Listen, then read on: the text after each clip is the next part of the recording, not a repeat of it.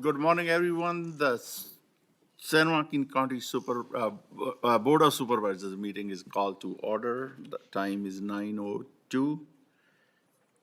Please join me for a moment of silence, silent reflection, or silent prayer.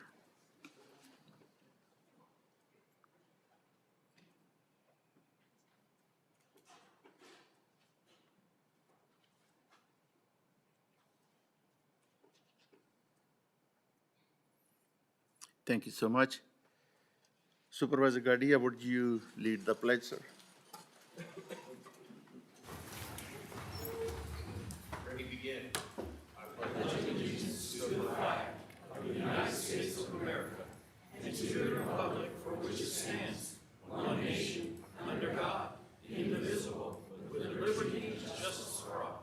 Thank you, sir.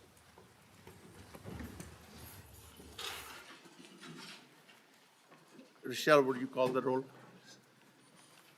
Supervisor Gardia, Present. Supervisor Canepa. Here. Supervisor Dean, Here. Supervisor Rickman, Here. and Chair Dhaliwal. Here.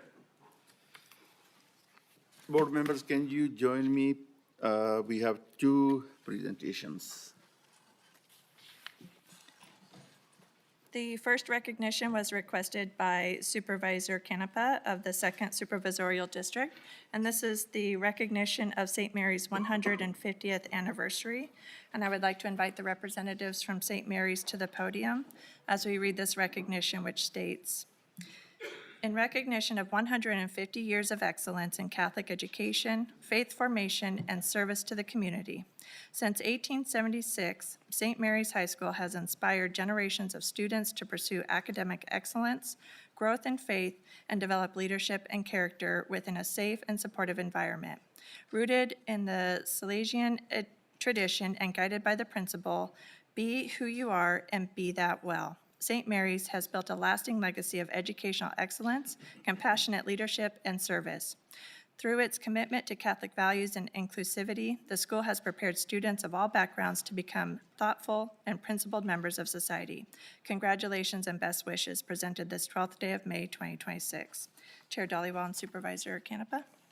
Thank you, Rochelle. We were expecting some representatives from St. Mary's. I think they are late, but we have a plaque and a certificate for them. We'll get it to St. Mary's reps. Supervisor Canepa? Yes, I just wanted to honor St. Mary's 150 years in the city of Stockton, San Joaquin County has been absolutely amazing accomplishment. And so being an alumni there, and I'm going to be there on Sunday, they're having a dinner. And so I just wanted to recommend it and say thank you for all the 150 years of serving San Joaquin County. So thank you to St. Mary's High School. Do you want us to wait and see if they show up in a few minutes to present the plaque?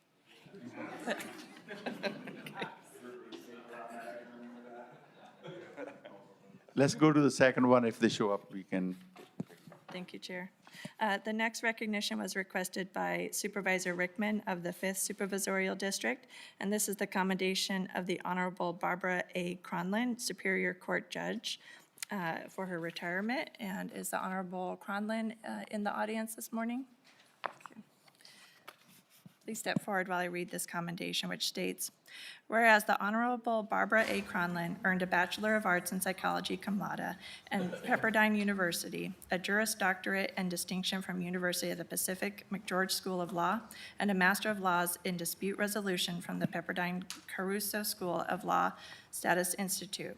And whereas prior to her appointment to the bench, Judge Cronlin served with distinction as a Deputy District Attorney in both San Joaquin County and Sacramento County, including as Superior of the Child Abuse and Sexual Assault Unit.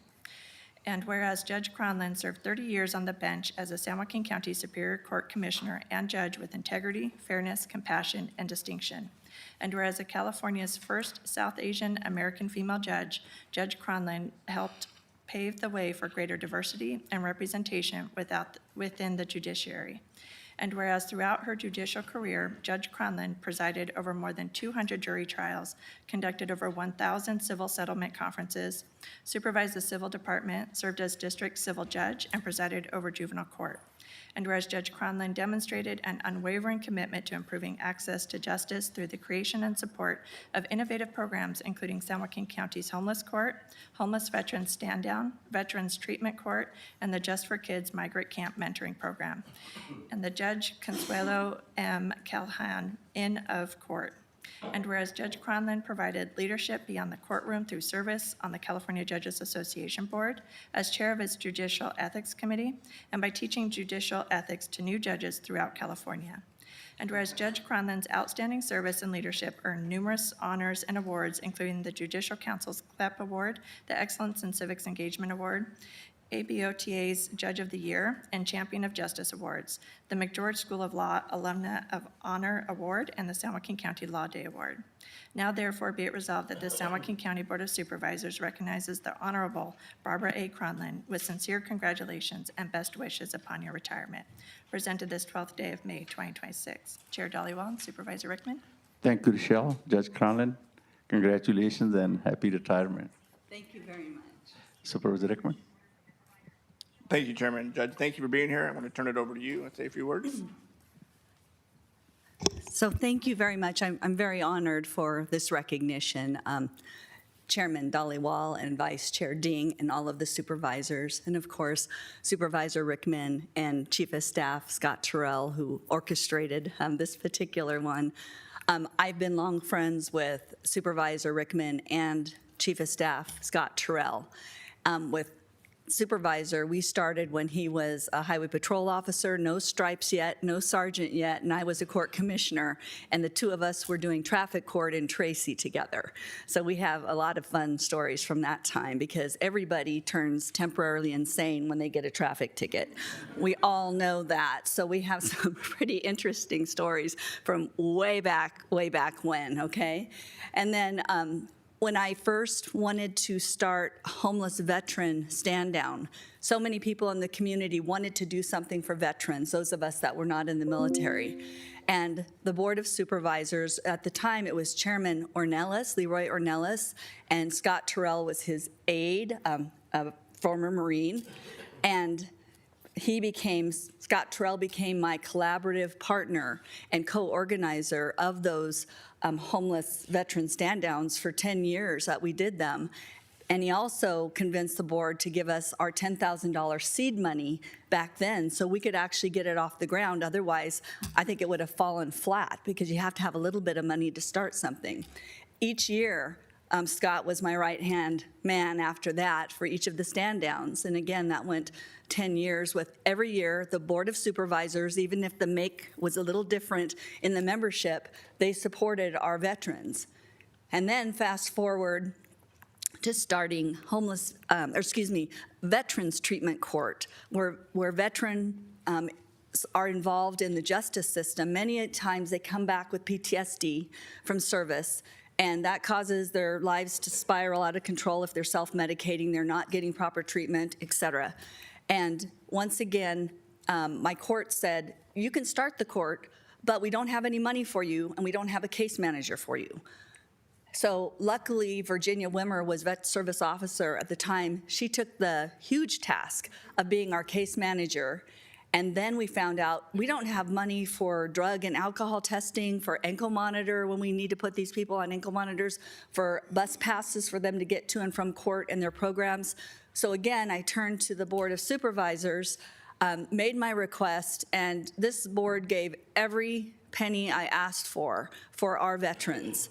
And repeatedly, even outside of my efforts, I have seen this board repeatedly support our veterans. And I am so happy and appreciative for that. And I also want to thank anyone who's ever been in our military at any time, any branch, any veteran, and our current service members, especially in the Mideast Theater right now. And honest to God, I have never been prouder to be an American. And I've always been a proud American, so it just went off the charts. But I want to thank you so much for this honor. I really, really appreciate it. Well, thank you, Judge. Again, congratulations on your retirement. I hate to see you go, but I know you have a wonderful family. Your husband, Mike, your daughter's going to law school, Pepperdine, right? And we all have mentors in our life, and Judge Cronland been my mentor, as she mentioned, from when I first started out with in law enforcement. So if you don't like the way I do things, blame her. She's right here. You can yell at her on the way. But thank you for all you've done for San Joaquin County. I mean, you worked in the whole entire county from South County to ending your career here in Stockton to all the cases, and you've made a huge impact. Not just for me, but for countless, like you mentioned, veterans and homeless individuals who have a better life because of what you started and what you pushed, and you were the driving force here in San Joaquin County with, getting people back on their feet and back to their families. So thank you. God bless you, and God bless your family. I'm going to turn it over to our chairman. Judge Cronin, we have a certificate of appreciation for you. Please join us. Thank you.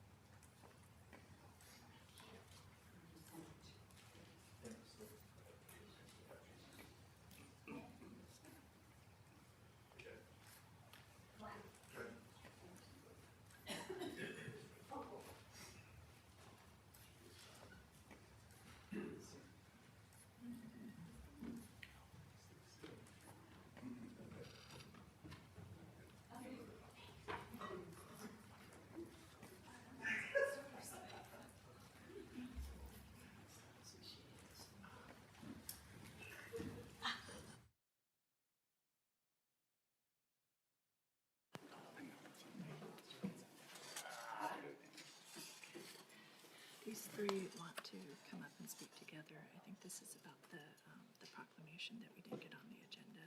Okay. It was healing the stroke awareness.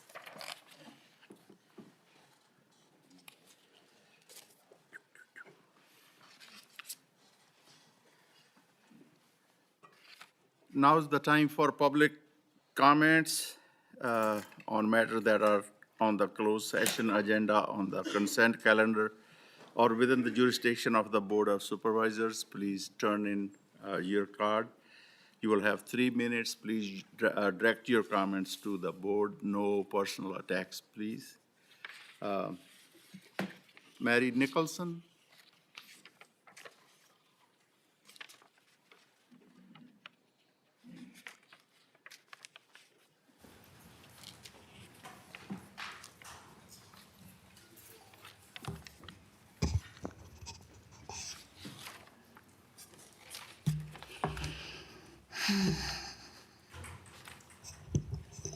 Good morning, everyone. It's a pleasure to be here today. I wanted to talk a little bit about beating the odds. This was one of the many articles that were written about me as a businesswoman on my journey. And when I came here and had a brain aneurysm, what I found out as a business person was that there were not protocols for stroke care. There was no things put in place for the variety of things that could happen to somebody in a stroke. One hospital did this, some other hospital did that, and there were no primary stroke centers, and there were no designated stroke centers. There were no educational programs for people who have had stroke. And I was very blessed to have the wherewithal as I began to heal to get engaged with the international stroke events, become involved with the international stroke organizations, the world stroke organizations, because it is so vital that we be engaged from a larger scale, right? And it gave me pleasure, it gives me pleasure every time I see you all going to Washington, D.C. and looking at the whole picture, right? And we need to be at the tables. And so we, as you probably know, for the last 19 years, usually May is Stroke Awareness Month, but now we'll be talking about stroke awareness months, right? May and June. We are doing, when I leave here, I go to do my radio interviews, and we'll be doing a talk show. It's important to me that we not just center on a small scope, but on a universal stroke. Healings in Motion is involved from a world perspective. We interact with people in Africa, London, Ireland, so that we could feed off of the information that's being shared and the progress that's being made from a world perspective. And so as our country is facing odds, I really want you to know that we are not limited. And there's some new changes going on with stroke care from all around the world. And I look forward to talking to you in June so that to make sure that we as a county are engaged and informed about what's going on. And I really appreciate that. So I really want to acknowledge some of the stroke coordinators, and I'll leave it at that. They'll be coming up soon. Thank you, Mary. Daniel Kim?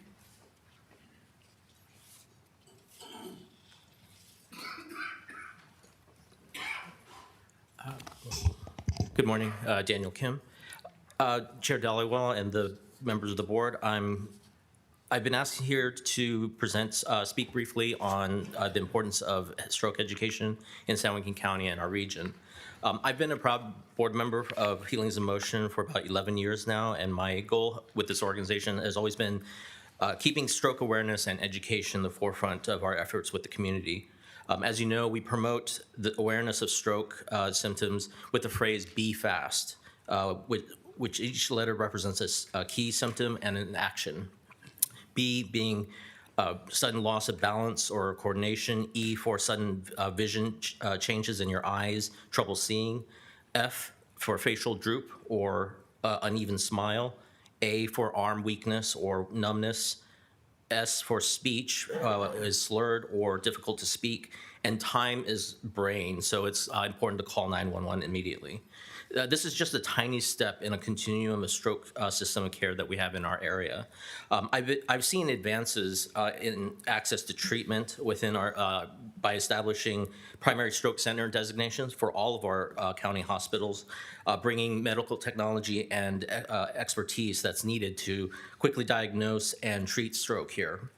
Our local EMS responders know where to go to the nearest stroke center within the county so that they don't have to go to the out of the county for a basic treatment for our patients. We are increasing our local capacity for recovery and rehabilitation from a brain attack with newly established partners like the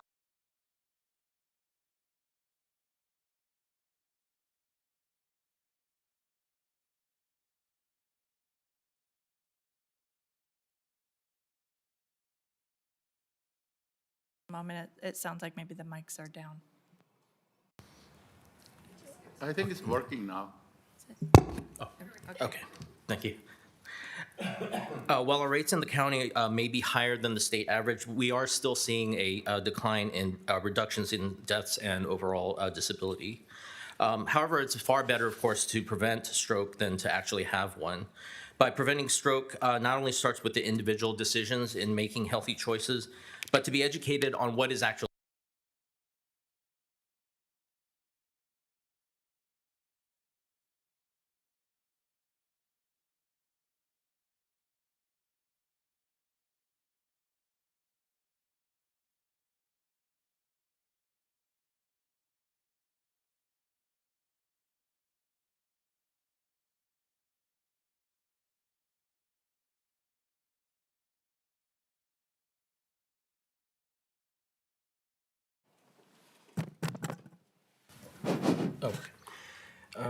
let's see.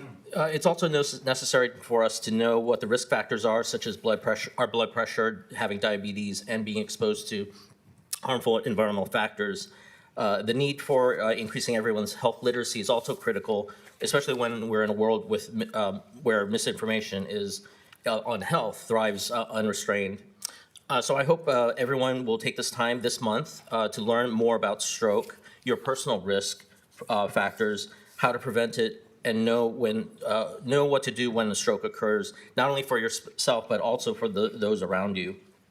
Not only for our senior population, but for all ages, as it's affecting younger people now. Thank you. Thanks, sir. Manny Alfonso?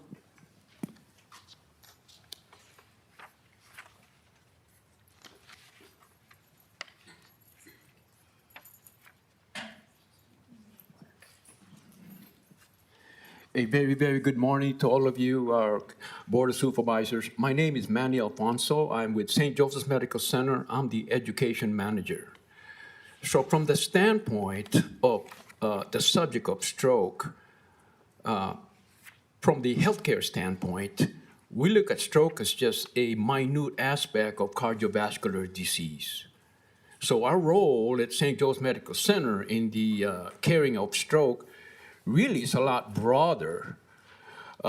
Simply put, all our major organs, the brain, the heart, the lungs, the liver, the kidneys, the guts, everything, all these major organs are connected by the same blood vessels, the artery, that allows the perfusion of oxygenated blood to make sure that these organs are functioning well. So if a fatty deposit, an excessive amount of cholesterol will lodge in the coronary arteries of the heart, it will do the same thing with the brain.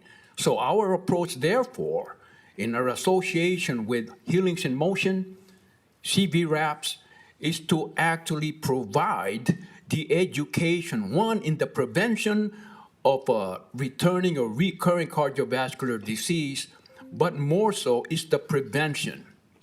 It's not by design clinics, doctor clinics are very, very busy in maybe providing this ultimate simple education to our patients.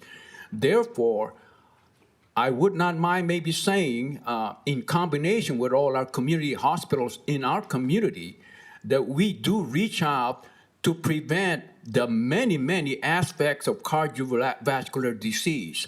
So if we can prevent stroke, we can certainly prevent heart attack, we can prevent kidney disease by the simple process of education, linking them that it's not something isolated, but it's something more broader. So it gives us really great pressure to be associated with Healings in Motion and CVRAPs to continue in preventing cardiovascular disease, even though the focus is on stroke. And I thank you very much.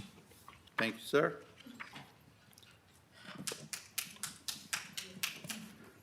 Chris Calderon.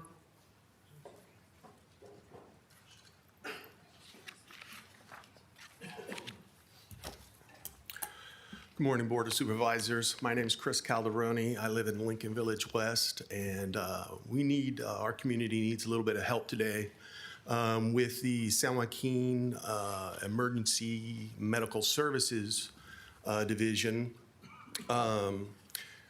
Apparently, the ambulance companies have adopted the private lots across the street from our houses and have put in an informal depot without apparently any input from this board.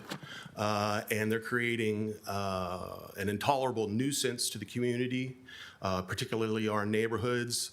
Most of us have been there 40 or 50 years. We were there before I-5 was completed. We were there before many of the businesses were completed back there.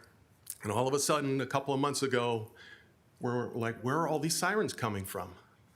All hours of the day, multiple times an hour.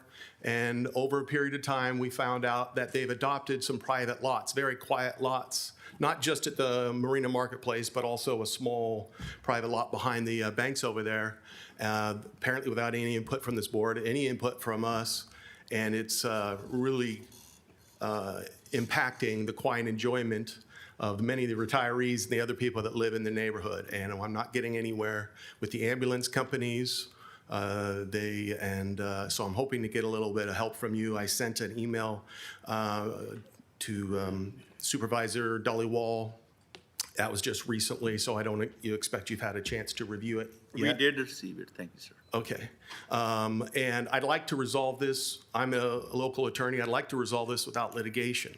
But it's impacting our quality of life. It's impacting our property values. And I think you need, there are plenty of important things in our society, whether it's food or emergency services or whatnot, but that doesn't mean a hog farm should go in across the street, or a dairy, or a concrete, or a refinery or anything like that. And so we need a little common sense from this board to reel this in a bit before it has to go.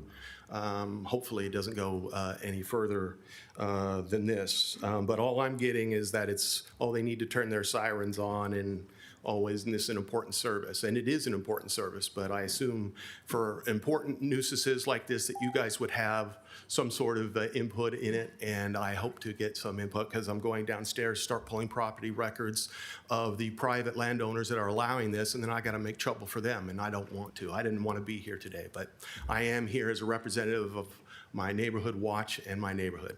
Thank you. Thank you, sir.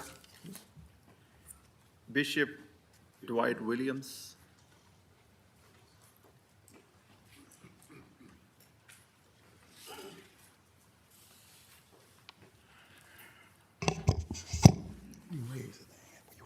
No, was it at?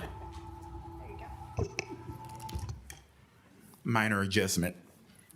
Good morning, Chair Dollywall, Vice Chair Ding, members of the San Joaquin County Board of Supervisors, County Administrator, County Council, Clerk of the Board, and to each and every one of you in the audience, good day. I am Bishop Dwight Williams, and I stand before you this morning as the President and CEO of New Genesis Housing Development Corporation, a 501c3 nonprofit housing and community development organization, to share with you about an upcoming community event that we are having here in Stockton on Saturday, May the 23rd, from 10 a.m. to 1 p.m. Called Faith and Physical Health. As you heard here from previous speakers, the concerns about health of all shapes and types, from physical and mental. Obviously, we're continuing that emphasis on the physical side, but blending in the important and powerful component of faith. Again, on this day, Saturday, May the 23rd, again from 10 a.m. to 1 p.m. at Hilliard Chapel AME Zion Church, which is located at 209 South C Street in Stockton. We're putting on Faith and Physical Health, where we are connecting spiritual wellness and healthy living. We are grateful for our partners with community medical centers and others who are helping us out in this event. There will be health and wellness workshops, inspirational messages, and free health screening and fitness tips. So again, this is a public event. Again, this coming May the 23rd, just in a few days, from 10 a.m. to 1 p.m. Again, at Hilliard Chapel AME Zion Church, located at 209 South C Street in Stockton.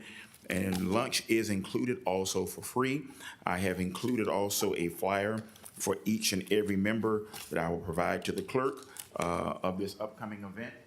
And would love for you to share and pass along. Enjoy. You may even see Bishop do a push-up at the event. And y'all know that would be fun. Isn't that right, Supervisor Dean? Amen. Thank you so much. Thank you, sir. Robin Bowles?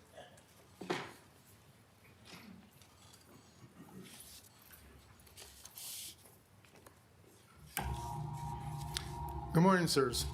I appreciate you this morning being here today, and I would like to once again lodge a complaint that I've been having for almost a whole year. I've addressed this with Mr. Gardina a few times about safety issues. It's on 12th and B Street. I've asked him about trying to resolve this a number of times, and unfortunately, I have not got any results. I could understand the cost and the problems of getting this done in the way of safety. It's a safety issue on the corner of 12th and B Street. I've been observing on Bianchi, they've been doing street improvements over there. Also, doing improvements on the corners where they don't have people parking on in the corners, such as they put in a cement island where going around the corner, it prevents them from parking in that one spot. I would like to get these type of things installed on the corner of 12th and B. This will prevent vehicles parking in these areas, so when I could get off the street to make a left or right turn, I could do it safely. I live on a dead-end street. There's only one way out. And having to stick the vehicle virtually in the middle of the road in order to be able to see is rather impossible to do, especially during the times when St. Lawrence Church is holding special events or church services. This is only during the times it's most difficult to get out of there, such as when they have funerals, services, weddings, whatever. They block off on the corners where it obviously states no parking. And they say, call the police. I've done that numerous times. And they will say they'll come out. I've sit there myself at the corners. The police never shows up. And so I am left with just taking my life in my own hands each time I leave my street, especially on these days. I'm asking the Board of Supervisors to approve similar protections on the corner, such as that I got here. A cement island will prevent the people from parking in these two spots that's on the left and the right side of the corner. I really would appreciate if you guys can install this. You guys used to have, before they did all the improvements on Bianchi, rubber bumpers to prevent people from parking in those areas. Turned into be a bit of a hazard. This is more, it's not going to cause damage to a vehicle, but yes, would give a pause to stop or to not park in these areas. I would appreciate you guys address this. Thank you very much. Thank you, sir. Molly Watkins?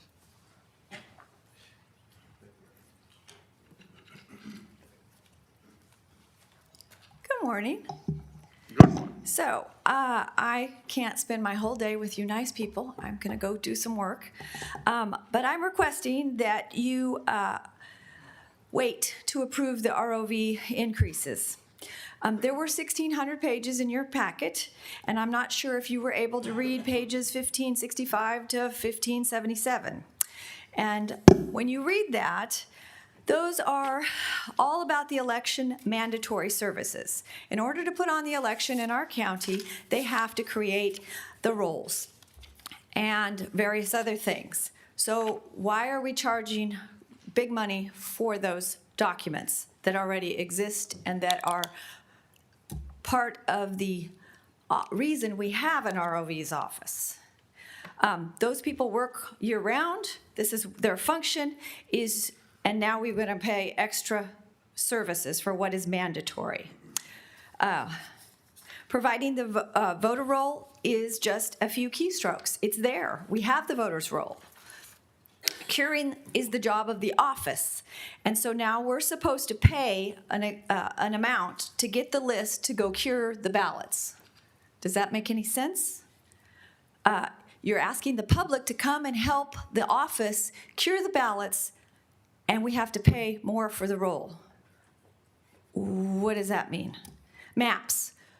In order to run the election, we have to have precincts. In order to have the precincts, we have to create maps, okay?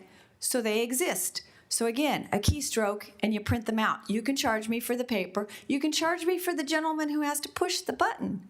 But why am I paying an absorbent amount for the map that already exists, that the only reason we have the map is to do the election? It's not like you coming to my house to inspect my sink or my garbage disposal. This is something that you have to create to do the election. On number 11, in those 1,500 pages that are there, it talks about per voter record. And it says $1.50 per voter record. What does that mean? Does that mean if I get a copy of the rolls, there's 404 or 408,000 people, that I'm going to pay $1.50 a person? What does that mean? So what I'm asking you is that we want transparent elections. We want to do this together. These are things that we, the public, look at to see if things are going in the right direction. And you want to charge 2 arms and a leg. I don't think that's fair. I'd appreciate if you'd pull it, if you'd spend 5 minutes and read it and discuss it logically. Thank you. Thanks, Molly. Melanie Knott?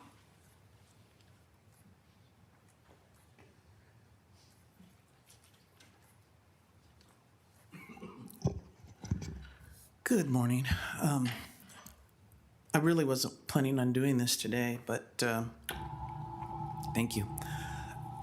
I just want to make a reference that, as Ms. Watkins just earlier stated, that the fees coming from the ROV's office, I want to make mention that we actually had citizens here in the county who worked diligently to get those very same records, paying money out of their own pocket to find the fraud here in San Joaquin County.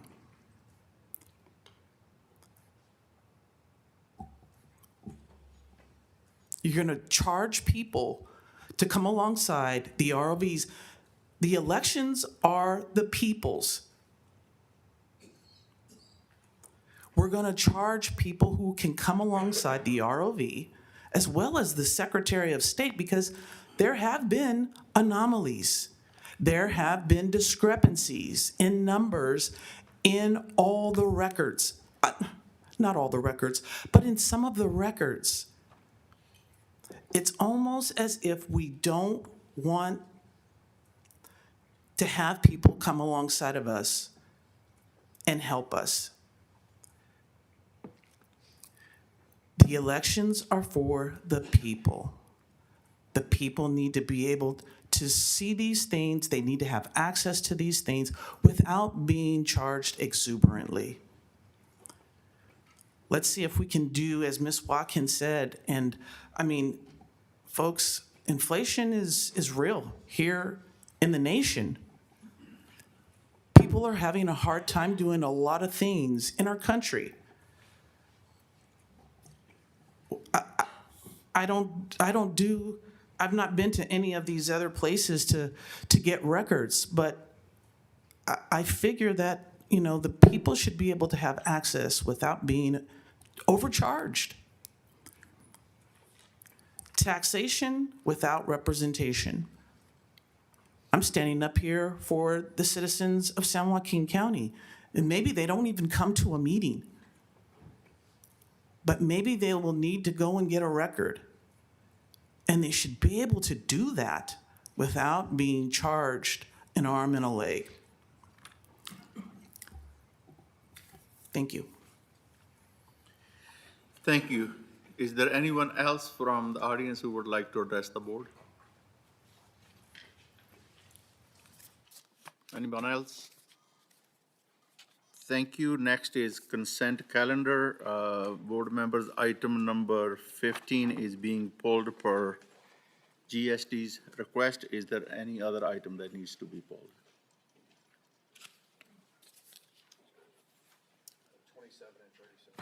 27 and 37. You said 15 already, 11 and 39, and I saw Olivia from the elections office here. What consent item are they? Through the chair, I believe she was talking about the fee hearings. That'll be a public hearing Oh, later. and they left too. I will handle it after work. Thank you. Nothing. How about you, sir? Nothing. Supervisor, let's start with 11. Vice Chair Ding.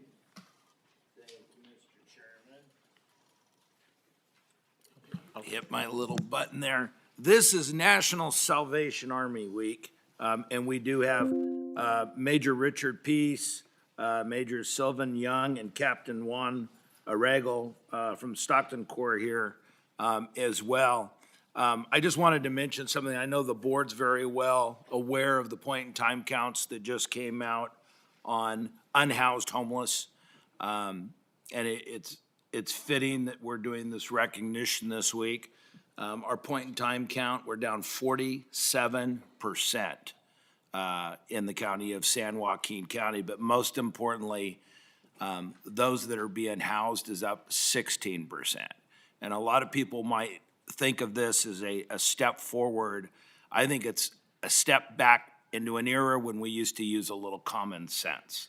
And groups like the Salvation Army, Gospel Center Rescue Mission as a starting point, and then filtering individuals into ARC and what Genevieve Valentine from Behavioral Health be talking about a lot more over the months, gap housing.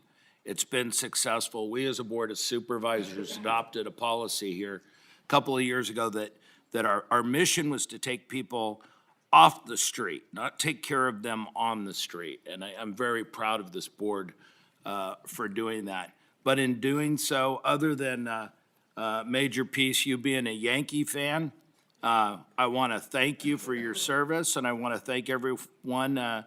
You're going to be leaving us, and I'm glad you had a chance to spend some time in our community, and I thank you for your service.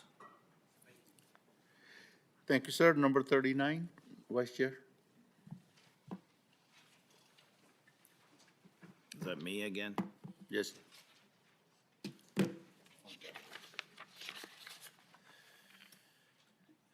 Yes, is the sheriff here?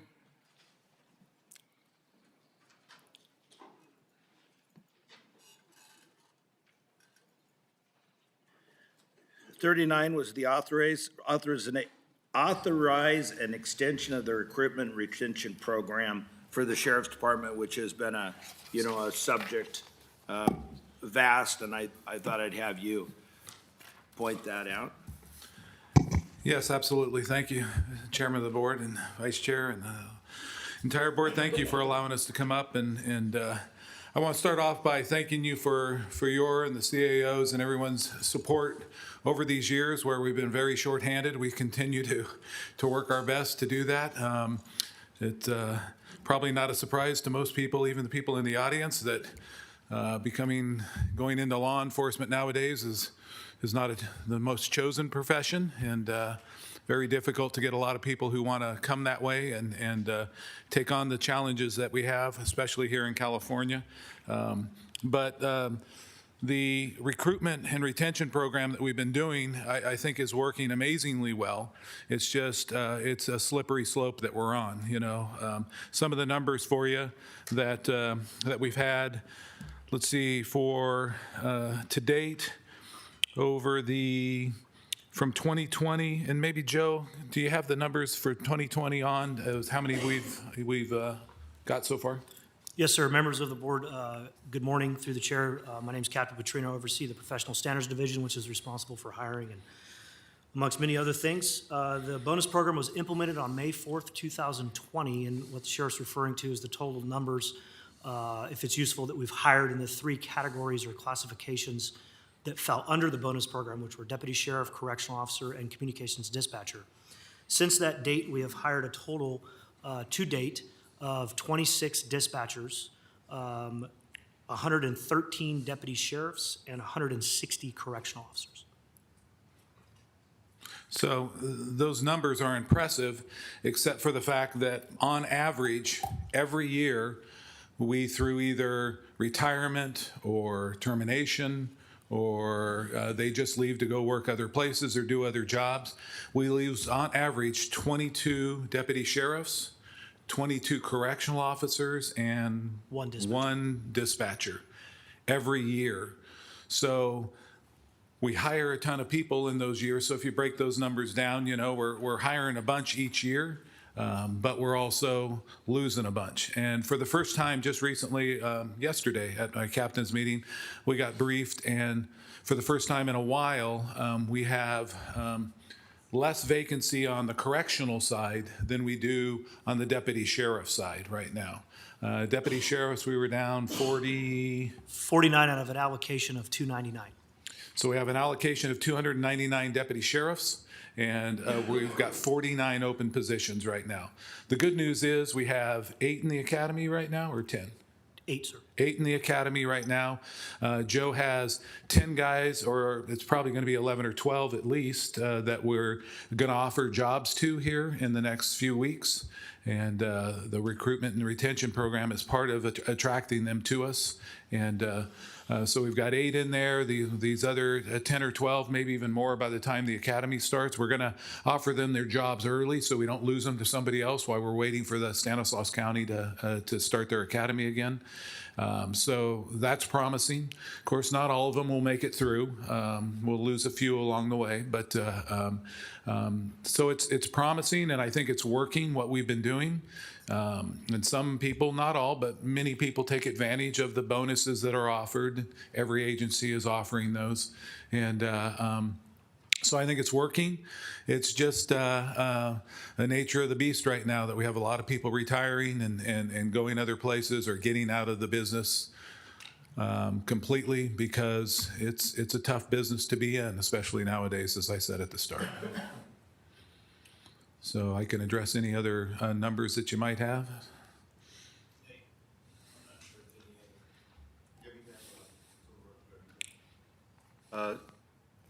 Supervisor Garcia?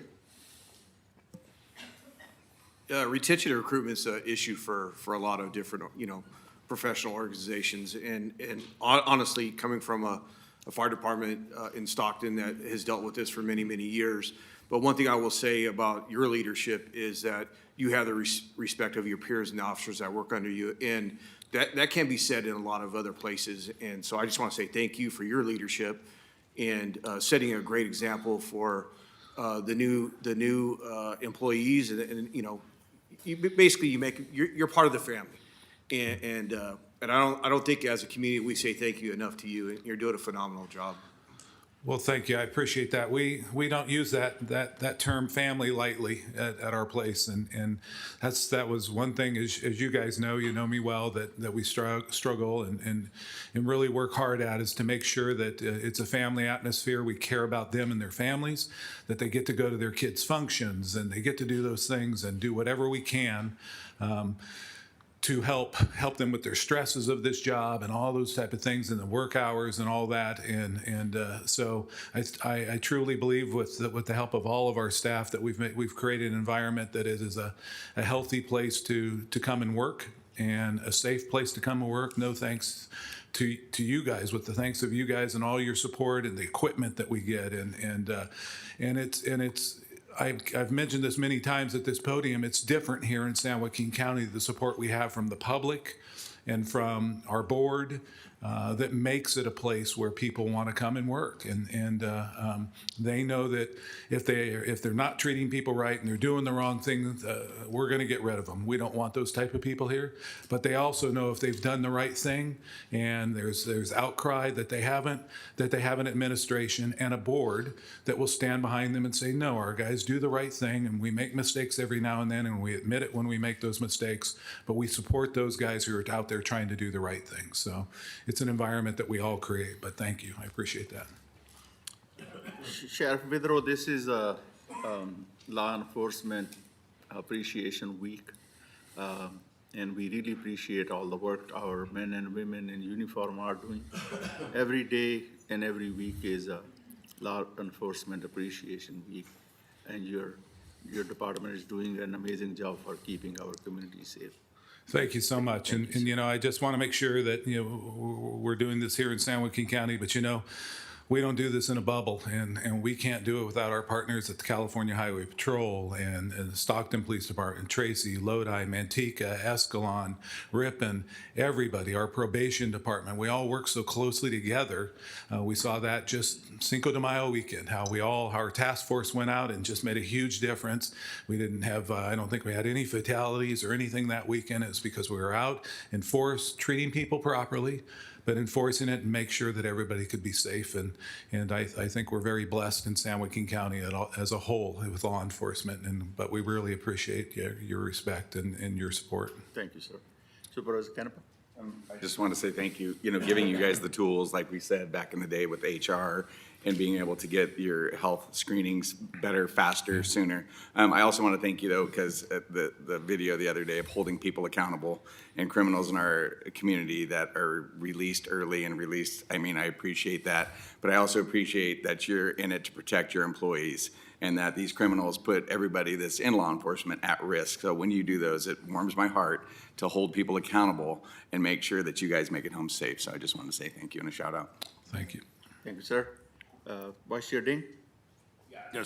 Thank you, Supervisor Canepa, for pointing out that video that probably nobody has seen, except for, you know, 500,000 people by 9 a.m. this morning. You stepped up, you stepped out on behalf of your officers, on behalf of this community, and pointing out the insanity of this compassionate release program that's anything but compassionate. And I appreciate you taking on the governor because it needs to change. Well, thanks. I appreciate that. My point was just to make sure that the citizens know that we're out there fighting for them no matter what. And this doesn't have anything to do with politics or anything like this. This is just about right and wrong and doing what we think is right for our citizens and for our staff. So I was a little fired up, so hopefully I came across okay. But when you start putting my people at risk, I get a little on edge. So thank you for that. And then before I walk away, I just wanted to publicly thank Captain Petrino and his division, and he'll be the first one to push it off on all his staff. But they do all our hiring and backgrounds, and not just for our department. They do other departments. We do backgrounds and stuff for too, and they work at it 24/7. Have done an amazing job trying to keep up with this, and have turned this around from. You'll remember when I came to you about recruiting and retention, it was like a 6-9 month period trying to get people hired, and he's cut that down to 60 days. 4 to 6 weeks. 4 to 6 weeks. 4 to 6 weeks. What a difference he's made. And that's because of the support of you guys and giving us the tools that we need, and the CAO's office backing us on that. So that's a massive difference. He's been the captain the whole time over that department. So thank you all. 1 second, sir. Supervisor Rickman?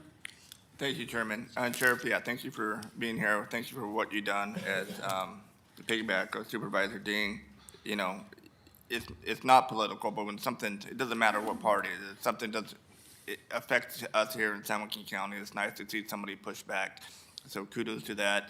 And, you know, we were in Washington DC here last week, and, you know, seeing your team and your deputies working with our allied agencies to keep our residents safe. Keep up the great work, man. You guys are doing a great job. Thank you so much. It's such an honor for us to go to Washington and be there and celebrate those who have given the ultimate sacrifice and honor them, and we will continue to do so as often as we can. So thank you all so much. Thank you, sir. And Chairman, if I may, can I pull 17 and 42 as just one item? Sure. Well, I'll discuss it as one item, Okay. whenever you. 17 and 42? Okay.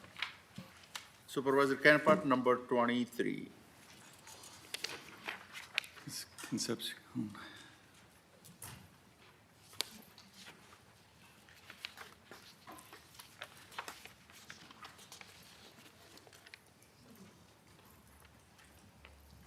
Good morning. Good morning. I appreciate all the work that you put into that. So one question I would like to ask is, how do you make sure that we hire local? Because I see that the numbers are increasing.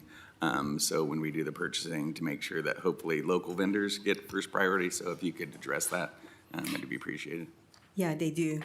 So actually, some of the stats for this particular request, there was an increase in the number of vendors by 236, but then there was also, and there were no increase in local vendors.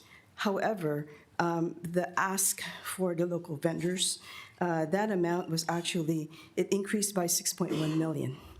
So no increase in the numbers, but an increase in the request. So that means that most of the departments are actually using local vendors out there. Oh, and before I get started, my name is Concepcion Gayutin, Purchasing and Director of Purchasing and Support Services. Good morning, everyone. Because I think we as a board obviously want people that are in our community to do it. So looking through the list, obviously there's some that weren't from the area. I mean, Yes. certain ones that are local vendors and that we can hire them. So how do we put that information out there for people to bid it and get on the lists? Yeah, so actually we have 2 locations that local vendors can register. One is at Public Purchase, which is our e-procurement portal for formal solicitations, where we have formal bids and formal solicitation that's over $200,000. We also have an UPCA registered contractors list, where local vendors can register in terms of their trades, electricians, plumbers, carpenters, so that then most of the departments, when they need any services, they actually look to those lists first and then go ahead and get the quotes and, and go through whatever processes we need purchasing wise. Okay, perfect. Thank you. Okay, thank you. Thank you, sir. Supervisor Rickman, 17 and 42. Thank you, Chairman.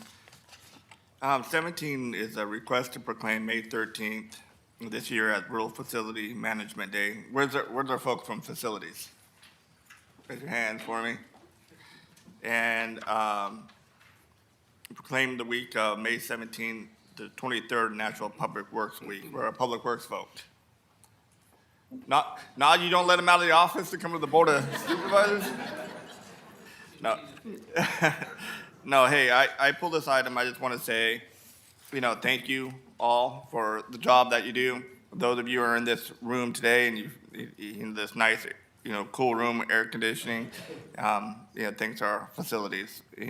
When, you come to work and the workplace is safe, it's comfortable, you have good morale because you have a comfortable building, and of course, the service to the public that comes here into our facilities. And it's not just here at the county building, but all the facilities. It could be, offices, jails, hospital, parks, and zoos. So to all our employees, thank you for the work that you do. It does not go unnoticed. We see you out there, so thank you. Our public works folks, Najee, we see you guys out there, and mostly, hey, it's gonna start getting hot. And out there making sure our infrastructure, our roadways are safe and in good repair. And I can tell everybody, for Public Work, Najee was with us, our Director of Public Work was with us in Washington, D.C. last week, fighting for funding to do exactly what you all want us to do, right? You know, fill those potholes, make our streets safer, make our roadways in better condition. And of course, with that, we need money, and that's why we travel to Washington, D.C. And I can tell you, Najee is I mean, that guy knows a lot. I know a lot about transportation because I worked in it for so long, but you know, Najee knows more than I do. It's very awesome to see him out there talking to our congressmen and our senators and DOT and our allied agencies and trying to get funding. So for all our employees, thank you very much. You know, we appreciate it, and God bless you guys. Thank you, Chairman. Thank you, sir. Supervisor Gardia? I just want to echo what Supervisor Rickman said. You know, you guys are the boots on the ground, and you make us look professional, and I appreciate everything you do. Often, I believe that you don't get recognized enough, and you know, I know that you guys work your butt off to keep our facilities in good shape and do a really positive thing for our community. I feel like our county buildings and our county infrastructure is in pretty good shape, and it's because of you. So thank you. Thank you, sir. Supervisor Gardia, item 27 and 37.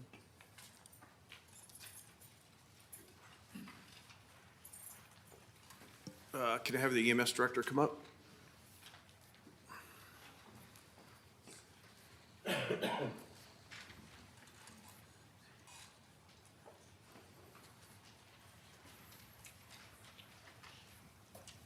Yeah, so the reason why I pulled this item is really not to ask, well, maybe ask a few questions, but really to talk about the hard work that our EMS division has done over the years.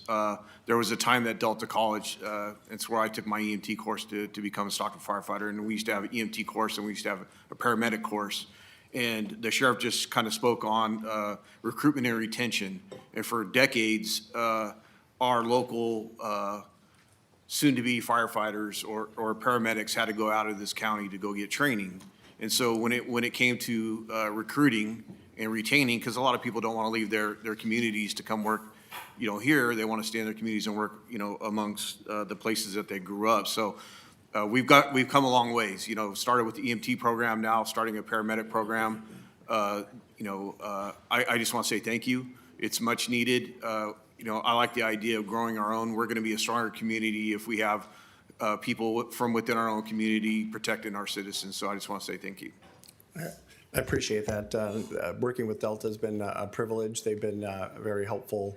We're excited to partner and provide low-cost, high level of paramedic training to the community. So it's been a pleasure. And my staff has worked very hard on this MOU, so I want to shout out to them as well. Yeah, you know, I want to also say too is that paramedics save lives. And there was a time where it was a challenge to get a paramedic program within our county, at least at some of the fire departments. So I want to, you know, Lodi Fire is now ALS, and Manteca-Lathrop is now ALS. Manteca is actually looking at being ALS. So it's a great addition to saving lives in our community, and just want to say thank you again for being part of that. I appreciate it. And part of this partnership is we will be able to host these trainings at the new EMS facility. So that'll be very exciting. Thank you. Thank you, sir. 37.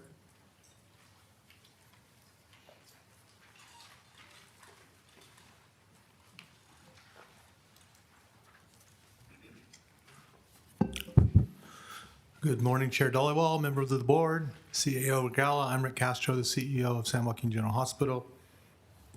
And right by my side here is Sam Harlan, our CFO. So this is in regards, I think, to the Airmark contract. It is, Yeah. and it's not specific to this contract. I like the idea that we're always trying to save money and be competitive, and I realize the cost of food have gone up. But for me, the reason why I pulled this item is that often I don't like just checking a box in the sense of RFPs. I'd like to make sure that we're having a competitive bid go out. And so I know this is an extension. Time is not allowing to put this out for RFP, but in the future, when we have these contracts expiring, I'd like to see an RFP go out before we get to that point of extensions. And you know, if the extension makes sense, then I think that's the right thing to do. But I just want to make sure that we're being competitive and putting these contracts out so that we're getting our best bang for the buck. Agree with you 100%. So we didn't extend it 2 years. We could have. We extended it 1. The RFP process through purchasing takes a little bit of time. So we're going to start that immediately. So we do that as well. And I agree with you. There's only a few companies out there that really specialize in what Airmark does for us, the dietary and the EVS. But I think that it'd be very rare that there'd be a local vendor, but that'd be great if there was. So we certainly acknowledge that moving forward to make sure we get that RFP started as soon as we can so we have enough time to look at it prior to the extension expiring.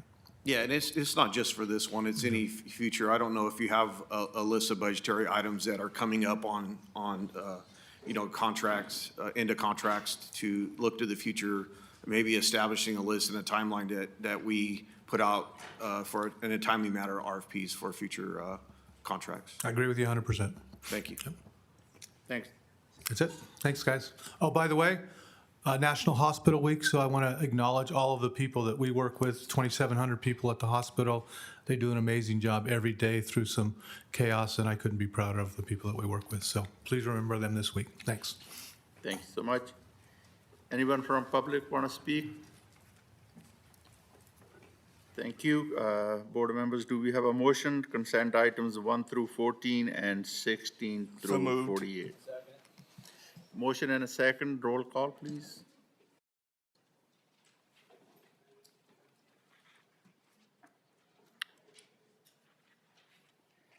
Motion passes 5-0. Next, we have in-home sportive services public authority. It's a consent item. We will recess as a Board of Supervisors meeting and will convene as in-home sportive services public authority meeting. We have a consent item, adopt the in-home sportive services public authority 26-27 fiscal year budget. Set a public hearing date of June 2nd, 2026. Any questions from the board? Anybody from public? Do we have a motion?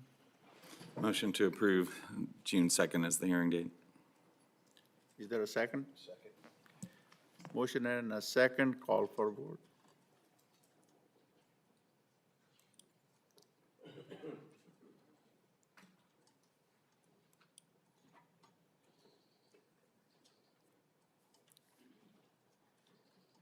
Waiting for the vice chair.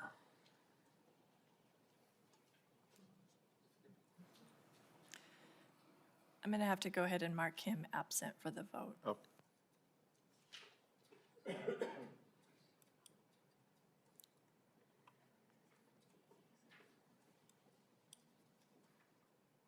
Are you going to reset it or? Yeah, so it passes 4-0 with Supervisor Ding absent. Okay, thank you so much.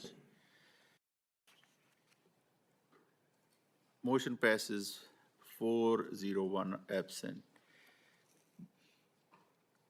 We will reconvene as a Board of Supervisors meeting. The next item is public interview. I'm going to turn it over to County Administrator, Ms. Regalo. Thank you, Chair. So this morning, I would ask, I believe we have 8 applicants. So I will call your names, but I would ask that you come and sit. I know a couple of you I did meet and you're sitting just fine. But the rest of you, if you can come down and sit in the first couple of rows, please. Stephen Castellanos, Balwinder Singh, John Ando, who I believe is joining us via Teams, Heaven Armstrong, Donald Tafoya, Jesus Cias, Carl Knott, and Katrina Bambula Santos.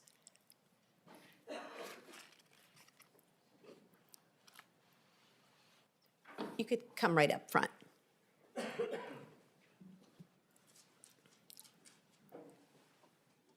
So let's see if we have everyone first. So this is for the appointment of one position to the San Joaquin Regional Transit District Board. the Board of Supervisors appointee, position number 5701.2. Let's see, I have 1, 2, 3, 4, 5, 6. I believe Mr. Ando is on Teams. Okay, so that's 6. If you could please tell me who you are. I know I met a couple of them. Balwinder, Jesus, and Katrina. And your name, sir? Carl, I heard Carl Knott. And your name? Yes. Tafoya. Okay, so I'm looking, are there any others? I think I'm still looking for a Stephen or a Stefan Castellanos and a Heaven Armstrong. I don't know if the clerk has heard if they were. These were everybody that had confirmed for interviews today. If they're not present, then they're not present for the interview. Okay. So we will go ahead and continue unless somebody else walks in. Nope. Okay. So thank you for being here. I know, and we still have 6 of you, so that's still plenty. So I really appreciate for you coming in. We will have just 2 questions for you to answer this morning. I will call you up, and you will come up to the podium.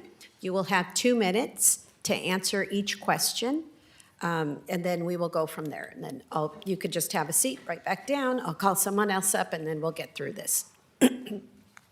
Thank you. Okay, first, I have Mr. Balwinder Singh, if you can come up.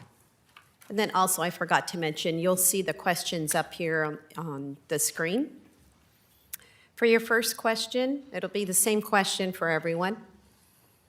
Mr. Singh, can you please describe your interest in serving on the San Joaquin Regional Transit District Board, including your qualifications and understanding of the director role? Can I start? Yes. Yeah, thank you. Good morning, Honorable Chairman, Board of Supervisors, and members of the public. Yeah. So my interest in serving the San Joaquin Regional Transit Board is not of today. It is since the day I came in to start living in Stockton. I've been a Stockton resident for the last 23 years. I have been serving on the San Joaquin Regional Transit District Board for last 2 terms. I started in 2014. That gave me a lot of experience, a lot of insight into how the things work and how we could give back to the community. Community gave me a lot of things, and I wanted to give back, and I think this was, I could not think of any other better way than doing this. My qualifications, like I said, 12 years experience on the San Joaquin Regional Transit District Board until I was replaced in January of 2026, a couple months ago. My understanding of a director's role is very, very important. I could describe it into 4. First is the governance and policy, very, very important. Second is having fiscal oversight over the budget. Third, I would say, is the service and operation, because this directly relates to the 189 people who are employed, and these are good, high-paying jobs in the county. And lastly, I would say the relationship of internal and external partners, as well as the public. There, I would say, is the city, county interactions with them, being more responsive to their needs. Thank you. I still have time? Yes, you do. You have 30 seconds. My mistake. Yeah. Having divided into those 4 areas, now I would try to delve a little bit deeper. A director is not into day-to-day operations. A director generally sets the policy. Then he makes sure that the CEO who is hired, he performs to get that vision which is set and the policy. So that way the team that is there, which he's leading, can deliver the public I'll stop there. Thank you. Okay. You can finish your sentence. I can finish? Okay. Well, just So- your sentence, please. Yes. Yeah. So the role for which we hire the CEO, it's our responsibility to have a good oversight on that CEO so that way he can deliver and make sure that team of 189 operators, executive staff are able to deliver on the public service promise which is made by 189 employees and the buses which roll for the most vulnerable people of our community. Thank you. Thank you. Okay, and you can have a seat. Okay, thank you. Okay, the next one I will ask is Donald Tafoya.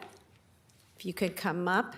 Oh. And I should have I mentioned. apologize. We have Mr. Ando is available Oh, via Teams to respond. Sorry, you will be after the next.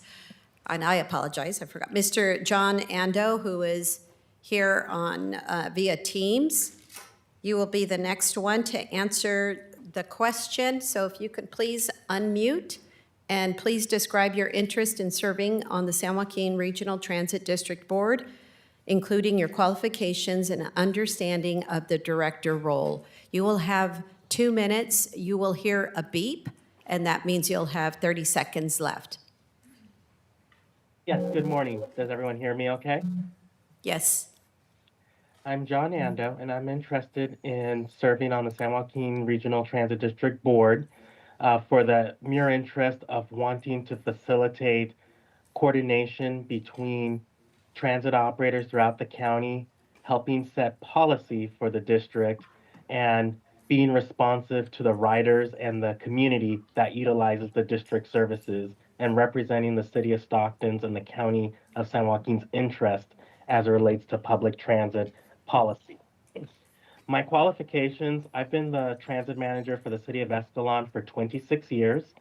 I've also worked for many of the other transit operators throughout the county, very familiar with the services that are provided by the San Joaquin Regional Transit District, instrumental in assisting in the development of a short-range transit plan for them back in 2017.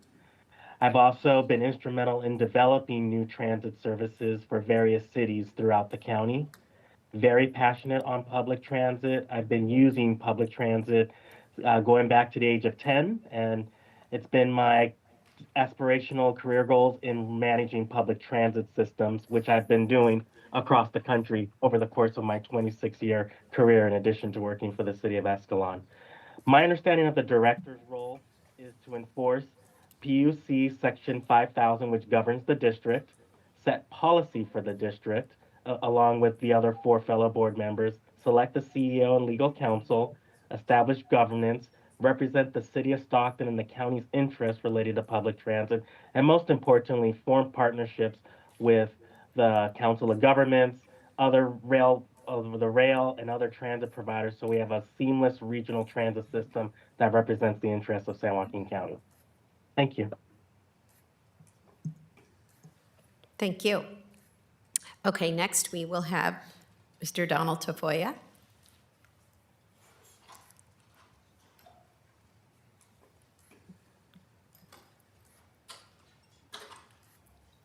With the same question. Yes. Okay. Oh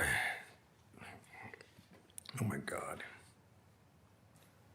You're okay. Would you like me to repeat No. the question? I had my paper notes and but I have to work off my other notes. Okay. Blah, blah, blah.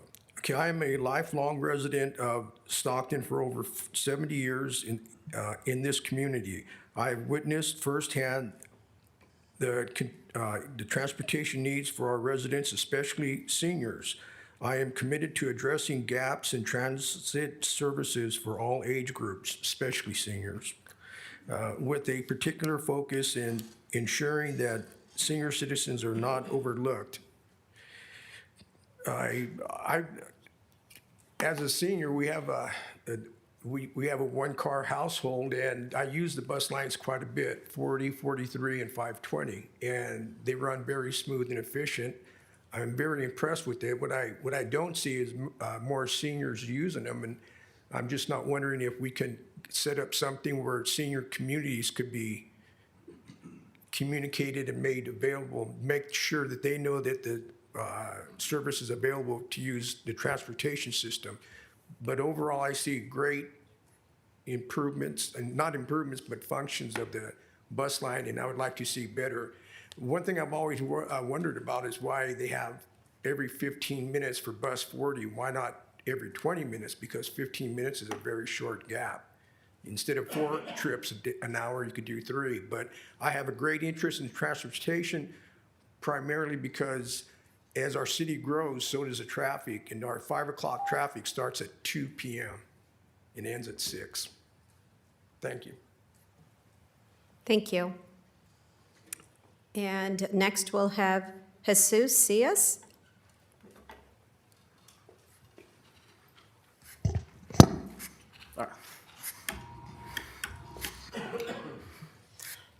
Good morning, ladies and gentlemen, and committee members. My name is Jesus Cias.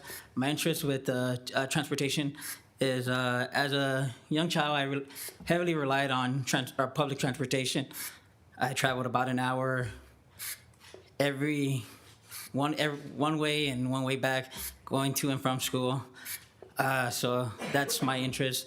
As far as my qualifications, I have 7 years of experience in transportation that I acquired in the military. I served in the Marine Corps and in the Army National Guard as transportation. I drove trucks majority of my time, but I was also a chief dispatcher, and I oversaw different missions and routes. We had various different routes throughout the day. Some of my other qualifications, I have 2 bachelors, one in criminal justice, one in business management. I recently got my business management bachelor's because I had some medical issues, so I had to pivot and look towards doing something differently with my life. So now I try to make a difference in the community, help out as much as I'm able to. I'm a little slower than I used to be, but I try to always learn new things and help out the community as much as I can. In regards to the role of being a director, I think being in board of directors, you're tasked with one of the most difficult choices, making sure that you hire the right people, ensuring that you're making the right choices for the community, ensuring that there's public transparency, and you're tasked with making some of the most difficult, but you want to make sure you make educated decisions, whether we're going to cut some routes or increase fares or study different routes, seeing what can be changed, what can be improved, and ensuring that we're staying within budget. Thank you. Next, we will have Carl Knott to answer the same question. Thank you for the opportunity to come and speak to this matter today. I've spent my entire life as an advocate and a user of public transportation, going back to my days of riding the Muni and AC Transit in the Bay Area and RT in Sacramento. I've ridden, used, and worked for RTD going back to 1986. So I'm familiar with the entire route structure that existed the last 40 years. I spent 17 years with RTD in the planning department and a dozen years as director of planning. I understand the cost of operating buses. I understand the demographics of the riders. My staff and I had to present the reports that were sent to Caltrans, SJCOG, and Federal Transportation Administration describing the levels of ridership, the cost of the ridership, the demographics of the ridership. And I've worked there during the transitional period to hybrid electric buses, quick charge electric buses, depot charging buses, and the building of the Downtown Transit Center and the Union Transit Center and the Hammer Transfer Center. So I have a very good working knowledge of RTD.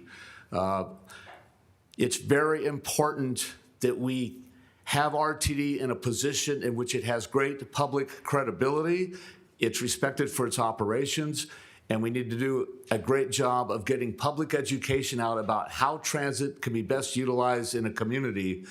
Transit should be thought of as a value-added service to a community, not as something to be tolerated. And these kind of issues come up when you're trying to put in public bus stops and shelters, and when you're trying to compete for funding and grants and things like that. So basically, I'm a public advocate. I'm a real-life user. I'm riding the buses today. I rode the buses when I was here on April 28th for your meeting. And I thank you very much for the opportunity to speak to you today. Thank you. And last but not least, Katrina Bambola Santos. If you could answer the same question, please. I'm short. Good morning, everybody. My interest in RTDs, I've worked in public transportation for over a decade, from all aspects of route planning to ridership, as well as FMCSA and audits, and DOT, CHP, workers' comp. I know about safety. That is my fresh eyes, and safety are my two things that make me want to be on this board. Being somebody who's been in this community for a long time and seeing firsthand what's happened on some of our buses, our bus stops, it's something that is a soft spot for me.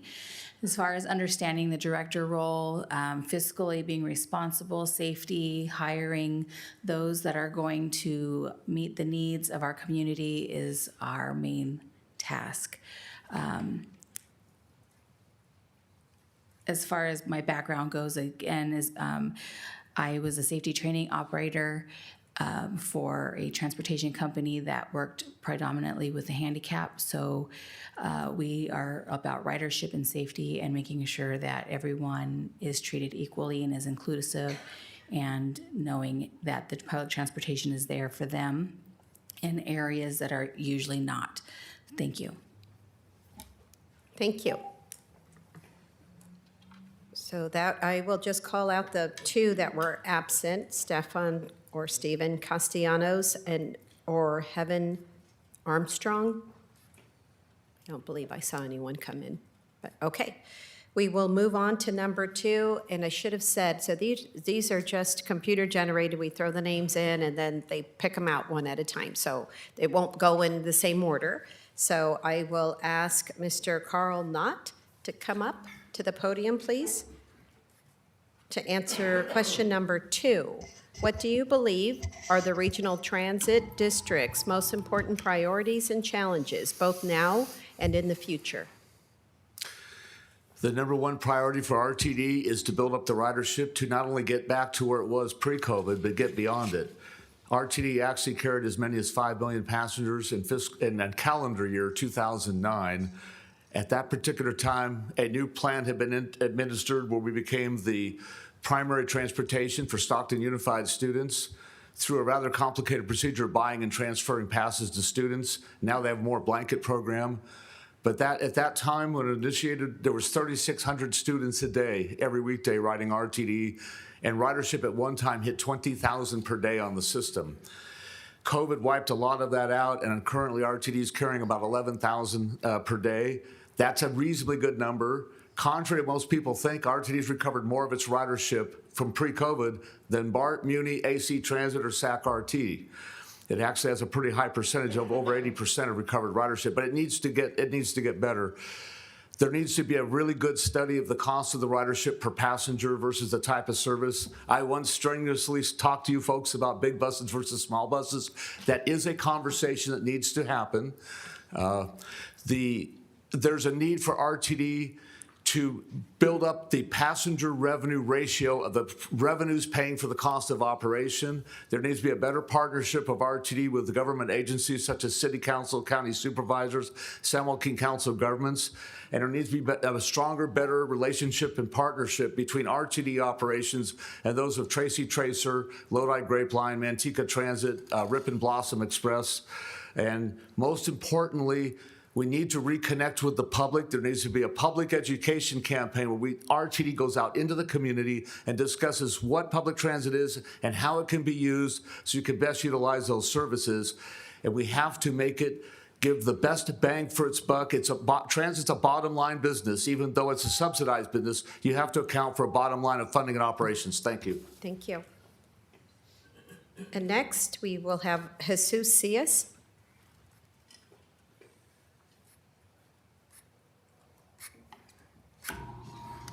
Same question. Same What do question. you believe are the regional transit district's most important priorities and challenges, both now and in the future?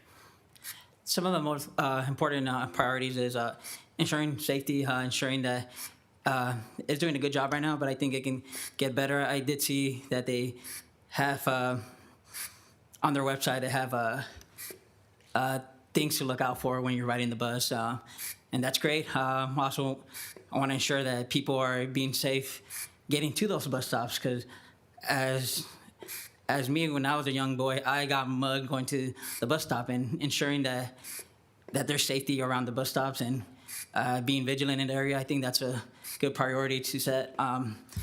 Some of the challenges that I see are that the board is actually dipping into their reserves due to some money that was allocated before and it's not being allocated now. I think there needs to be some sort of restructure or figuring out what can be managed a little bit better. Did see there's a significant decrease in the budget due to some COVID funds that were moved around a little bit. I do believe that maybe you can find things that you can study some routes that can be joined together, or if we have to, I know people don't like it, we're gonna either have to raise fares or put some routes together and figure out how we can save some money and improve we're a growing city, but we have to ensure that we're not being in a budget deficit, and we want to ensure that we're doing the best for the community and making sure we're not going below the budget. Thank you. Okay, thank you. And next, excuse me, next we have Donald Tafoya.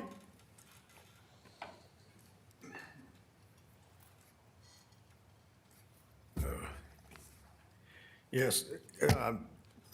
Now in the future, the primary objective would be to meet the transportation needs of the public in the most efficient and safe, cost-effective manner. Achieving these objectives require cooperation among board members to foster a productive and positive working environment with the focus of safety, particularly in the physical responsibility. The biggest challenge facing public transit are securing substantial funding and ensuring passenger safety. Both are critical in maintaining an effective and reliable transit system. My perspective of the future of public transit centers on adaptability and innovation.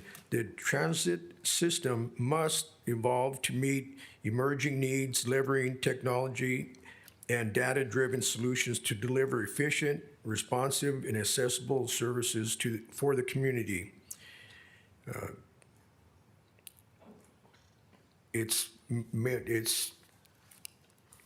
That's about it that I have to offer.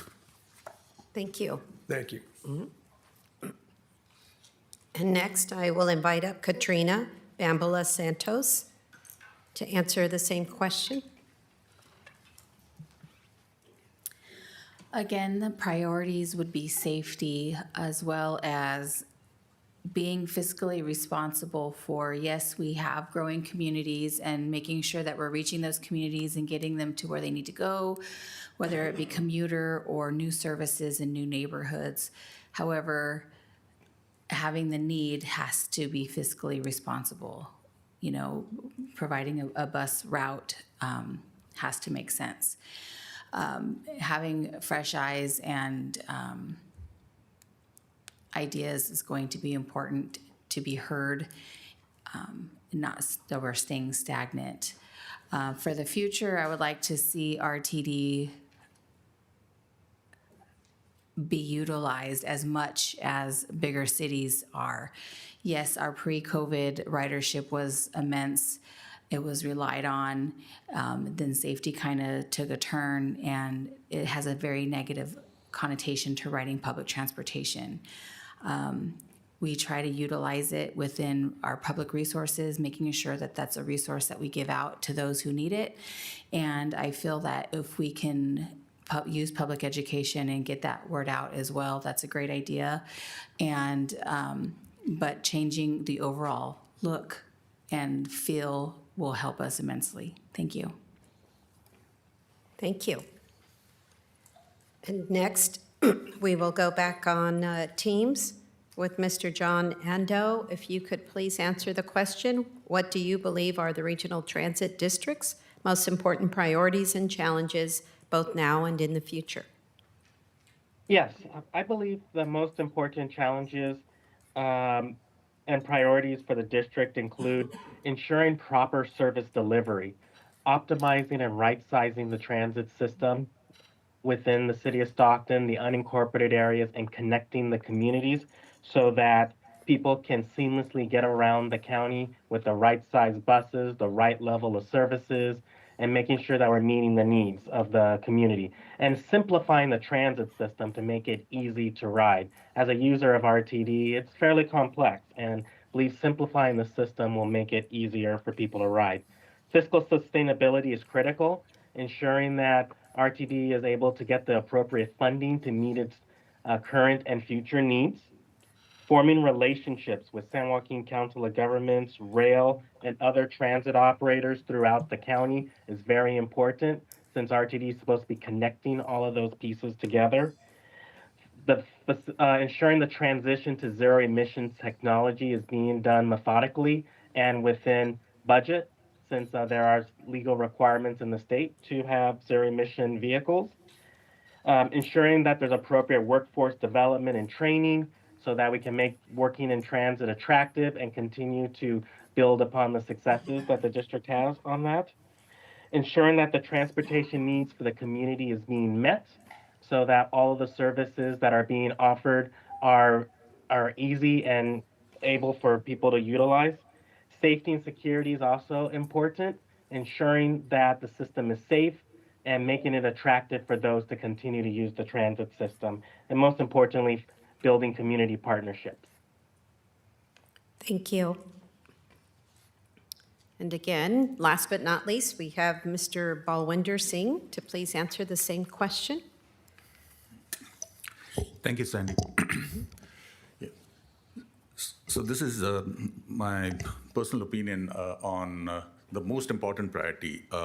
As I pointed out in my first question, that I was replaced in January 2025, then followed by a change in the board, which is not wrong. We need to have change. But continuously for the last 4 months now, we have been having a vacuum there. So my immediate priority, which I would say number one is to bring in some stability in form of a permanent CEO, immediate priority, chief operating officer, financial folks. There's not a CFO there. Everything is interim. As we alluded to the first question, that our responsibility is not to get into the weeds, our responsibility to set the policy. Clearly, the mandate here is to have a change. We all respect that. But to have a vacuum for the next 4 months, that may not be the right thing to do. So in my first priority, which I would list, is hiring a permanent CEO, a chief operating officer, a chief financial officer, and beneath that, there are some managers which are missing, which will then help us to set in motion the budget, which is due on 1st of July. That budget decides how the transit operates. So immediate priorities will be those.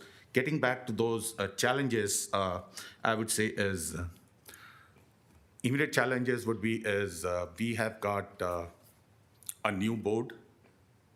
We have to work together with them. There's a lot of trust issues. We need to build on those. We need to have trust with SJCOG. A lot of work needs to be done on that. We need to be responsive to our city-county liaison committee. We have never had a meeting in that. I tried a lot of times, but I could not be successful yet because we also busy.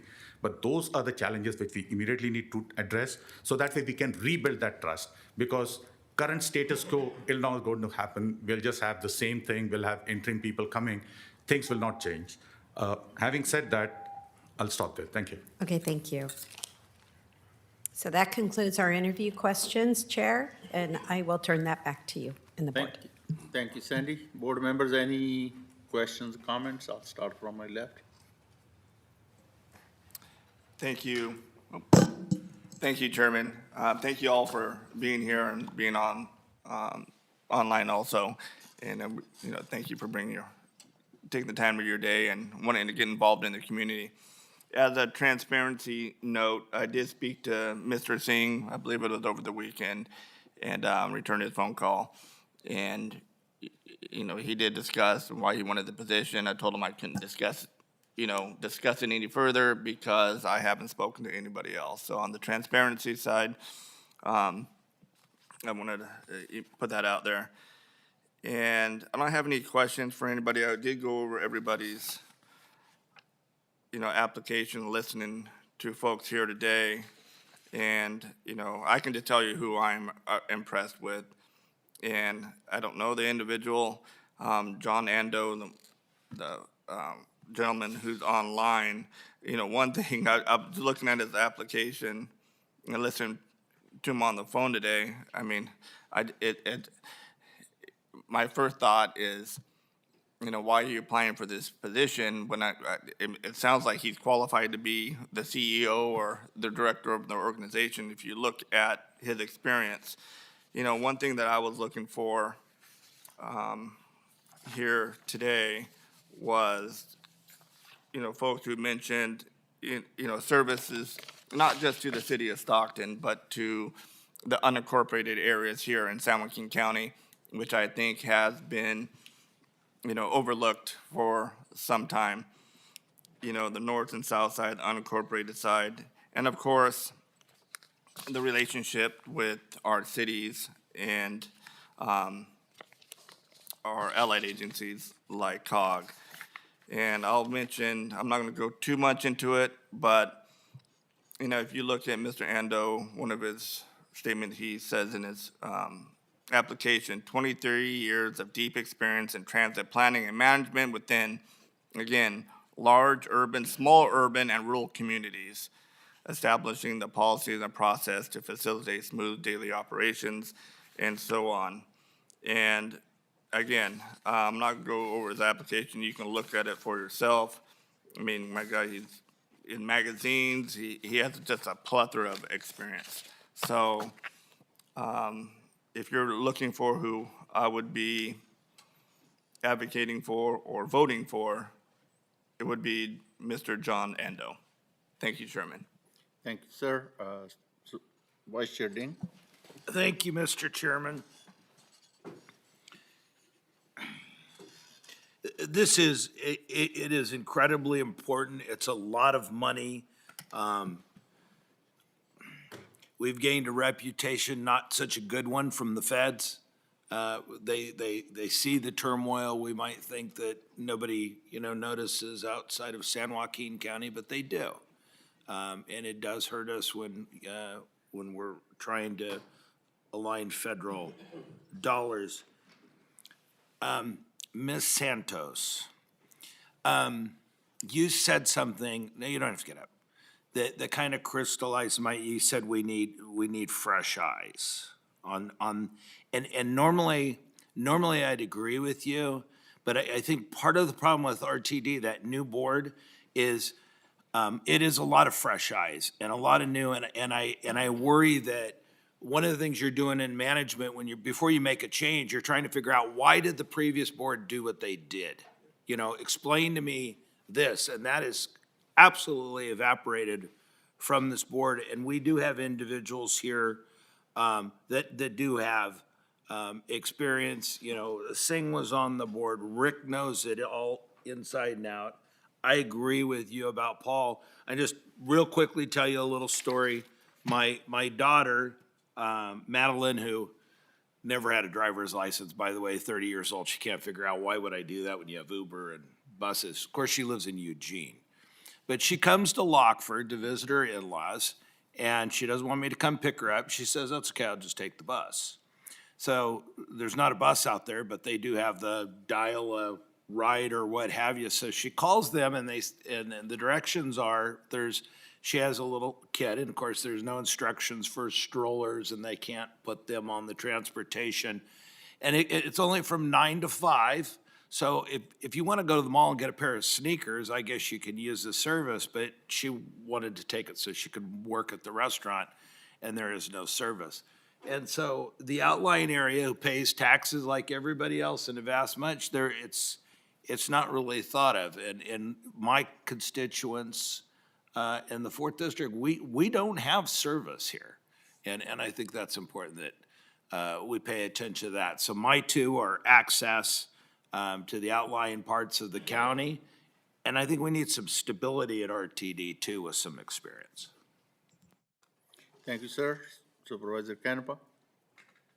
I just want to commend everybody for putting your names in the hat. I serve on boards and our paths cross frequently, so this is a tough one. I know everybody's got a little different aspect of it and how we do it, and there's been quite a bit of drama with RTD and COG. So calming the waters is something that I think is important, and I don't know how we get there. There's just been a lot of problems, and trust and accountability. And I think that's the thing that needs to be fixed the most is how do we get in? How do we calm people down? How do you get ridership up?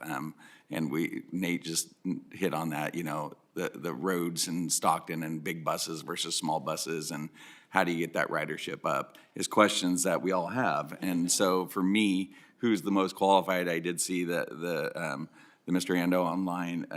My question is, would he be able to come, or I don't know if RTD meetings are online because he's not from around the area. That would be my concern is his ability to be in person. So I don't know if he could answer that for me. And then I think it's important that everyone brings a little bit of aspect. So how we get there and who we pick, I think is important to the future of RTD. Thank you, sir. Supervisor Gardia? One second. Sandy? I was just wondering, I believe Mr. Ando. It does appear that he attempted to respond if we want to give him an opportunity. Applicants do need to live in the district that RTD covers. So I just don't know if they do virtual meetings or if they have to be in person, and his ability, if he's not in the area, to make those meetings would be my question. I'm prepared to answer that question if you like. That'd be great. Yes, I do reside in the district, and yes, I will be able to attend the meetings. While I do work remotely, it is my commitment to be in person at RTD's meetings, which I understand are generally the third Fridays of every month at 10 a.m. So I'm definitely committed. Perfect, thank you. Supervisor Gardia? You know, my only comment is I appreciate you guys coming out for this public interview. It's you know, just the idea that you're willing to participate in this and try to make our system a little better. Obviously, as some of the other supervisors said, there has been some turmoil. There needs to be some stability. But I just want to say thank you and a great interview by all of you. Thank you, sir. Anybody from public want to speak about this item, this issue? Anybody? Board members, any final comments, questions? Do we have a motion? Chairman, I'll make a motion. I'll make a motion to appoint John Ando to this position. Do we have a second? I'll second. Call for vote, please.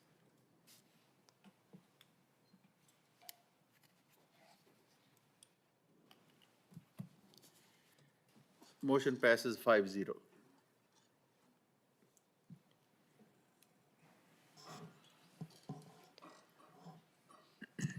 Thank you all for coming and participating.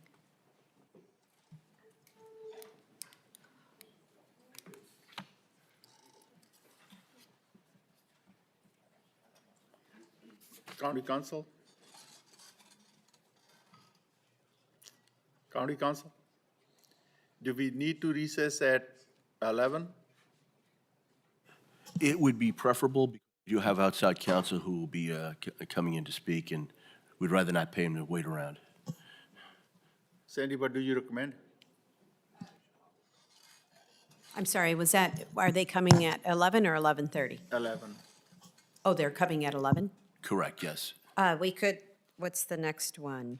Let me look to my staff. Sarah, how long do you think for the fee? So we could probably get through the fee hearing. Okay. If you'd like. Sure. Okay. Schedule item number 2, Sarah Sickler. You're on the clock.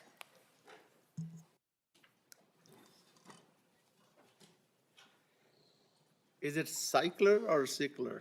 Sickler. Sickler, okay. Thank you. You like it? Good morning, Chair Dr. Mindaliwal and members of the board. Sarah Sickler, Senior Deputy County Administrator. Today's public hearing is for consideration of the county's proposed fee revisions for fiscal year 2026-2027. The purpose of today's hearing is to review proposed changes to the county fees and charges for services provided by the county departments under the authority of the Board of Supervisors. The hearing will begin with a brief overview of the county's fee-setting requirements and process. I will then summarize the department's proposed changes and recommended fee revisions. Following the presentation, the chair will open the public hearing to receive testimony or comments from the public on any proposed fee changes. After public comment closes, the board may discuss the proposed proposals and take action to approve the fee revisions, including any modifications the board desires. Department heads and staff representatives are present today and available to answer any questions the board may have regarding their proposed fee revisions. At this time, staff requests the chair open the public hearing. I'll open the public hearing. Board members, any questions for staff? Starting from my right? No? Supervisor Canepa? Any questions for staff? No. Vice Chair? Continue, please. Anybody from public? Supervisor Rickman, any questions for staff? You know, I step out 1 second, the whole world changes. That was, you know, the only concerns I have. Oh, never mind. Then, hey, Cycler, go ahead. County fees are established to recover the cost of providing specific services that primarily benefit individuals, benefits, or other entities rather than the public as a whole. Under state law and county policies, fees cannot exceed the actual cost of providing the services. Departments periodically review their fee schedules to ensure revenue remains aligned with operating costs, including staffing, benefits, supplies, contracted service, and other program expenses. Recommended adjustments are intended to maintain service level by minimizing the reliance on general tax revenues to subsidize specialized services. The state has distinguished between general public services and special public services. Examples of general public services would be jail, welfare, and certain health programs. General public services are funded from general revenues, such as property and sales taxes, and are distinguished from special public services by those who benefit, either the general public or parties such as private individuals, businesses, or other government entities. Examples of special or user beneficial public services would be those related to property development, conducting a business, animal ownership, or individual healthcare costs, such as those provided by public health or behavioral health. Special public services are funded by special revenues such as user fees, license fees, and penalty assessments. These fees are designed to cover the costs associated with providing user-initiated activities. The amount of the fee is intended to maintain service levels expected by the service recipient without shifting the cost to the general taxpayers. If fees are not adequate to recover the cost of providing the service, then the service is subsidized by the general fund. The following departments are proposing fee revisions for fiscal year 26-27. Environmental Health Department, Healthcare Service Agency, Public Works, Registrar of Voters, San Joaquin General Hospital, the Sheriff's Office, Stockton Metropolitan Airport, and the Treasurer Tax Collector.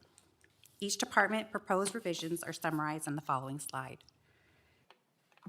Public notices for today's hearing were published on April 28th and May 5th of 2026 in accordance with the applicable notice requirements. The notices identify the departments proposing fee revisions and announce the hearing date of today, May 12th, 2026.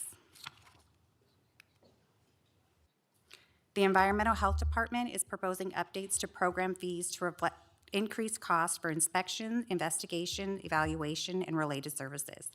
The department is also proposing to increase the hourly rate from $179 to $192 per hour, and update fees within the Community Development Department fee schedule that are tied to the environmental health hourly rate. The estimated additional annual revenue for this fee is $413,000.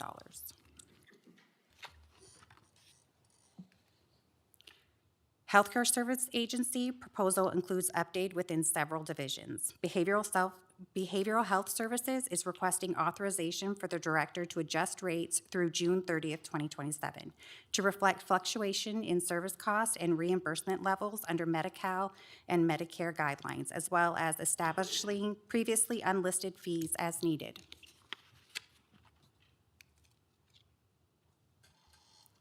Emergency Medical Services is proposing a 3% increase to select monitoring and oversight.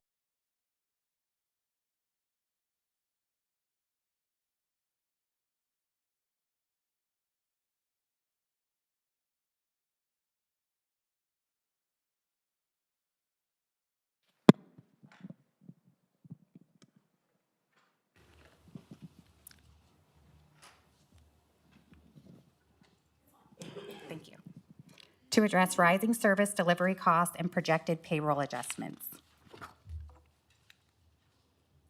Public Guardian Conservator is requesting authorization to adjust representative payee fees if the Social Security Administration changes the allowable maximum fee during the fiscal year. Public Health Services proposing laboratory fee adjustments based on the changes in testing procedures, testing volumes, salaries, benefits, and supply costs. Combined estimates, additional annual reimbursement total approximately $54,000, excluding behavioral health services adjustments, which are not expected to result in a net reimbursement increase. Public Works is proposing a comprehensive update to its fee schedule.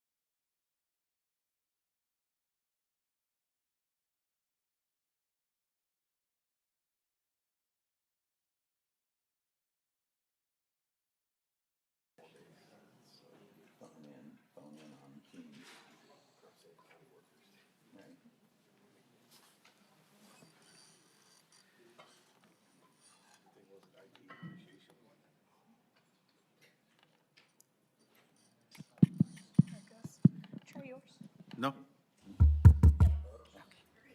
Okay. Including elimination of 52 obsolete fees, the adjustment of 26 existing fees, and the establishment of 4 new fees, aligned with the revised Community Development Department fee category structure. The department is also proposing new disposal rates for alternative daily cover and mixed recyclable materials at county solid waste facilities. The estimated additional annual reimbursement is approximately $500,000. The Registrar of Voters is proposing adjustments to 9 existing fees and the addition of 1 new fee based on a fee study performed by the Auditor Controller's Office. These revisions are not anticipated to result in a net change in reimbursement. San Joaquin General Hospital is proposing increases to room rates and other hospital clinic service charges. The hospital is also requesting authorization for the Chief Executive Officer to adjust rates during the fiscal year to reflect fluctuation in cost and reimbursement levels associated with Medi-Cal and Medicare programs, as well as establish fees for previously unlisted services pending the next annual fee hearing. Estimated additional annual reimbursement is approximately $4.9 million. The Sheriff's Office is proposing a decrease to the jail access fee from $510.65 to $491.70, and an increase to the booking fee charge to arresting agencies from $149 to $156. These changes are not anticipated to result in a net change in reimbursement.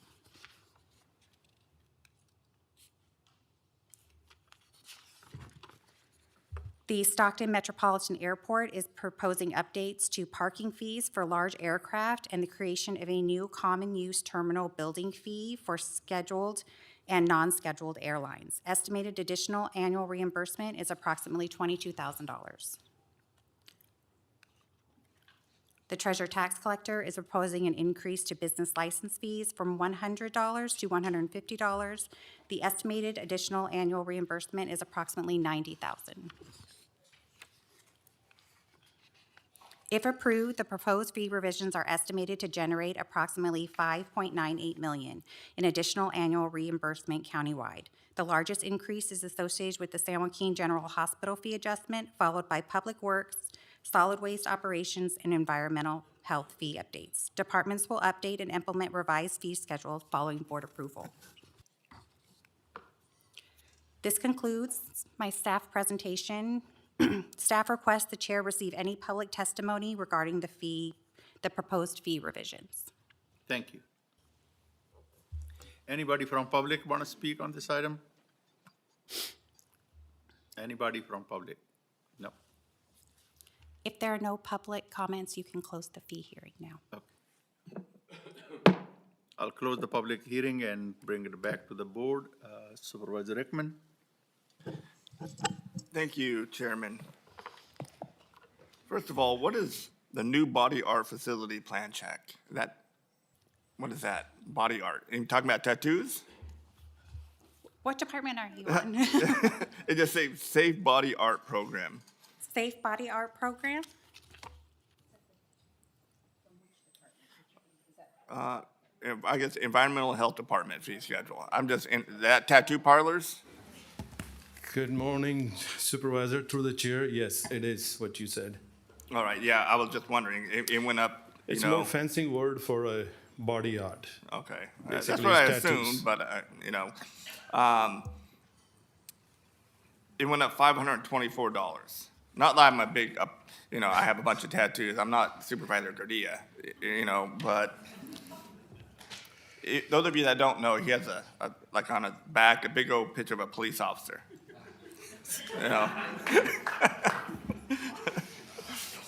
Just giving him a bad time. No, I was just wondering that. But my issue is this, I know we have to, we can't subsidize things. However, you look at the cost of living the way it is here today. Everybody look at gas prices. All our families, everybody just keeps paying more and more and more and everything. You hear about water rates going up in cities and, throughout the county.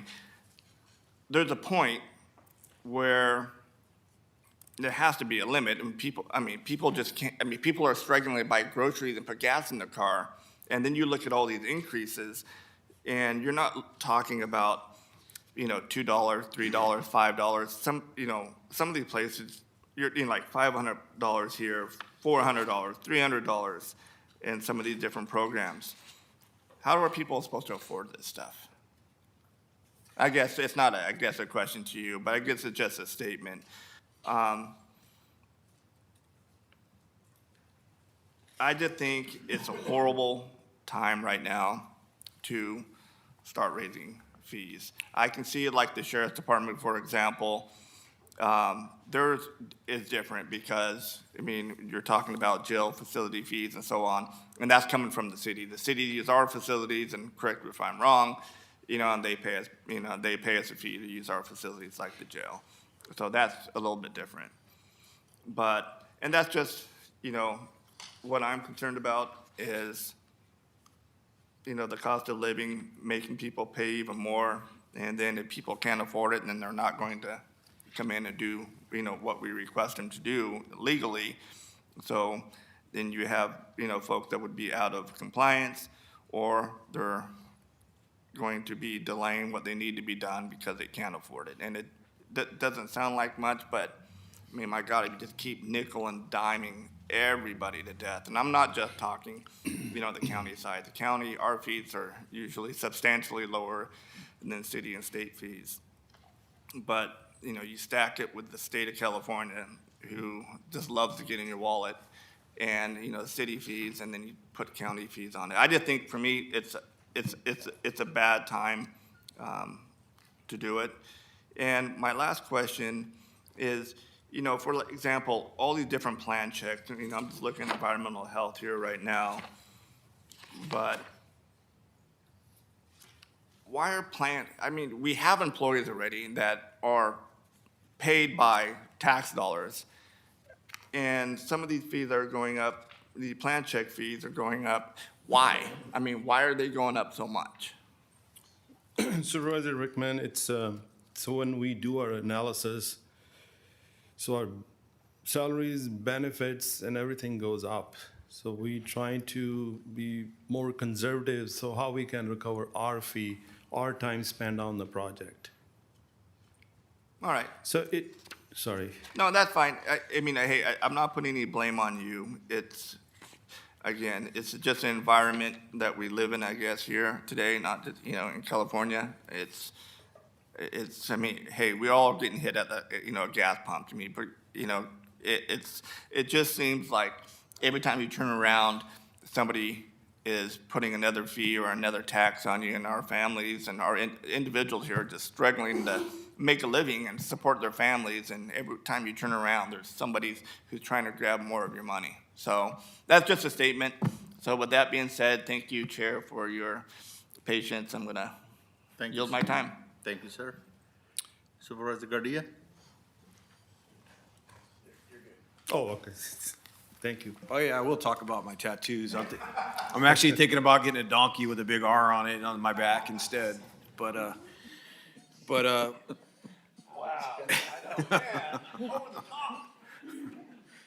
I know you were so sensitive. But no, the only thing I'm asking is maybe in the future, separate general funds from non-general fund increases. So if these are money that we're getting reimbursed through the state or the feds, then if there's a way to separate that, because that'll kind of, does that make sense? Through the chair, yes, I understand. I believe I understand what you're saying, but I would say that for most of these, it is just the cost of doing business, and I appreciate the director explaining that as salaries go up, it is just the cost of doing business, and that because we're not allowed to collect any more than what it does cost, and it would just be more, if it didn't, it would be a hit to the general fund. But some of them are, like, an example is like the Medicare reimbursement, I believe, fee that we get reimbursed through Medi-Cal. Maybe I read it wrong. Through the chair, you're referring to healthcare services and the hospital, that they can increase their rates for the Medicare reimbursement rate? Correct. So that's not something that's coming out of the general fund, that's through like a reimbursement? No. Essentially, the board just gives the healthcare services director and the director of the hospital authority to raise those fees so they can receive maximum reimbursement. Okay. But if you'd like, I would ask if either one of the directors are here, because I understand what you're saying is separating it from the general fund departments versus the non-general fund. Correct. Okay. Thank you, Faye. And Rick, you can also come down. Thank you. Is this working? Okay. Through the chair, county administrator, county council, supervisors, yes, it is fully reimbursed. It just gives us permission to raise to get the maximum reimbursement. But when we bill Medicare and Medi-Cal, we do get fully reimbursed, and it does not touch the general fund. And that's what I'm asking, Yeah.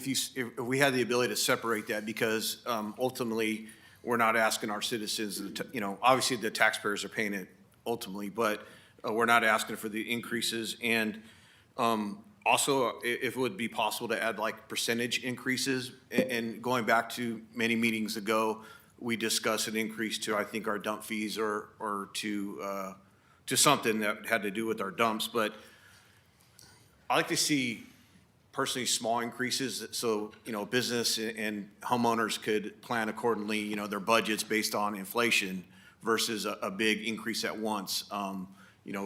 Example is the tattooing fee or whatever that I got thrown on the bus for. But, that's a large increase. But if we plan ahead where there's small increases so we can get up to being, within a competitive fee, then does that make sense? Yeah, incrementally, you would like to see Incrementally. them kind of a step. Correct. So there's not a big hit to a business, so that they can plan accordingly. So that, if I'm a tattoo artist and I know I have this fee that I'm gonna have to pay, and it's, it's gone up $500. If I plan accordingly over the next 5 years, I'm able to increase my cost of doing, tattoos. I could separate it in 5-year increments versus all at one time. Go ahead, Sarah. Through the chair, in the past, we have done the incremental increases. So if a fee study has come back and it's been a long increase, sometimes there's been a 2 or 3 or 5 year plan to bring us up to where the fee study has suggested. But that would be depending on how large, like Public Works, we have, I remember like the underground stuff that we've had, and they were in the thousands. And so depending on how large they are, we have done that. If we do say right now, I believe it was a $500 increase. And so if we did stagger that over 3 or 4 years, in 4 years, we're going to be super far behind again. So I think there, but we can take a look at that, correct, Director? Yes. Sorry. Yes. Yeah, I was speaking to. Yeah, and I agree with you 100% on that. I know in the past that there was a span of 10 years that we didn't do any increases, and then at that 10-year mark, we've increased it. My thought is, we should have increased it 10 years ago in small increments, and so that we didn't get to this large number. Over year for the over fee. year in a Correct. smaller amount. Through the chair, if I can answer that question for Supervisor Gardia.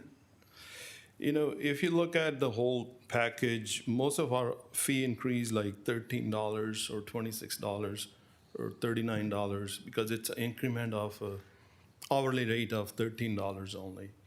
In the past, we've been very conservative as far as, I think last 2 years, increment was only 4%.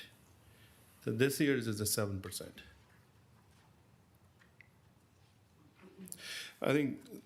I know the tattoos, the body art was a new program, so it seemed like one item is a lot of money, $500. But if you look at like a lot of restaurants, like Supervisor Rickman mentioned, and the plan check for food, our food plan check is just gone only $39. And as you mentioned that we have one program where we put it on a 5-year plan, incrementally increase our small state water program. So. Yeah, and I'm not speaking to like anything specific right now. I'm just saying more of looking into the future that, obviously that we want to help out our business and our community with trying to save some money. And it allows us to plan for, moving forward versus such a large hit to the bottom line.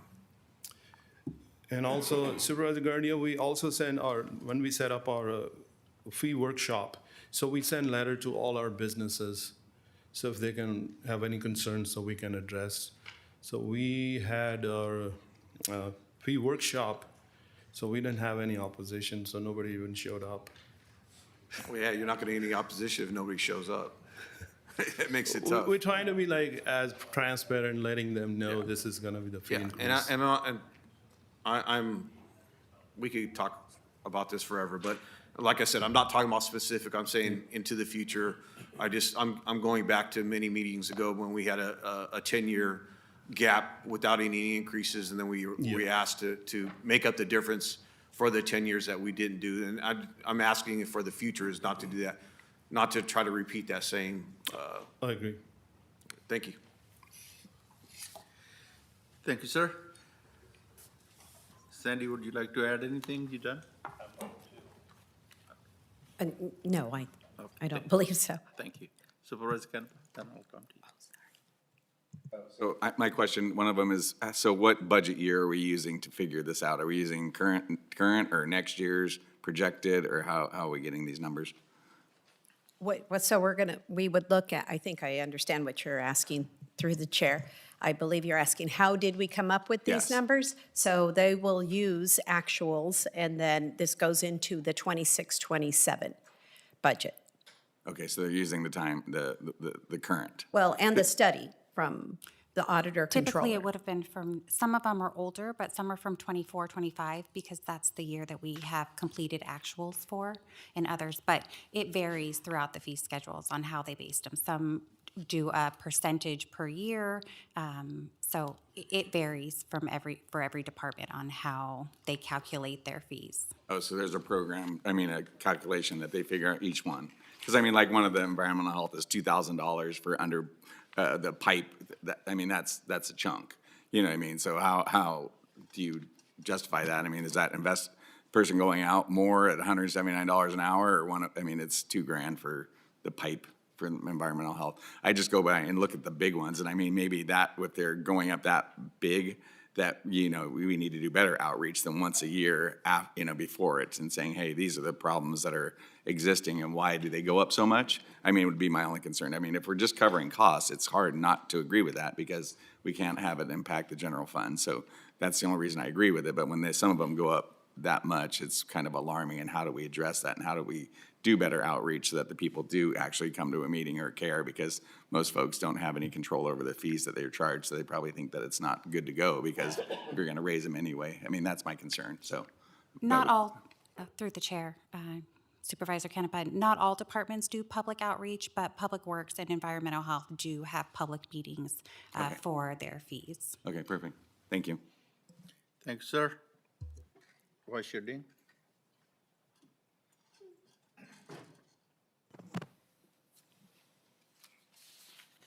I'm going to try to do this as calmly as I possibly can. You don't have to get up, because I don't want to offend you, because you might be coming to inspect my restaurant soon. So,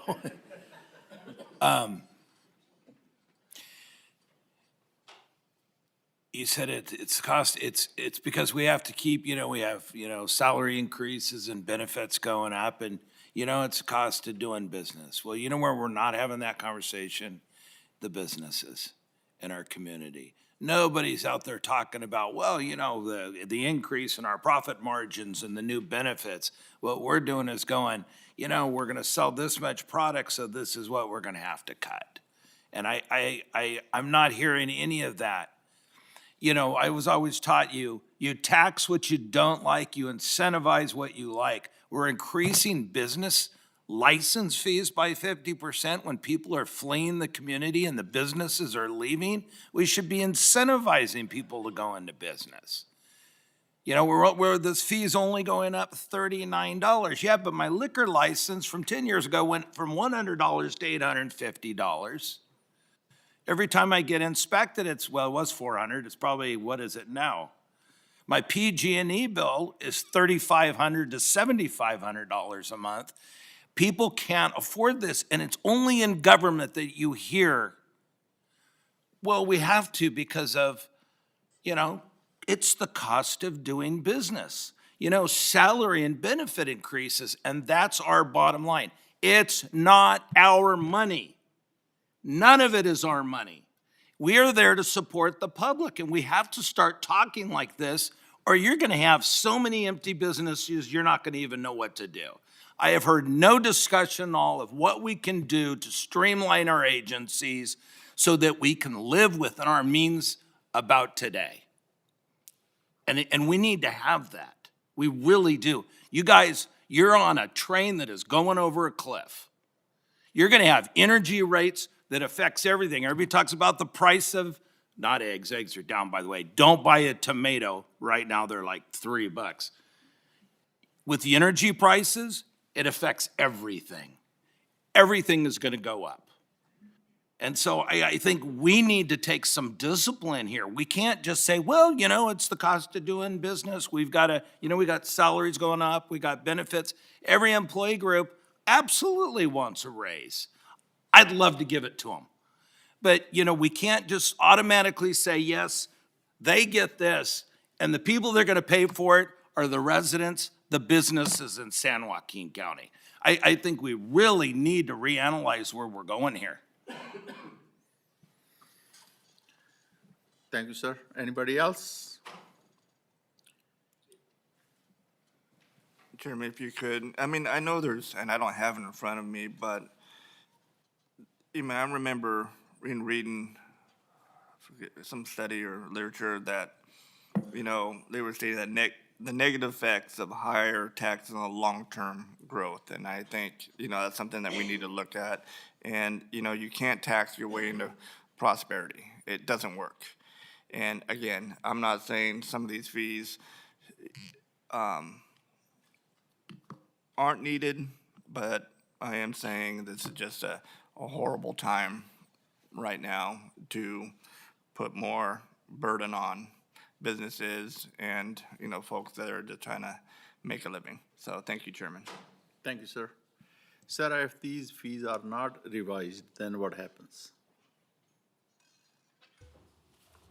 In some instances, they will have to back out the revenue from next year's budget, and they don't update their fee schedules. And if I could add, then that would be, depending on what their budget is, they would have a supplemental request to the board. It's probably too late because we're wrapping up budget, so we wouldn't change the numbers, but they would have to come to the board. General fund? Yes. Thank you. Anybody else? Do we have a motion? Motion to deny? Is there a second? I'll second that.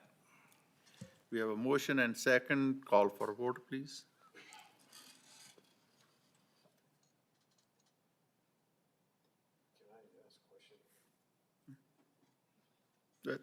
One second. Yeah, go ahead. Rochelle, we have a question before we cast the votes. Yes, sir. If we make a motion to deny, what is the plan to discuss this moving forward?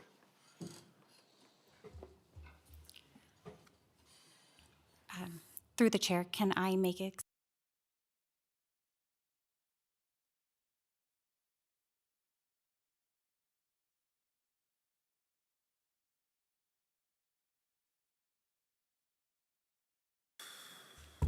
Oh, I'm back. Some of the departments actually are decreasing their fees, and for the non-general fund departments or healthcare services where it affects their Medi-Cal reimbursement, I just want to make sure that we want to deny the package as whole or possibly consider any increase to deny or not approve. Say that. I'm sorry, repeat that. I'm asking that we accept the ones for the Medi-Cal reimbursements that would be non-general, for healthcare services and for the hospital so that they can adjust their Medi-Cal rates without coming back to the board. That's reimbursable though, right? Those ones? Those are Those reimbursable. are reimbursable.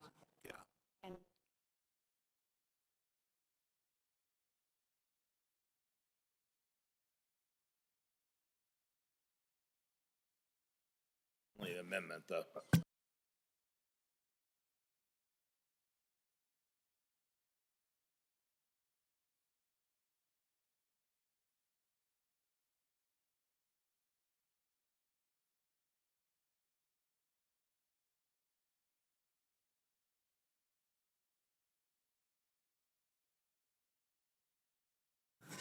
They- Huh? Testing. Oh, mine's working. Came back? Yeah, it's on now. Okay, it's on. You know, the one thing, you know, the thing that I would like to see, instead of, when you bring these forward and, you know, you have these set fees, explain why. I mean, I want to know exactly why these fees are coming. I mean, if you're asking the public to pay for it, give me a breakdown of, you know, what it was before, what is taking place now, and, you know, the cost of doing business, whatever, and why these increases are there. And I'm okay with the reimbursements, you know, and like I said, if it's, for example, with the sheriff's department, that cities are using our facilities, they're paying us, that's, you know, I'm fine with that, but. If I may, through the chair, just to respond, we used to have a very long fee hearing, and we could still make that to explain why. We had every department up here explaining why. We could go back to that if that is the board's desire, to at least have the public, you know why they're asking for these fee increases, because that is what we have done in the past. Yeah, I mean, I wouldn't mind that. Well, I mean, you can give, Explain how they're gonna save money. yeah, and that's another thing too, as Supervisor Ding, is, you know, how are we, you know, saving money too, in being more efficient in our department. And at the end of the day, I mean, it's just a bad time, you know, for folks. I mean, we have to take that into account too. You know, again, I mean, people are struggling. I mean, you hear it everywhere, and, you know, we just can't just keep piling things on. There's different factors that we should be, at least in my opinion, we should be looking into. Thank you, sir. Supervisor Gardia? I'd like to make a friendly amendment to approve the fee for the non-general fund portions of this motion. Thank you. Which would be the medical hospital Correct. fees, correct? Ed? Hello, Ed. I would defer to, it sounded like that's what you had in mind, the Medi-Cal reimbursement portion of it that you wanted to exempt from the motion, is that correct? Or any decreases. The Register of Voters specifically, the majority of their fees are decreases. And I believe the sheriff has one decrease as well. The sheriff also has a decrease. So your proposal with respect to exempting from the denial would be reimbursable costs, and then decreases would go into effect? Yes, please. Yes, so non-general fund, as the supervisor stated, non-general fund or decreases of any. So friendly amendment accepted? Is that your motion still? Yes. That's your second? Supervisor Rickman? Yes. Still the second? Yes. Okay, thank you, sir. We have a motion and second with amendment. Call for vote, please. Motion passes 4-1, 1 no. Thank you, Sarah. Thank you. Thank you.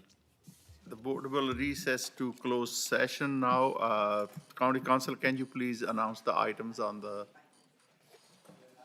closed session agenda? We have a special meeting then? Meeting for Closed session will deal with the existing lawsuit of Del Rio versus San Joaquin County. It will also address a anticipated litigation matter having to do with a written threat of litigation, which is attached in the board packet. Similarly, we will deal with labor negotiations. Then we will deal with an employment evaluation of the Director of Environmental Health. And then finally, the board will address real property negotiations in connection with a public works project. Thank you, sir. We will recess to closed session. Through the chair, I apologize. We need to be back.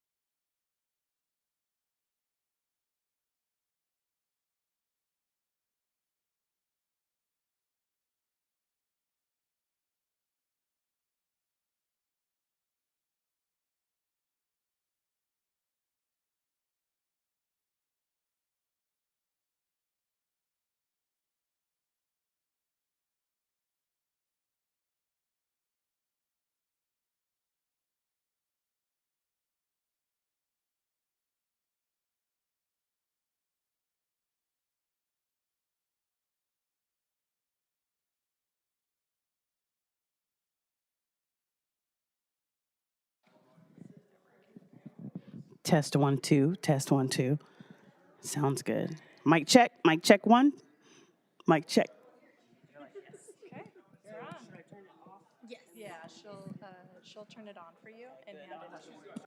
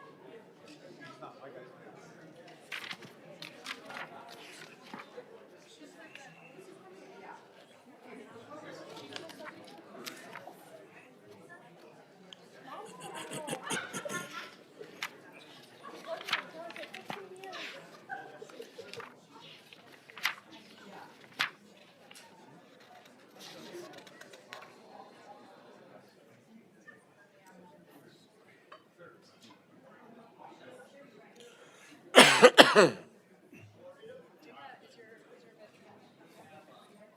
family is.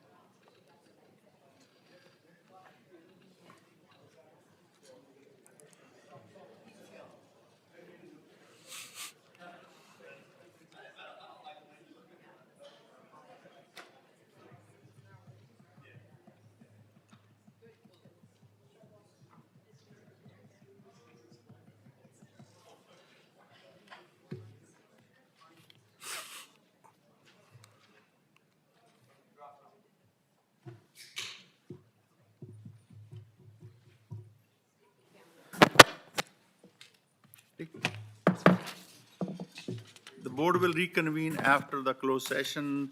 County Council, is there anything to report? There is no reportable action from closed session. Thank you, sir. Now we will welcome our veterans. Is Captain Chuck Roots?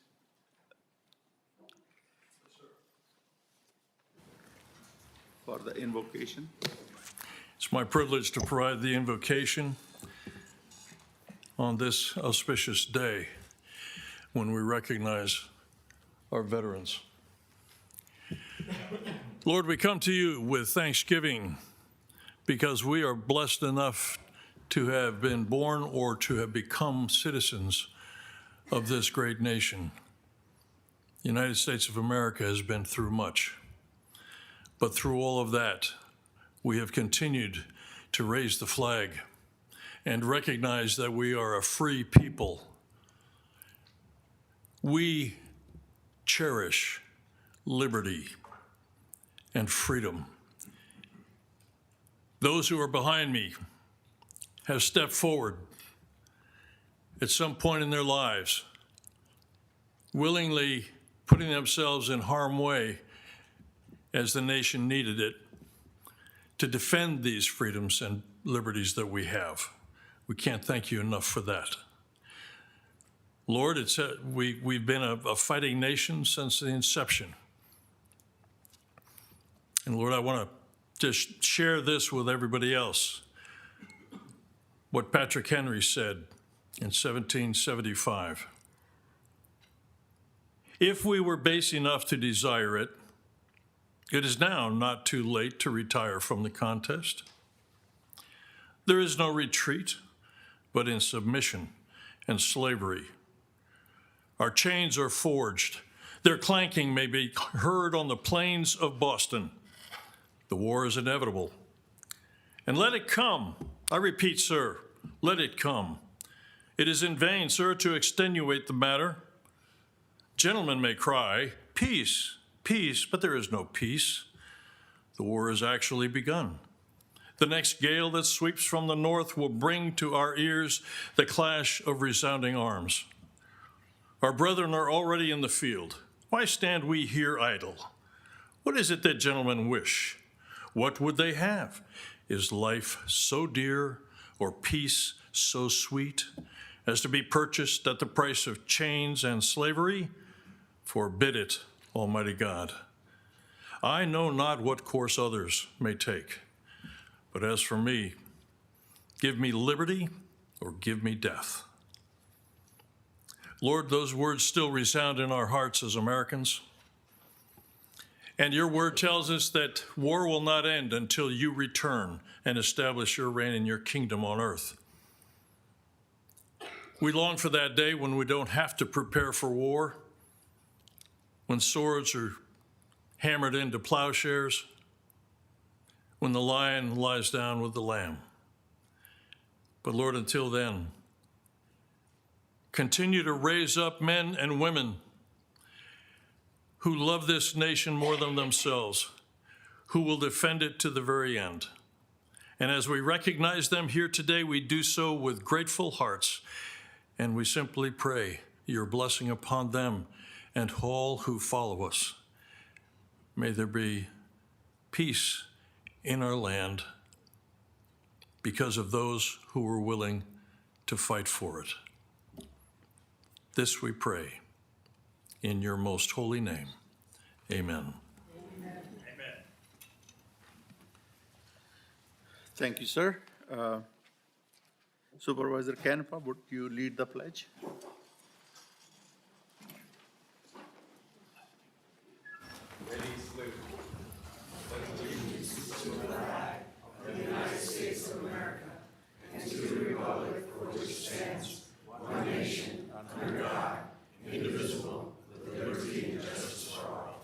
Thank you, sir.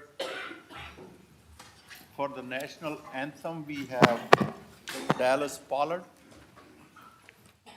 We have today Lotta Monk and is going to sing the national anthem, and Dallas Pollard is going to be signing the national anthem this afternoon.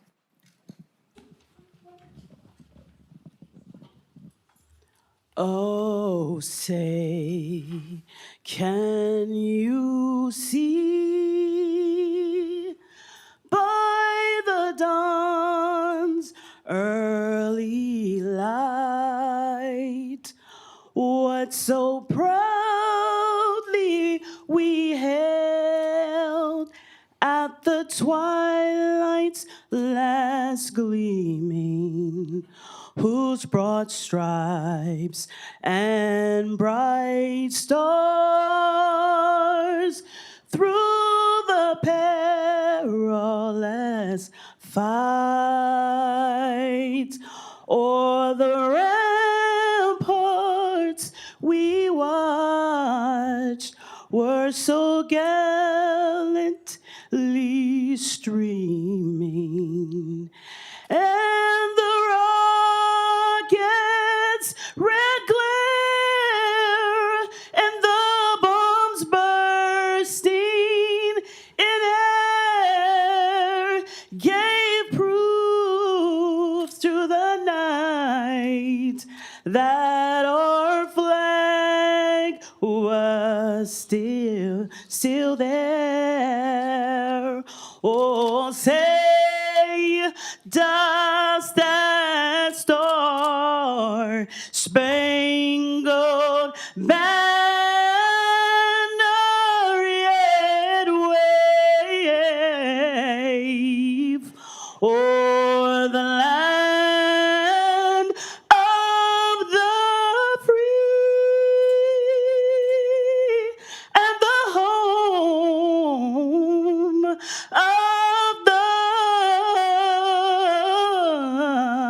the brave?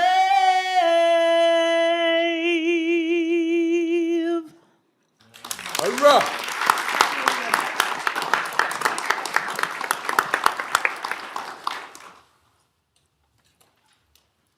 Please be seated.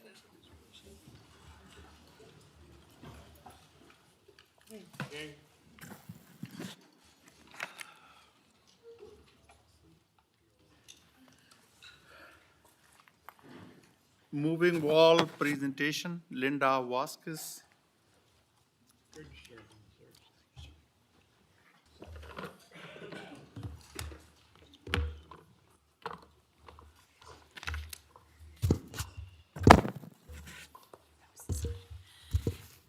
Good afternoon.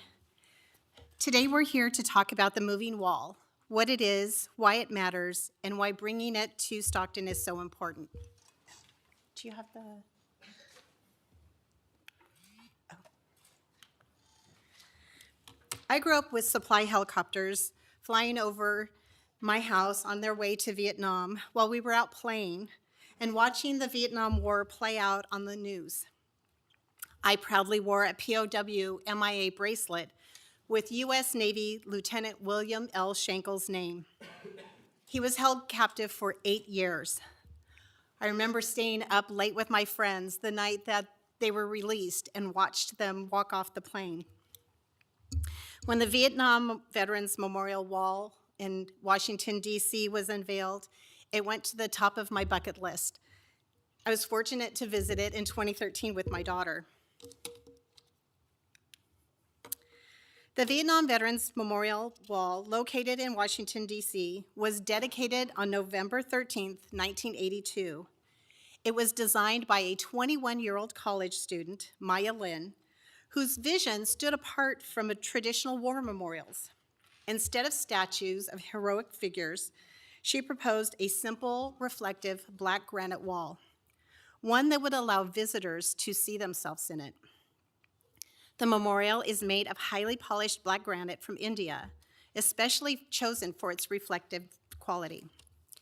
It is intentionally set into the earth, symbolizing a wound that is gradually healing. Visitors often leave personal items, letters, medals, boots, photos, and occasionally a can of beer. The National Park Service has collected over 400,000 items that are now preserved as part of history. The memorial bears the names of more than 58,000 service members who lost their lives or who remain missing from Vietnam. Each name represents a person, a family, and a story that did not end when the war did.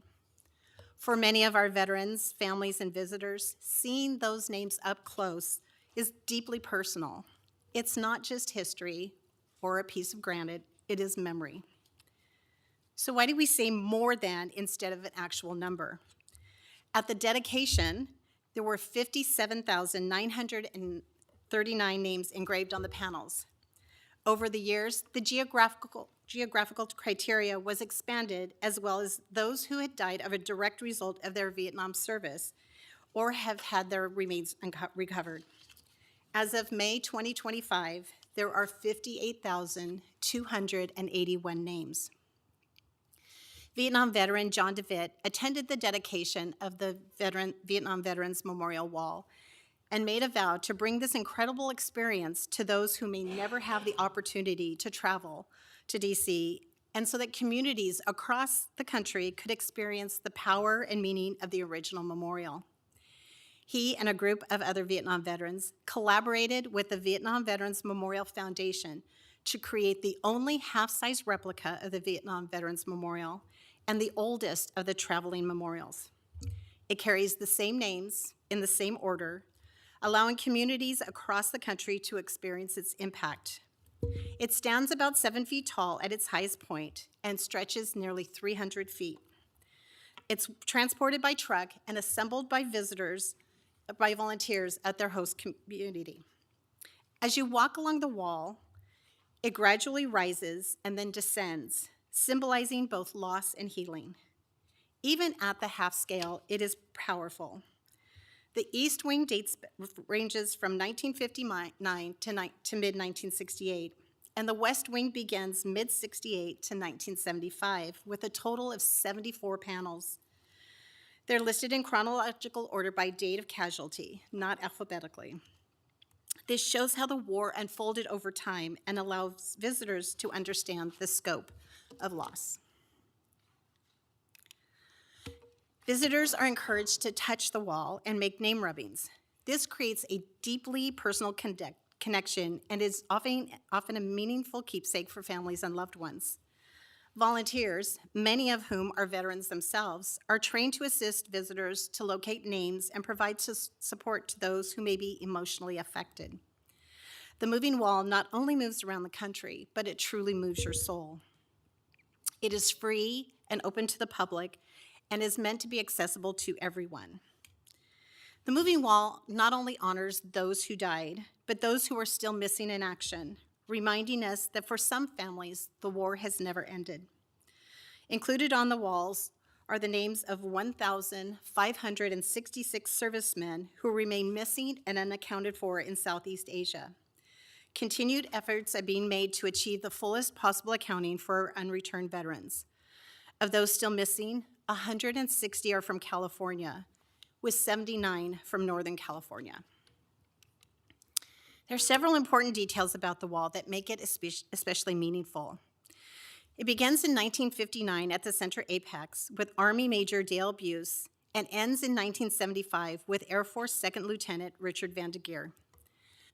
The youngest person on the wall is Dan Bullock, who joined the U.S. Marine Corps at 14 years old. He was sent to Vietnam at 15 and died in a firefight 1 month later after arriving in country. The oldest was U.S. Petty Officer First Class Kenda Taylor, who died of a heart attack at the age of 62. There are 8 women listed on the wall and 43 sets of brothers, with the average age 23 years and 1 month. One of the most sobering facts is on panel 1E, it's 5 years of casualties are listed on that one panel. Panel 2E, there are 5 months. And on panel 3E, 5 weeks of casualties are listed. Since it first beginning touring in 1984, the Moving Wall has visited hundreds of cities and has been seen by millions of people. Many veterans who never visited the original memorial find closure when the Moving Wall comes to their hometown. So why bring it to Stockton? Stockton has a long and proud history of military service. Veterans and their families are a vital part of our community, and many Vietnam veterans live right here in our county. For some, traveling to Washington, D.C. is not possible due to cost, health, or age.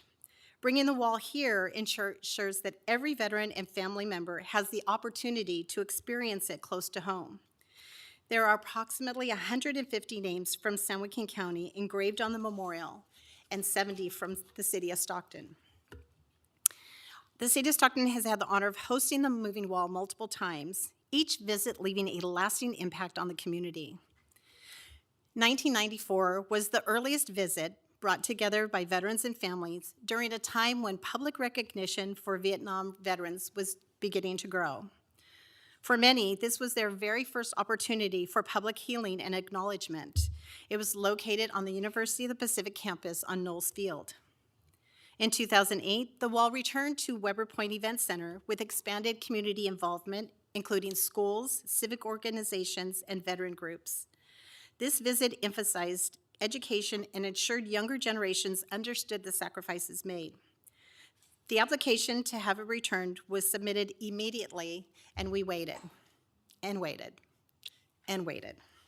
9 years later, in 2017, the Moving Wall returned. This visit saw strong regional participation with thousands attending. Ceremonies included honor guards, guest speakers, and tributes that reflected a renewed commitment to remembering those who served and were lost. The following year, we were contacted by the Moving Wall organization. They were so impressed with their experience with us and asked if we wanted to book a date in 2019. It was hard to say no. So once again, this visit continued the tradition of reflection and unity. Community members, veterans, and family gathered once again to honor the fallen, share stories, and support one another. We honestly believe 2019 would be the last time we would bring the wall to Stockton. Many of our Vietnam veterans have passed away or have disabilities that prevent them from carrying out the duties required. But as American Legion Carl Ross Post 16 Commander Marvin Hernandez Garcia and I attended the unveiling of the beautiful California Gold Star Memorial Monument at the Richard A. Pittman VA Clinic, we knew we had to bring the Moving Wall back one more time. The wall creates a powerful opportunity for education and reflection. Younger generations can learn about the Vietnam War, not from a textbook, but from a place that encourages quiet thought, conversation, and respect. The wall becomes a shared space for remembrance, healing, and understanding. So these are what will be happening on the Moving Wall. It arrives on Wednesday, tomorrow. We set up the foundation. And when the first panel, on Thursday morning at 8 a.m., we start installing the panels. When the first panel goes up, we begin reading the names. We read all 58,281 names over the course of the 5 days. At 2 o'clock, we have a ribbon cutting and a welcoming.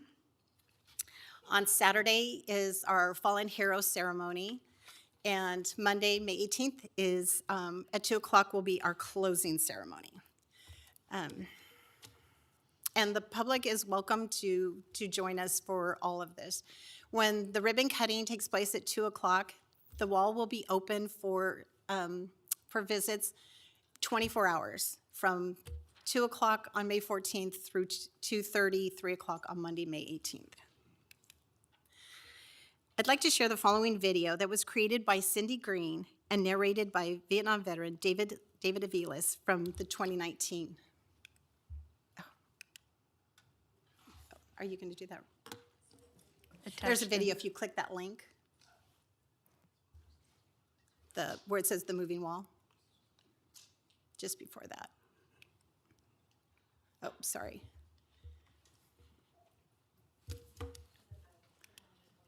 Yes.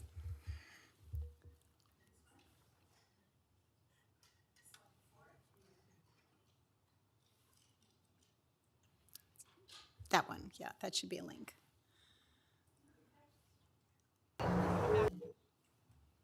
$5. That's how much I'm hoping you'll contribute to our campaign to take back Texas. $5 to defeat the billionaire. We are suing the government. Nope. That's not Again, it. this time to prevent Trump from destroying the national security documents. We are and not other suing the documents that he government. stole away to Mar-a-Lago, and to make sure that he follows the Presidential Records Act. Jeez, can a lawyer get a break? And huge news, we already got an incredible victory that's going to reverberate across the entire country. Yes, on April 1st, Trump's Office of Legal Counsel served up a memo so laughably bad that the internet assumed it was an April Fool's prank. Trump's concierge... Hit escape? You can hit skip. It should only be 3 minutes. Well, so the video was just an overview of the impact that the wall has for those coming to visit. So you will just have to come out and visit it on your own and experience it. So sorry for that. So I want to thank you for your time, for your tremendous support of us and the wall, and we look forward to having you join us, to volunteering, to visit, and to share the information with your family, friends, and network, because it truly may be the very last time that the moving wall comes to our community. Thank you. Thank you. Great job.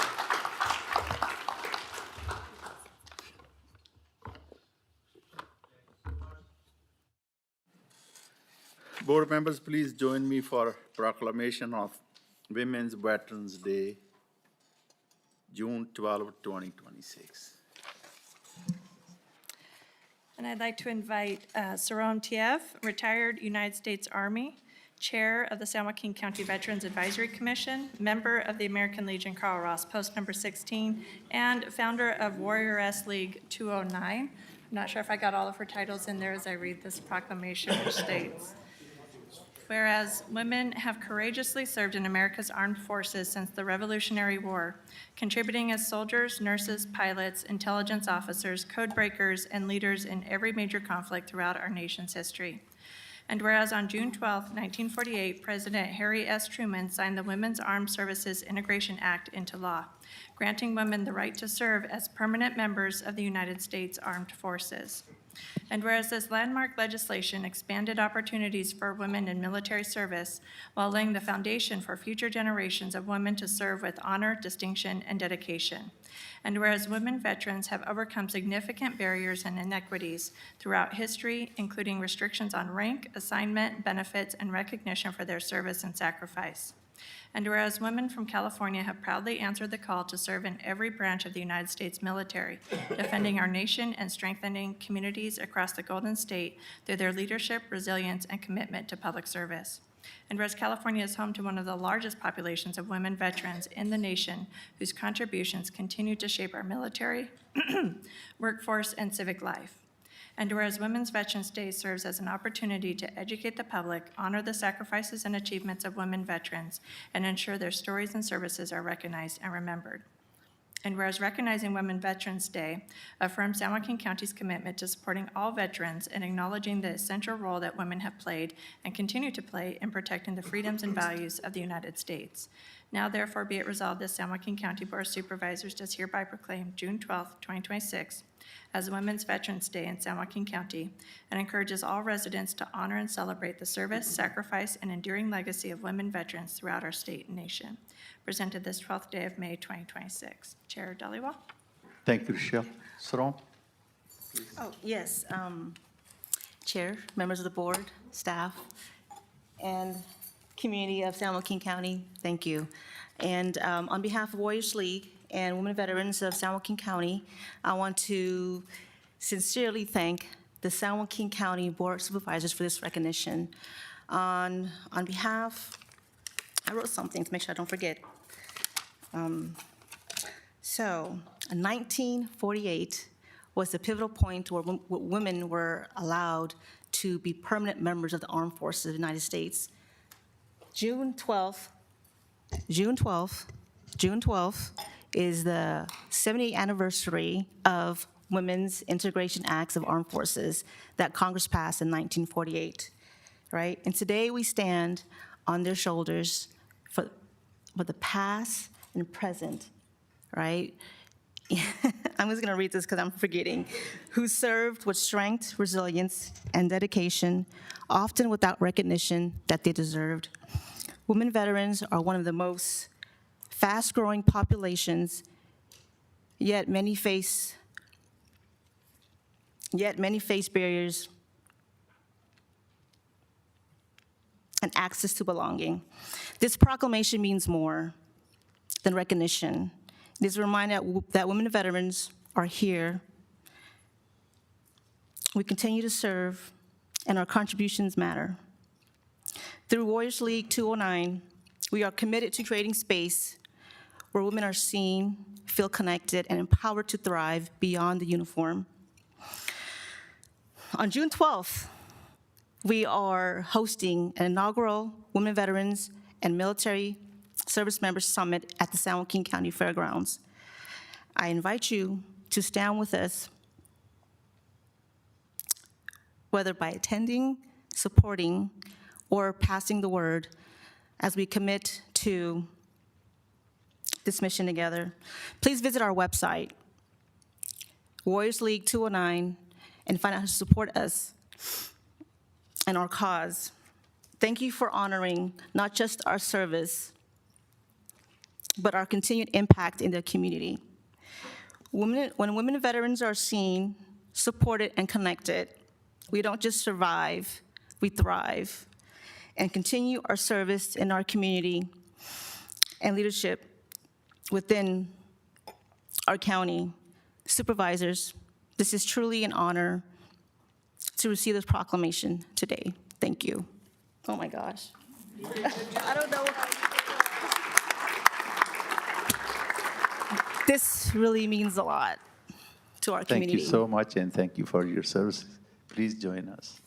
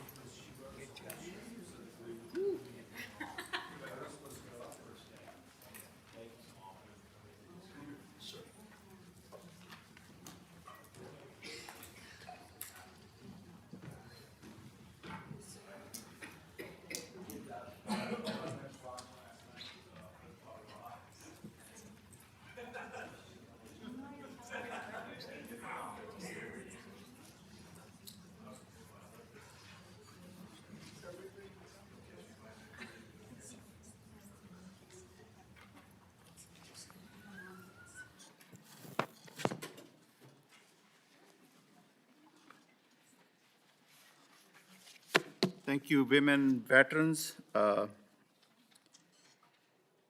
At this time, I would like to request if there's a Gold Star family member in the audience, please rise and be recognized.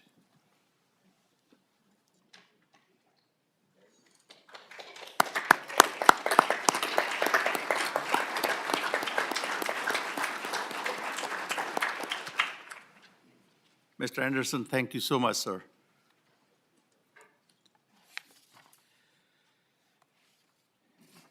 Anyone from the Blue Star families?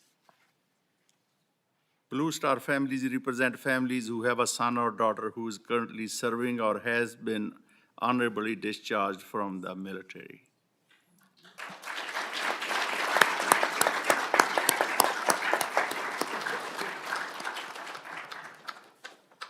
Thank you so much.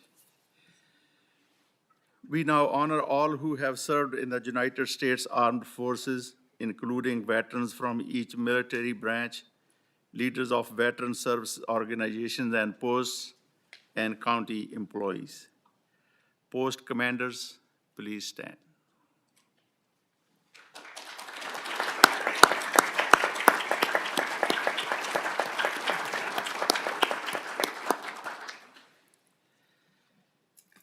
San Joaquin County employees, veterans, please stand.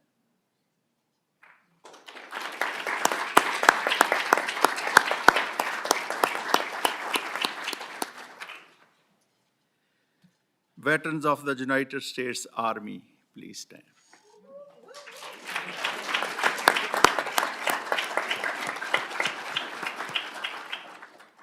Veterans of the United States Navy.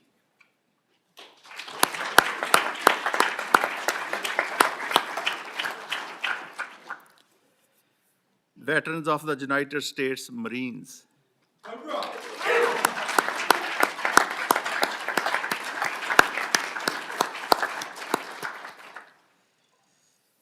Veterans of the United States Coast Guard.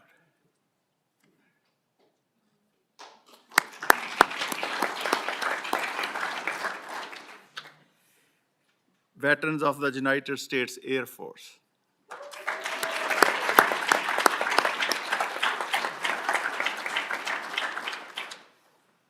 Are there any members present with the United States Space Force?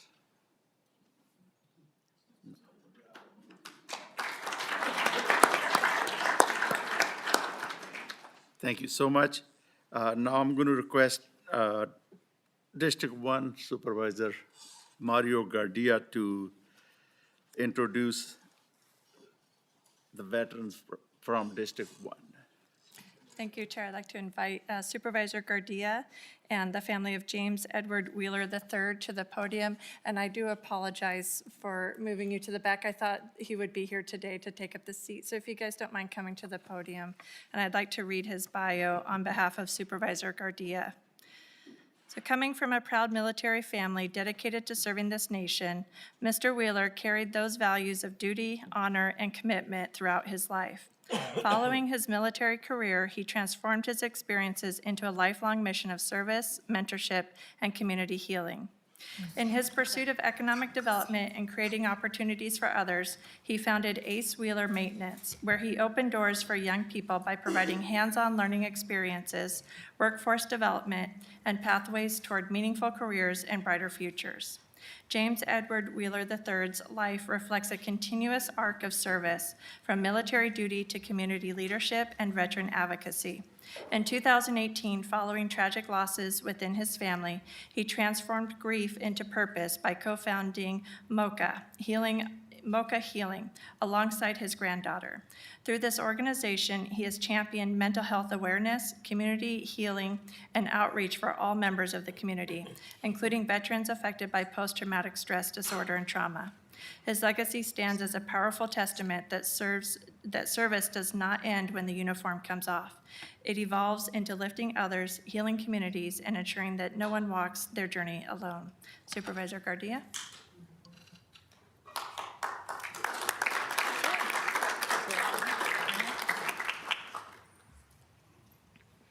Hello, my name is Imani Lewis, and my grandfather is and has always been my hero.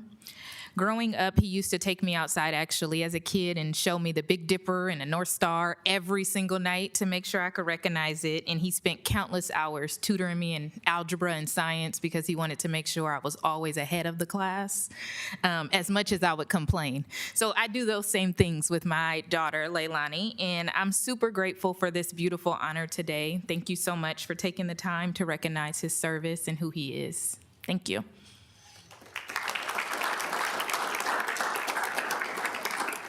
You know, first of all, I want to thank all the veterans, everybody that's here. You know, when our office found out about this recognition, we reached out to Tino, and you know, Tino is the guy who you know, if you get the recommendation from Tino, it means something special. And so there's so many of you here, and some of you live in my district, and you know, it's a tough decision, but Tino really sets the mark and gives a good reason why. So after after reading the bio, what I get from the bio is he was a strong family man, you know, Purple Heart recipient, very proud of his family, and his ability to, after serving his time in the Vietnam War, that he came back and had a purpose, and his purpose was to do good in his community, to involve his family and help others through not only you know, through work training and just being a mentor there, but just being a part and trying to make our world a better place. So, you know, the Vietnam era, you know, I have family members who have struggled in the past, and to have a person like that, you know, to look up to is a positive. And so, get emotional like that. But you know, PTSD is something that we don't talk about, and that is something that affects, you know, our military, our first responders, and you know, it's kind of one of those things that you don't really like to talk about, but it's evident till the day that you have to talk about it. So, you know, after reading the bio, he was always there. From what I read, he was always there for you guys. So I want to say thank you. I'm sad that he's not here. I hope he's watching on TV if our technical stuff's working. But I just want to say thank you. Thank you. So. Thank you so much.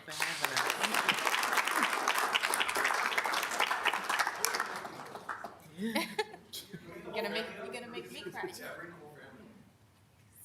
We taking a picture?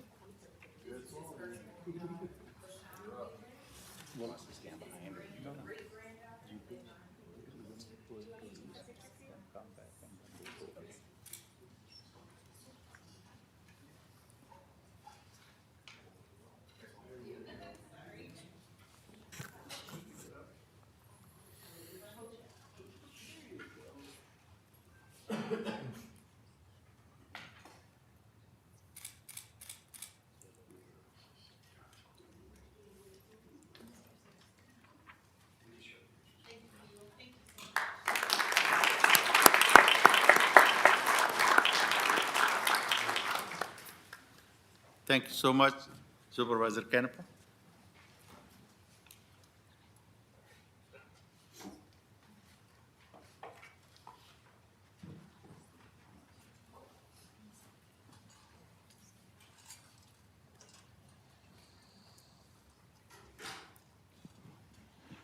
Wow, brings great honor to bring up one of our own, San Joaquin County Deputy Sheriff Detective Luis Ramos.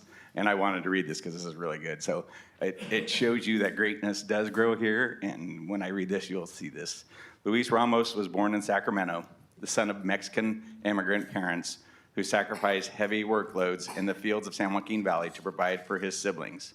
Luis Ramos attended and graduated from Galt High in 2003, joined the United States Marine Corps immediately after. After attending basic infantry schools, Luis Ramos was selected to serve with the 3rd Light Armored Reconnaissance Battalion in 29 Palms, California. There, he was assigned to provide security for his executive officer as an infantryman during a deployment to Al Anbar Province, Iraq in 2004-2005. Upon his return from deployment, Luis Ramos was selected for the Marine Corps' Tactical Training Exercise Control Group as an evaluator, Coyote, where he evaluated and trained over 10,000 Marines in pre-deployment combined arms exercises. Luis Ramos completed his 8-year contract in the Marines as a sergeant. then continued his service for another 6 years in the California National Guard as an infantryman with the 79th Infantry Brigade Combat Team, 184th Infantry Regiment, and the 26th 32nd Transportation Company. While multitasking National Guard duty, Luis Ramos was hired by the San Joaquin County Sheriff's Office in 2014 as a correctional officer. He then attended the San Joaquin Delta Police Academy and graduated as the honor graduate. He was assigned to the Patrol Division and selected to serve in various teams, including Custody Transportation, Lathrop Police Services, the Sheriff's Honor Guard, and recruiting. In 2022, Luis Ramos was selected for the Investigation Division as a property detective. Shortly after, Luis Ramos was assigned to the Child Abuse Sexual Assault Team as a detective. Luis Ramos is a longtime member of the Knights of Columbus at his parish, holding security and faith-based classes, working on fundraisers, helping veterans, and performing many volunteer tasks. Luis Ramos has been married to his wife, Susie, for 22 years and has 3 amazing daughters, Chumps, Vivi, and Vida. So it is my great honor, and thanks Pat and Patricia for honoring this great human being and great county employee and great human being in our services, Luis.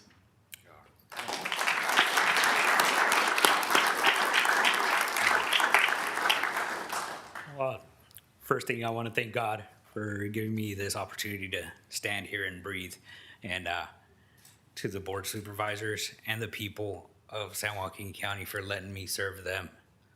And that I'm very appreciative of all the veterans here, and just, you know, learning from the different experiences and lessons learned from what you've paved. Well, I can bring that to my office or bring it in my life with my family. So there's a lot more I have to learn and continue forward, and that's what I'll do. Thank you.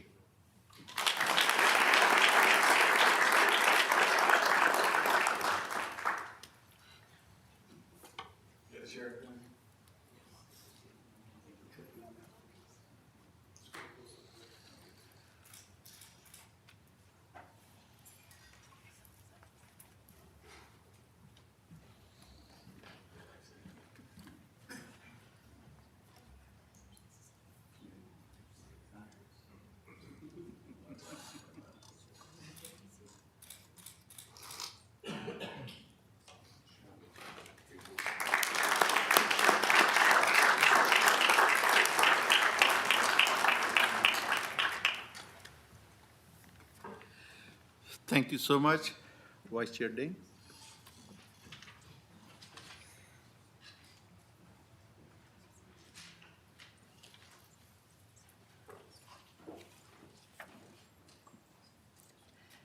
Next, we have the recognition of Marvin Hernandez Garcia, Gunnery Sergeant retired with the U.S. Marine Corps, and I would like to read this bio on behalf of Supervisor Ding.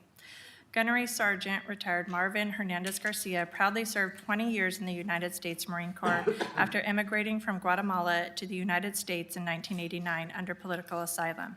He enlisted in the Marine Corps in 1995 out of Fairfield, California, and became a United States citizen in 2001.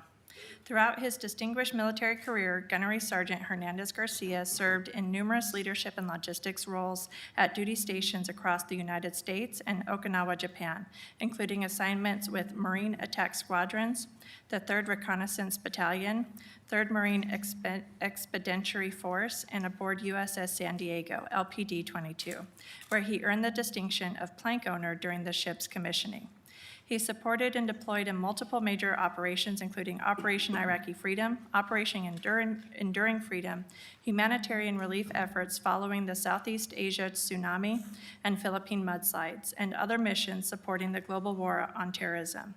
His military honors include the Meritorious Service Medal, 4 Navy and Marine Corps Commendation Medals, 3 Navy and Marine Corps Achievement Medals, the Military Outstanding Volunteer Service Medal, and numerous campaign and unit awards recognizing his exceptional service and leadership. Since retiring from active duty, Gunnery Sergeant Hernandez Garcia has remained a dedicated advocate for veterans throughout San Joaquin County.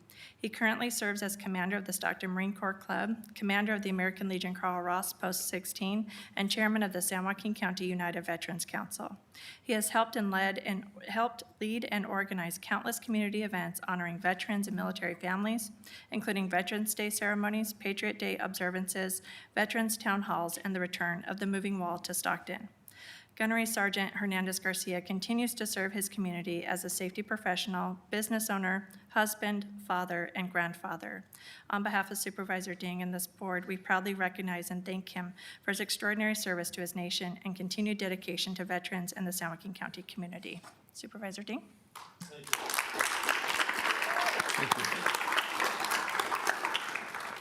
You did your service as everybody did. And Marvin, every time we turn around, am I supposed to use that microphone? Can you hear me now? I hate technology. There we go. You're in service to those that have been in service. It doesn't, every time I turn around, whether it's with Frank Wright, whether it's with the moving wall, whether it's Veterans Day, you're there, and it's noticed. It's appreciated. I want to say thank you. Thank you.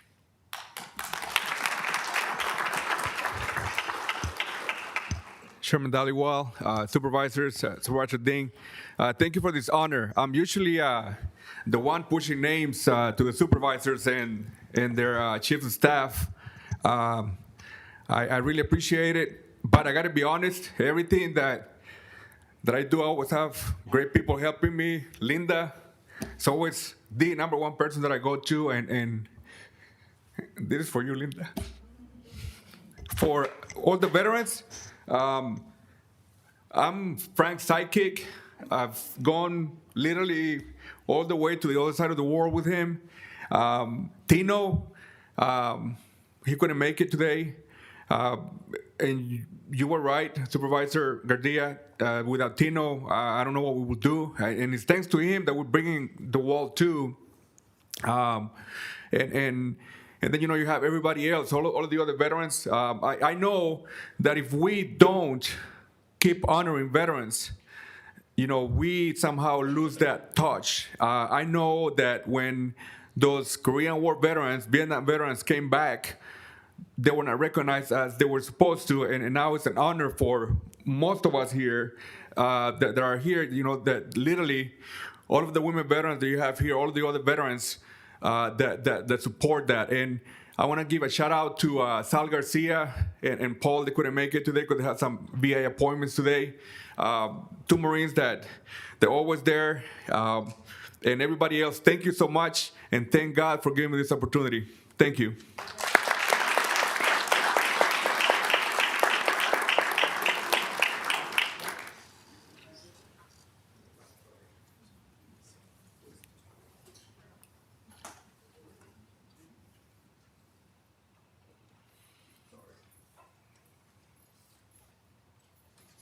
Hello again.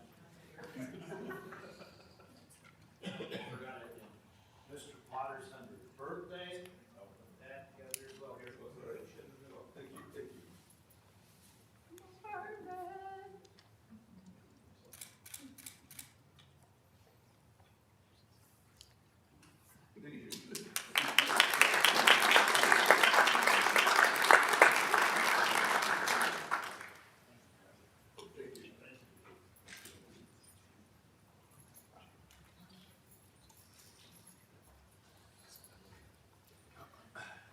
Supervisor Rickman.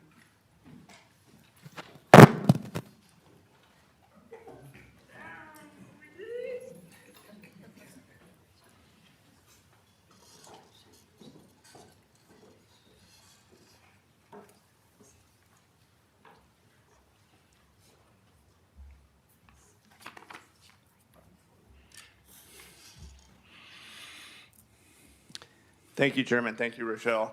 It is an honor to be in this position, so we can honor our veterans, and that's the first thing. Thank you all for being here, and thank you to all our veterans that are watching here in San Joaquin County. God bless you, and of course, God bless your families. We owe our veterans a debt of gratitude that, we can never repay, but we can always say thank you. And, being an elected official to make sure our veterans are taken care of from now and all the way into the future. Today I have the privilege to honoring Sergeant Bruce Cleaver, which is also a good friend of mine. He lives in Tracy in the 5th District, and it was in the Air Force. Bruce was born on March 15th, 1949, in San Diego, California. He graduated from Point Loma High School in '67. With the military draft going on, by January of '68, he decided to take the Air Force exam. Growing up in San Diego near Marine and Navy bases, he didn't want to be a Marine or sailor. He was 3 years the Army ROTC in high school, and he chose the United States Air Force. Bruce entered Air Force basic training in May 16th, 1968, and was sent to Lackland Air Force Base in the great state of Texas. After graduating from basic, he was assigned to technical school at Shepherd Air Force Base in Texas as a corrosion control specialist. Upon completing his training and graduating, he was assigned to Castle Air Force Base in Atwater, California. After 18 months at Castle Air Force Base, Bruce was assigned to Ramey Air Force Base in Puerto Rico, known as a vital Cold War strategic air command base for B-52 bombers and surveillance. When the base closed, he was reassigned to the Kinchelo? Close enough, right? Air Force Base in Michigan, another Cold War strategic air command installation and key B-52 bomber base. On May 15th, '72, at the rank of sergeant, Bruce was honorably discharged from active duty and returned to his home in San Diego. Upon returning to civilian life, unsure what he wanted to do, Bruce applied to the airlines in San Diego, but learned that he would need more training to be hired. So Bruce's friend, who was a friend of his brother, had just gotten a truck driver's license, which sounded good to you. Yep. He used his GI Bill benefits and went to truck driving school and earned his license. Bruce drove commercial vehicle for 46 years. Several years over the road, driver moved to Sacramento for 29 years and 5 years in the Bay Area. During these years, Bruce received recognition and monetary awards for safe driving from several of the trucking companies that he worked for. In 2009, he and his wife moved to Tracy to go to work for the Veterans Affairs Palo Alto Healthcare System until he retired in December of 2018. In retirement, Bruce has been involved with the American Legion in Tracy, currently serving as Post First Vice Commander. He also served with the Legion District as adjutant and is a member of the American Legion VFW Honor Guard Color Guard team. Several years ago, Bruce was elected by the Board of Directors of the Tracy War Memorial Association to serve as its president. As president, he worked with the City of Tracy, the City Council, and the Park and Rec Department to upgrade the War Memorial site. And if you haven't had a chance to go see it, please do. It's beautiful. Bruce is also a restoration volunteer at Castle Air Museum in Atwater, California, restoring military aircraft for display. Bruce and his wife, Deborah, have been married for 20 years. Between them, they have 4 children, 6 grandchildren, and 1 great-granddaughter. Bruce is proud to have served our nation as a veteran, continues to serve assisting fellow veterans and staying involved in the community. It is my honor to recognize Sergeant Bruce Cleaver and thank him for his service to our nation and his continued service to his community. So thank you, Bruce. Appreciate it. And before I hand it over to Bruce to say a few words, I can tell you, before I became the Board of Supervisor, I was the mayor of Tracy and council, and he is everywhere. I mean, every parade, he's in the honor guard, marching down the street. I've been to many funerals. of our veterans who have passed away, and you have always been there honoring not just the veteran, but the veterans' families, and for the countless veterans that you have helped in the 5th District. So thank you very much. It's an honor, not just to honor you here today, but to be your friend. So with that being said, would you like to say a few words? Sure. Well, I want to thank Supervisor Rickman for this honor. I'd like to thank the Board of Supervisors for their support within this county for our veterans. And hopefully we can continue support from our county supervisors for our veteran issues that we're having, be it ceremonial stuff, buildings, stuff like that. I want to thank the Board of Supervisors for this honor. Thank you.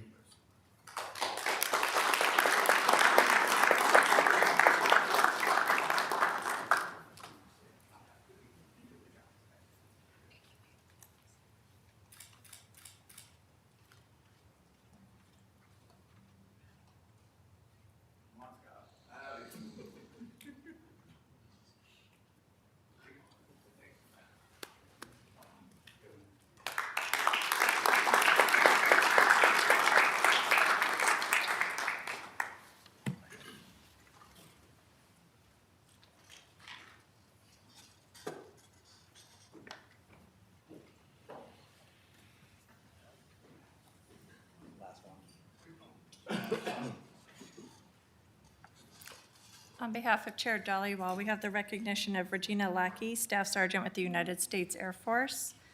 Regina Lackey proudly served in the United States Air Force from 1998 to 2006, including both active duty and Air National Guard service, concluding her military career as a Staff Sergeant. Her first assignment was in Korea with Air Command and Control, where she monitored radar operations across the Korean Peninsula. She later transferred to Davis-Monthan Air Force Base, where she worked alongside Lockheed Martin to help develop a new flight scheduling program. In that role, she authored the initial standard operating procedures and trained enlisted personnel, officers, and contractors on the system's implementation and use. Following the events of September 11th attacks, Regina deployed to Al Udeid Air Base in support of Operation Enduring Freedom, where her unit was responsible for scheduling search and rescue operations into Iraq. Her military service reflects a strong commitment to leadership, operational excellence, and service to country. Chair Dollywall. Thank you, Rochelle. Thank you, Regina. Thank you for your services to our great nation. Please.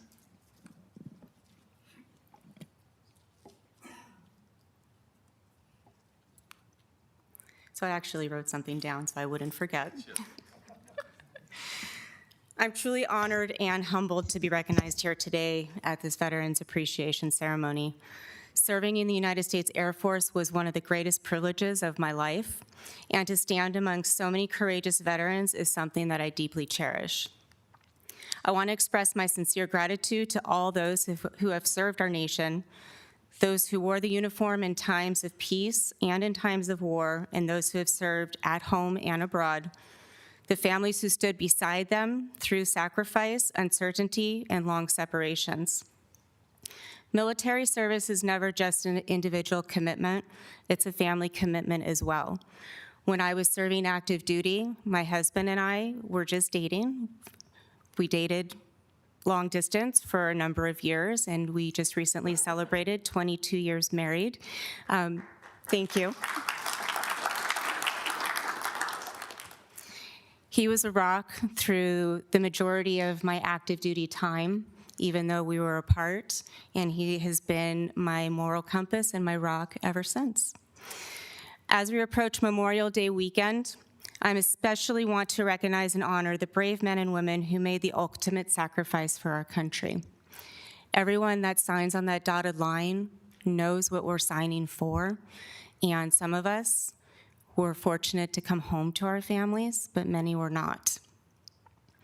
We enjoy freedoms today because of their courage, selflessness, and devotion to something much greater than themselves.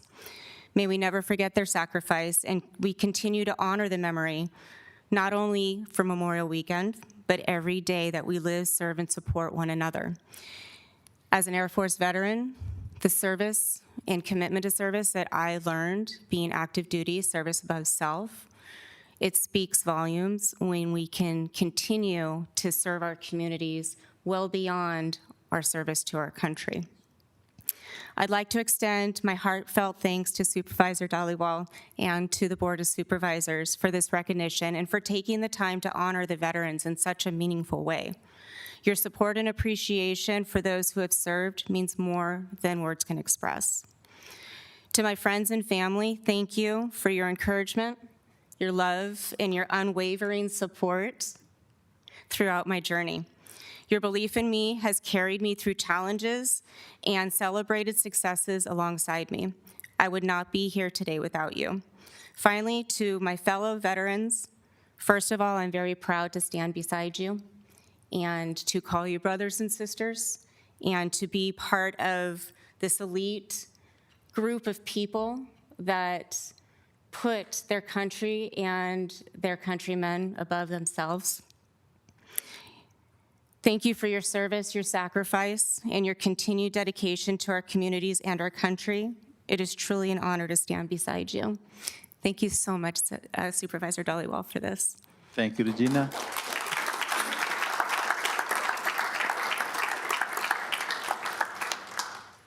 And ladies and gentlemen, Regina is not done serving yet. She's proudly serving City of Manteca as the Vice Mayor. Thank you, Regina. Please join us. Thank you.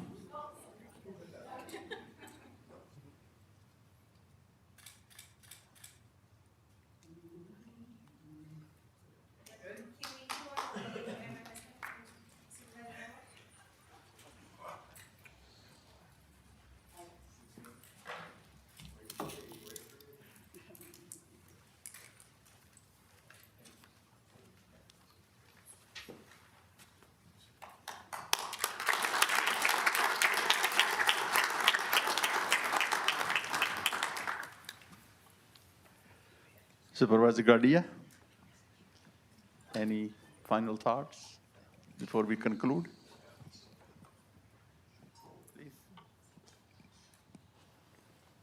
You know, it was brought up, Memorial Day is coming up. You know, it's not all about barbecues and you know, spend time with your family. It's time to reflect and remember who our veterans who have fallen. And so I just want to say thank you for everybody, the family, and everybody here today, honoring our veterans, and thank you for your service. Thank you, sir. Supervisor Canepa. I want to tell everyone to go see the moving wall. It's open, 24 hours a day, so there's no time to say that you couldn't have time if it's open 24 hours a day, right? So that's on you. So go there and help, you know, bring the memory of those people that weren't welcomed home well and teach the stories of why we were in countries that we probably shouldn't have been in, but it's not the people who serves choice to do that. It's our government's choice. So they're not the ones responsible. So thank you for what you do and how you do it. And it's great to have you all here and celebrate why our country is so amazing. So God bless. Vice Chair Day. Thank you for your service. God bless. Supervisor Rickman. Thank you, Chairman. Thank you, everybody, for being here. And you guys are warriors, so thank you to all the warriors. You mentioned Memorial Day. You know, please, you know, every city, I know Manteca has something, Tracy has something, Ripon, Escalon. Go out there, remember, pay respect, take your kids, and let them know what the, you know, our sacrifice. Freedom isn't free. So again, thank you, everybody. God bless you, and God bless your families. Thank you, all the veterans. Thank you so much for your service to our country. It means a lot to us. Thank you. It's the freedom that we enjoy, it's all because of you. It's an honor to be here in this room with so many brave men and women. It's such an honor. God bless you. Board members, please join me. And the 5 veterans who were introduced, please join us.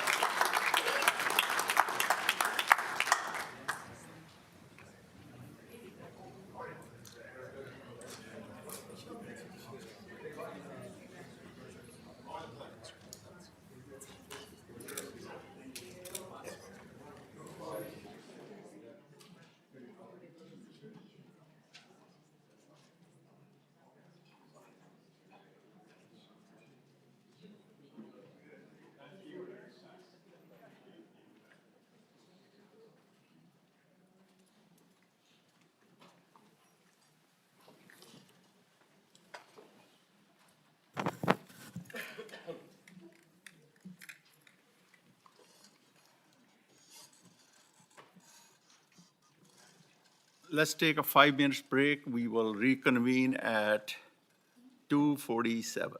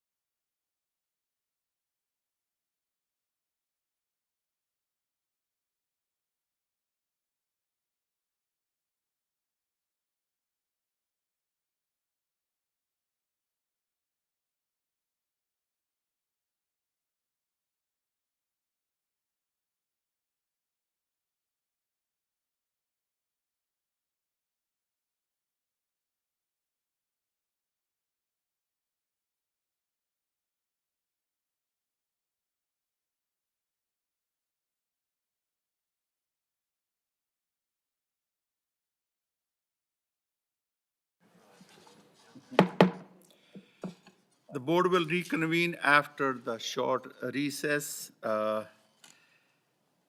Next, we have a public hearing for the San Joaquin County 26-27 Annual Action Plan consisting of the Community Development Block Grant.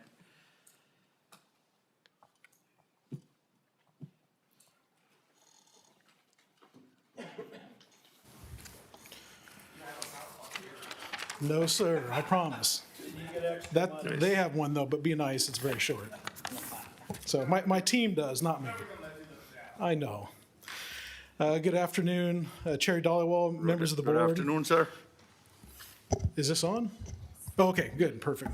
It's been on and off all day. Same, me too. I'm Chris Woods, your Human Services Agency Director. The purpose of today's public hearing is to present the 2026-2027 Annual Action Plan, which outlines how the county intends to utilize federal housing and community development funding to address local priorities, including homelessness, affordable housing, public services, and community infrastructure projects. This plan reflects community input, aligns with HUD requirements, and serves as a roadmap for investing resources to support vulnerable residents and strengthen neighborhoods throughout San Joaquin County. And at this time, I will turn it over to Deputy Director Don McLeish and Management Analyst 3, Jeanette Palomares. So good afternoon, Chair Dollywall and members of the board. Don McLeish, and with me here is Jeanette Palomares, and we have a very quick presentation for you. Preparation and adoption of the 2026-27 Annual Action Plan is a prerequisite for receiving the county's entitlement funds from the U.S. Department of Housing and Urban Development.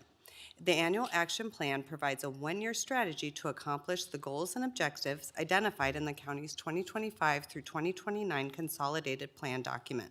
The Annual Action Plan specifically describes how entitlement funds are to be spent during the fiscal year.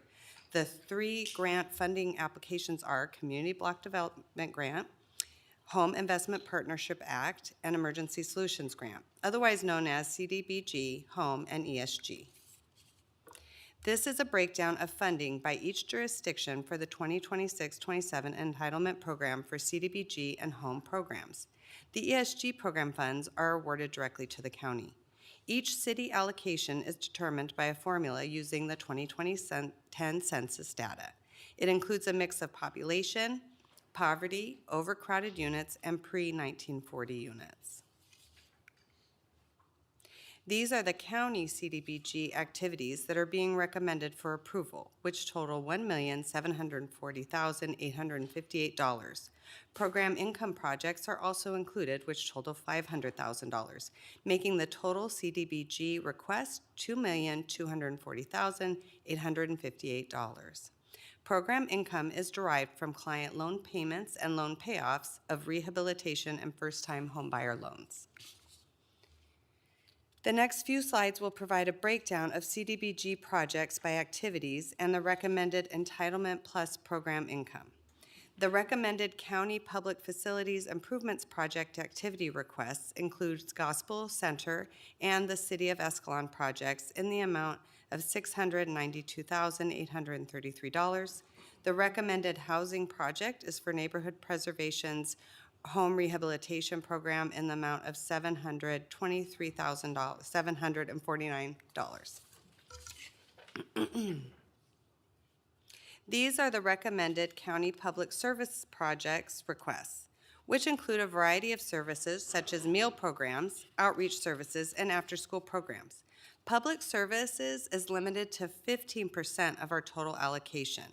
This is the activity that receives the largest request for funds. This year, the county team determined to only fund the top 7 scored projects. This will enable funds to provide more support to the programs funded. This change was announced during the workshop held on December 17th for all interested parties. The public services activity total is $234,596. The county administration portion of CDBG funding is $489,680. Program income funds were added for county's rehabilitation housing program and administration, which total $500,000. The total recommended CDBG funding request is $2,240,858.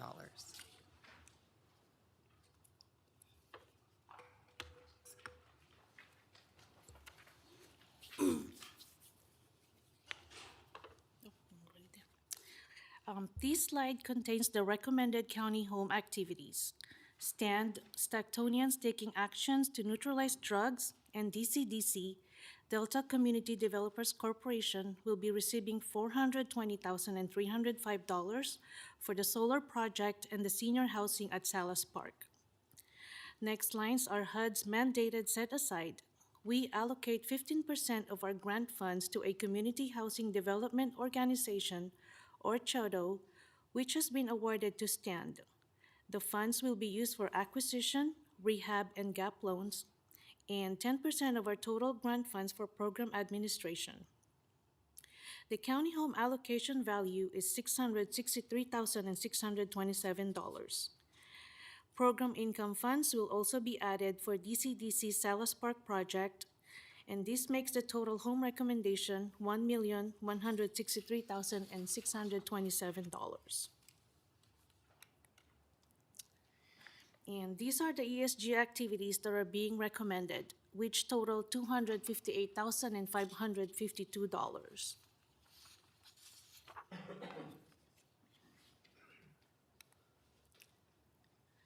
These items are the recommended ESG emergency shelter project request, which total $135,740. And the following are rapid rehousing homeless prevention project in the amount of $103,421 and administration in the amount of $19,391. This makes the total ESG recommendation $258,552.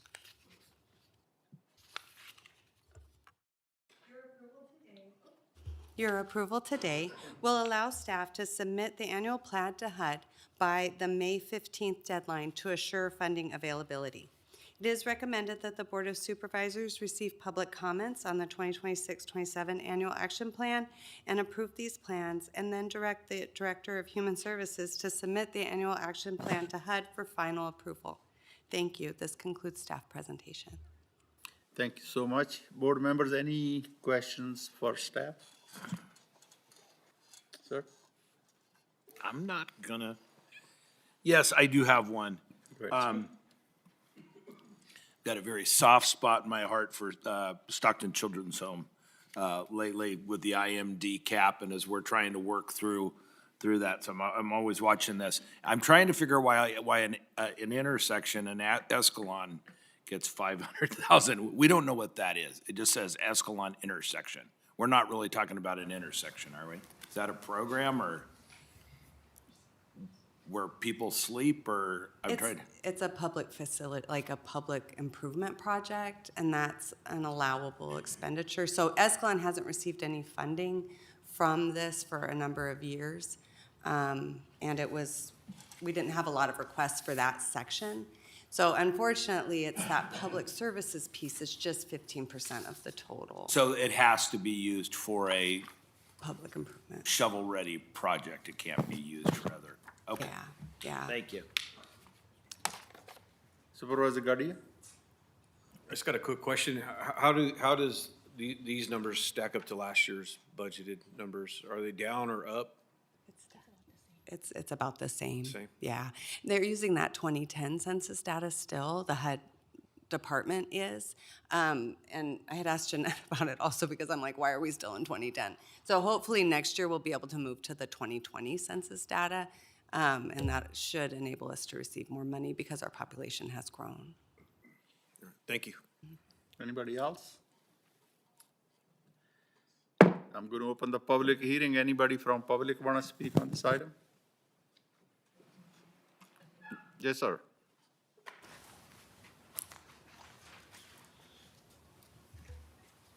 Chairman Dalawa, Supervisor Gardia, Supervisor Canepa, Supervisor Ding, Supervisor Rickman. I want to come to you with some great news. Great news that from the time I've been here at the at the mission as the chief encouraging officer. I have had the opportunity to be able to share the love of Christ to so many people. But I want to tell you, I couldn't do what I've been able to do without you guys. And I want you guys to hear what your money has done. It's always nice to know you get a report of anybody who does investments. You want to know what your money's doing. I want to tell you something. We had the PIC count that just came out yesterday. It was 3,306 was what the PIC count was. That's 1,000 less than last year. That's huge. That's a big thing.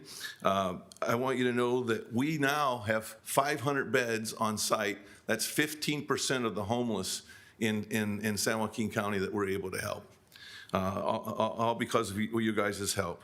I also want to let you know that we've had 256 graduates from the time I've been here. It cost $69,100. I think that's a low number, but it was a number from UOP. I don't think it really gets into all the numbers of what it costs for the hospital stays and everything like that. But we'll use that number, 69,100.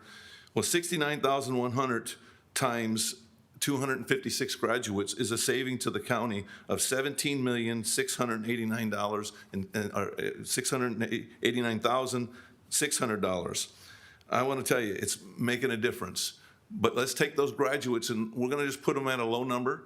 I know a lot of them make a lot more money than this, but we're going to put them at $20. So you got 256 making $20 a year. That's an approximate income coming back into the county of $1,945,000. That's including taxes for local and federal coming back into the system that used to be, and I got to tell you, it's making a difference, and we're seeing the effects. And I want to tell you, couldn't do it without you. Thank you guys for your time, your investment, and come and check it out anytime you want. I always love to let people talk to the students because the proof is in the pudding. Thank you, Chairman. Thank you, sir. Anybody else?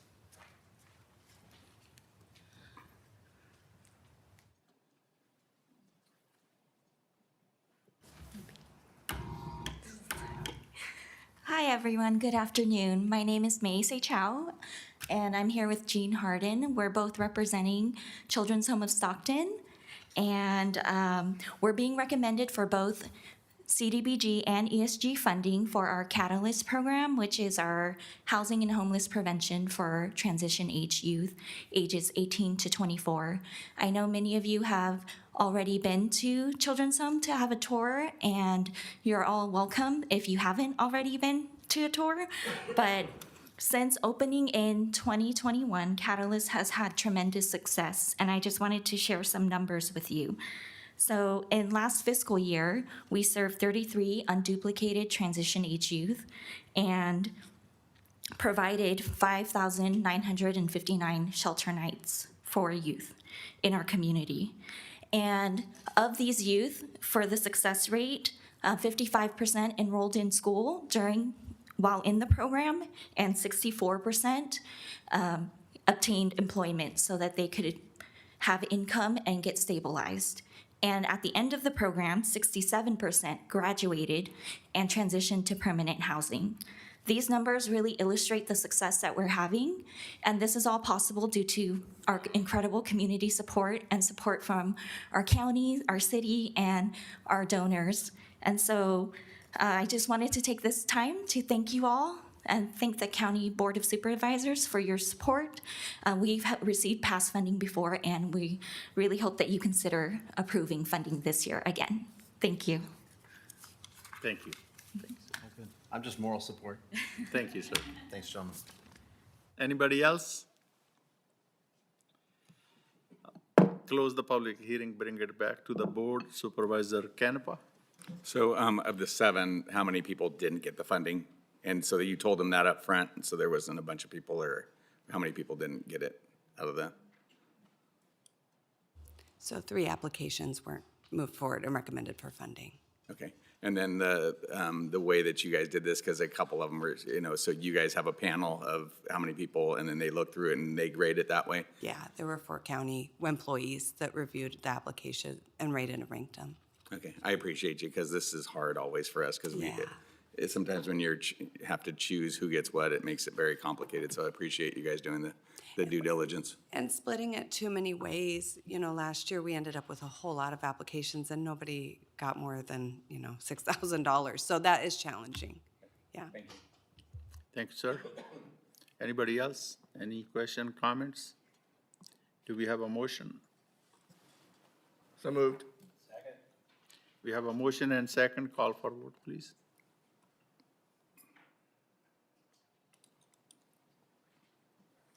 Motion passes 5-0. Thank you so much. Great job.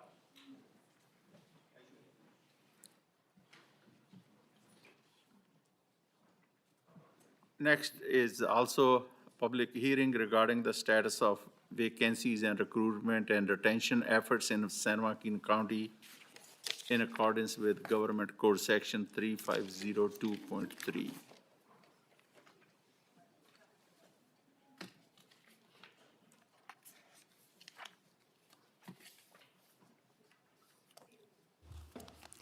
Good afternoon, Good afternoon, Chair Dollywall, members of the board, County Administrator Regalo, and Council Kiernan. I am Jennifer Goodman, your Director of Human Resources, and with me today I have Nicole DiVincenzi, who's our Interim Assistant Director, who will be providing the required presentation on behalf of the Human Resources team.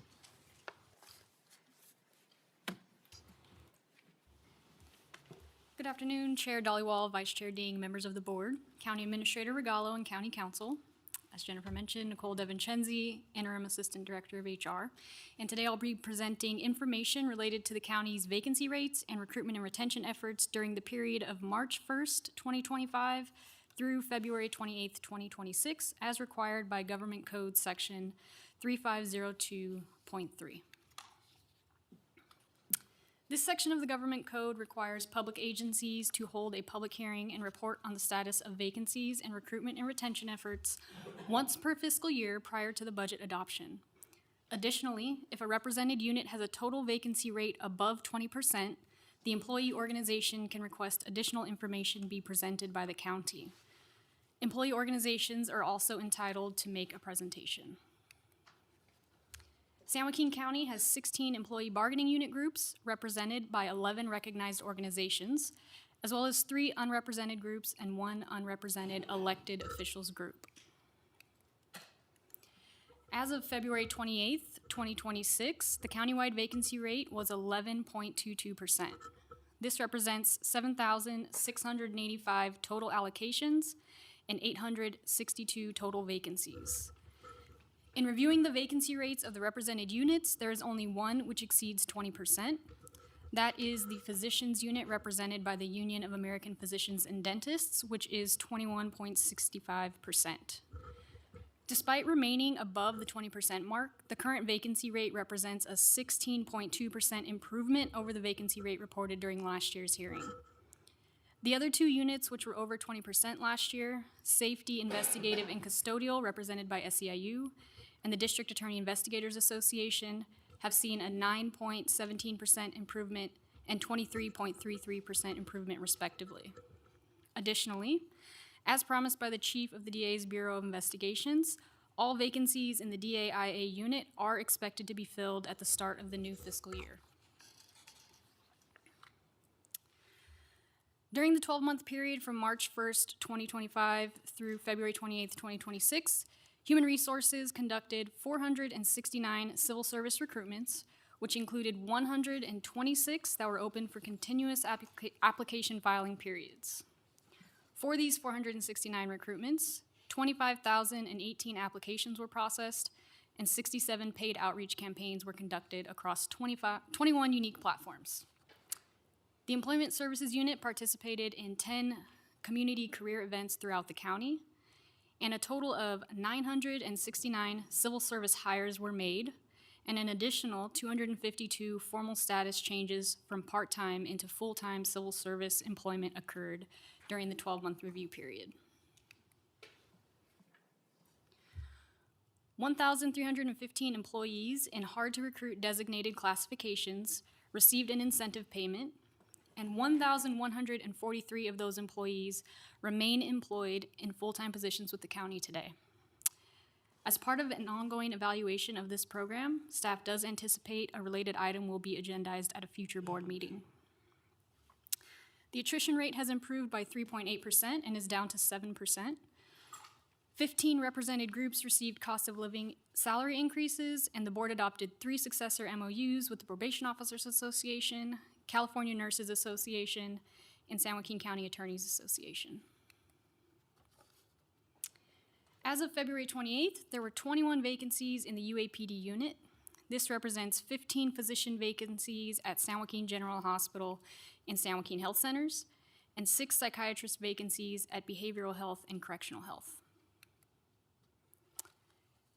UAPD represents physicians and psychiatrists, which are non-civil service classifications.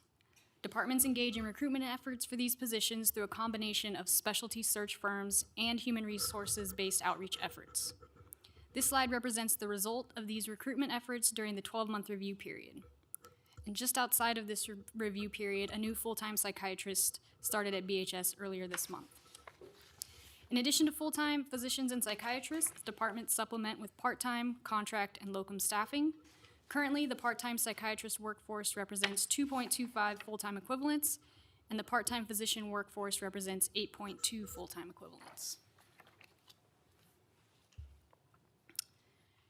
Human Resources remains focused on growing our partnerships with county departments to advance creative and effective recruitment strategies. By working collaboratively, we aim to better position the county as a competitive employer while meeting the evolving needs of our workforce. A key priority moving forward is strengthening understanding of civil service processes across departments while also making those processes more accessible to candidates. Through enhanced education, clear guidance, and the development of user-friendly resources, we aim to promote consistency and improve efficiency by empowering hiring managers, employees, and applicants alike to navigate recruitment and career pathways with greater confidence and clarity. We are also leveraging technology to streamline our work. Tools like TDX are helping us modernize workflows and create more efficient and responsive processes. Community engagement continues to be an important part of our strategy. Human Resources will support departments by maintaining a presence at community career events, helping to build awareness of public service careers and connect with a broader, more diverse talent pool. We are also committed to expanding the county's internship program to provide more local students with exposure to careers in local government. This program not only builds early interest in public service, but also helps support long-term workforce development efforts. And finally, we are exploring new opportunities to grow our incumbent apprenticeship program by investing in the development of our current workforce. We can create meaningful career pathways and build the specialized skills needed to serve our community effectively. This concludes HR's presentation. HR did reach out to all labor groups to provide notice of the public hearing and invite them to make a presentation. There are 2 employee organizations who have requested to make presentations in accordance with the provisions of the Government Code.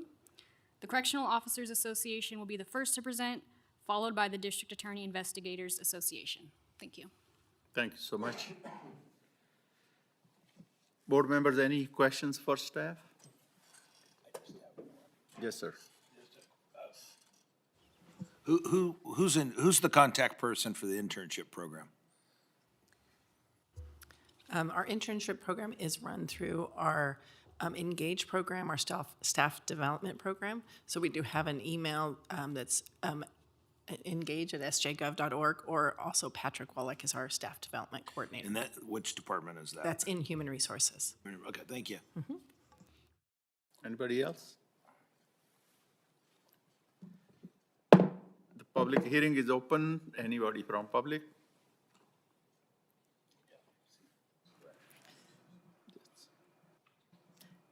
Chair, I believe that there are 2 presentations. Do you guys want to introduce who's presenting first or second? Yeah.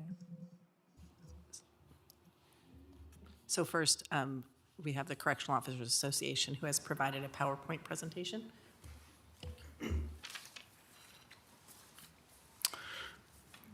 Good afternoon.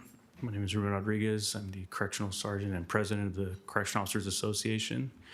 And I have with me my Vice President, Steve Williams, also one of the most brilliant minds in San Joaquin County, that's my opinion. He's going to go ahead and take over for the presentation. Yeah, that ended it before it started. Thank you. Thank you for the opportunity to speak today. Appreciate that.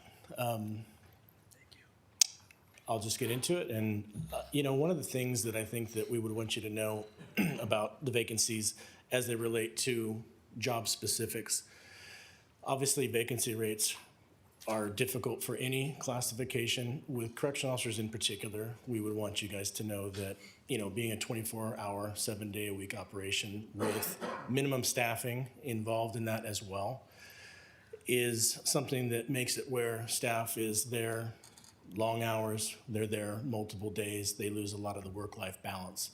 And I think that's what we're seeing with fatigue, and we're seeing it with retention and recruitment issues with trying to retain staff and make it a viable workplace long-term.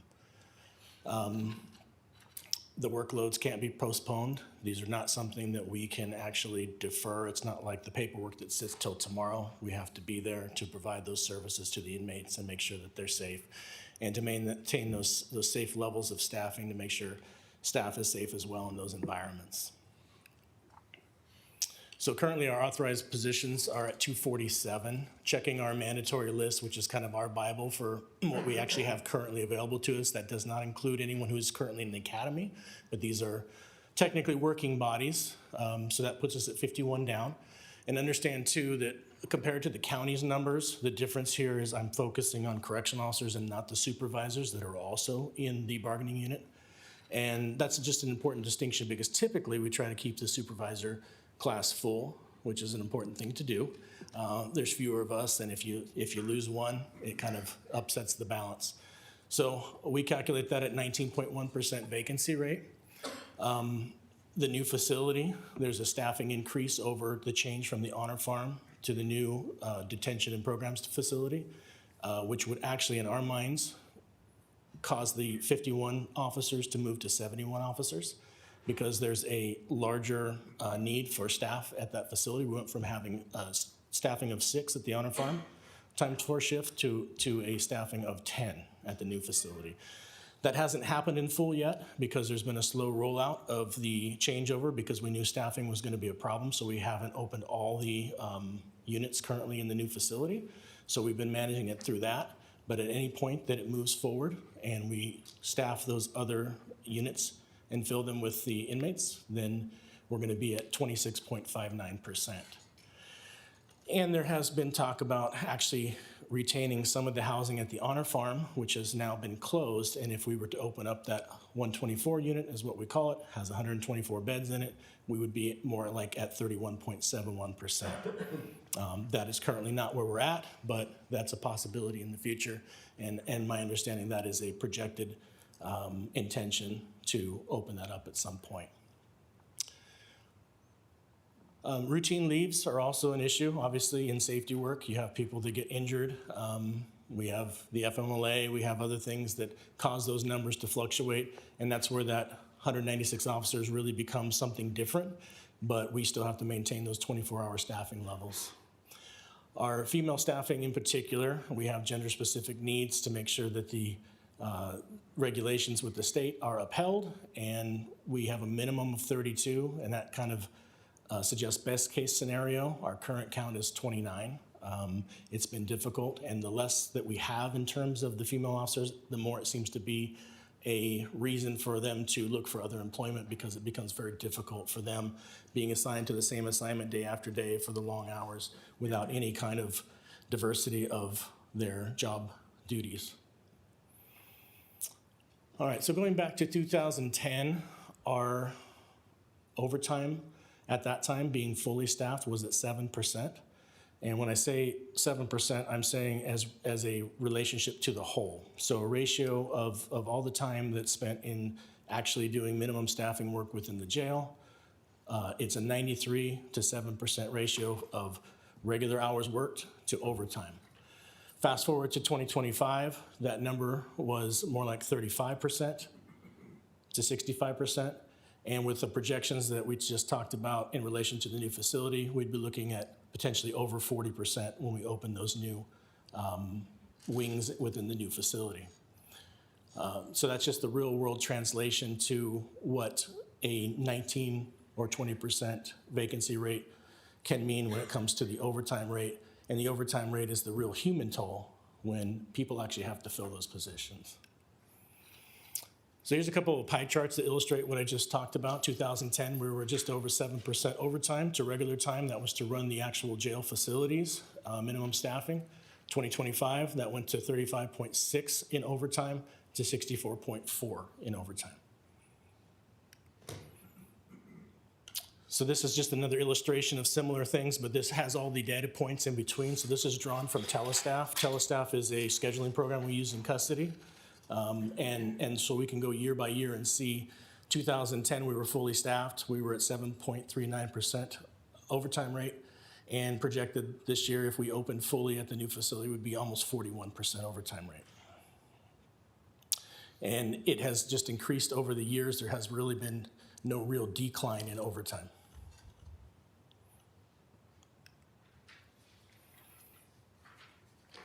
You want to talk about this stuff? Relates to the human aspect? So as Steve was mentioning with the, the effect and toll on the overtime, the way that corrections works in general is you have to have that time for that R&R, and that's really, really been reduced over the years. And so then we start seeing the effects of that. And so there's many reports and studies on the health effects of increased overtime and the burden on staff. And it just, as that chart showed, the gradual increase over time with officers having to do more with less and more often. There's definitely been those struggles, the burnout, the fatigue, that also increase resignations, injuries, sick leave usage, and which then just exacerbates the problems. The impact of the impacts of the chronic understaffing. Officers are facing, increasing violence, assaults, contraband, mental health crisis due to also the ever-evolving changes in custody. We tried to mitigate that as much as possible with different programs and tools and resources. But the main key factor that's missing is more staff. It really doesn't matter how many tools we have in the tool chest. If we don't have those physical bodies there that are highly trained, highly capable to implement them, we are at a disadvantage every shift. Want to talk about you? Yeah. So kind of referring back to the chart as well, we went down in staffing. So back to 2010, let me just start over. There was layoffs, and we lost 33 bodies, and we kind of never recovered from that, but it was also at a time when AB 109 was just about to take hold. And so we got an increased population of serious offenders, violent offenders, and things that changed the job dynamic. At a time, we really didn't need to lose staff, but it was the budgets of the time, and so that happened. And I think that's been a difficulty in moving forward, because I don't know if we've fully addressed at the county level the dangers of the prison inmate, the prison politics, things that didn't happen before, like prior to AB 109, it was rare that you found drugs on a person, in a person, and in jail, and now it's commonplace. The violence is commonplace. There was something to lose when you were here for a misdemeanor or you were pretrial, and now we have felons that are doing serious time, and because of the connection now it has to prison, I think the prison mentality has drifted down into the jails, and they are directing them from those facilities. So the violence has certainly increased as a result of this, and overall the staffing level for sure has not sort of kept up with that, but I think that's a key factor in why people aren't seeking these jobs at this point. Is it's dangerous, it's violence, there's increased risk. Work-life balance, Ruben touched on it, it was touched on earlier, but it's difficult. We have had times here in recent times because of that increasing overtime where we would typically have an 84-hour schedule, but people are working 120 hours or 132 hours. That wasn't atypical at all. And that's difficult for people, and especially when they don't know what their schedule is going to look like. How do they plan? How do they decide when to take their car in for service? They don't know, because we're going to wait till the day before we go on days off to say, okay, we still have these vacancies, and now we're going to have you work Tuesday, Wednesday, and Thursday. And you didn't expect that. And it wasn't atypical at all either at our current staffing level to ask people to work 3 additional 12-hour shifts. And then we have another 2-day off sequence during that same pay period where you might have to work 1 of those. So you might be adding 48 hours to your actual schedule for that pay period.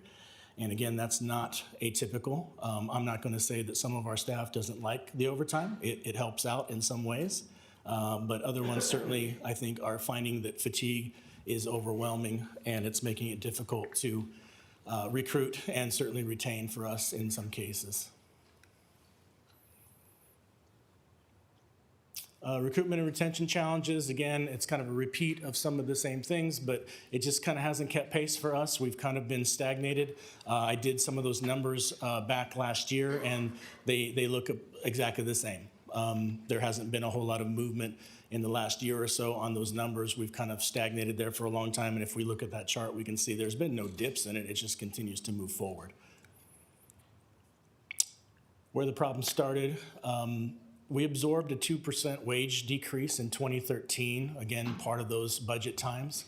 At that time, we also added a 4.5 COLA cost share to our expenses, and we added a 1.5% Public Retirement Act increase to our obligation to pay for part of the retirement cost. And those things, I think, all kind of stagnated the correctional officers' wages along the way back then.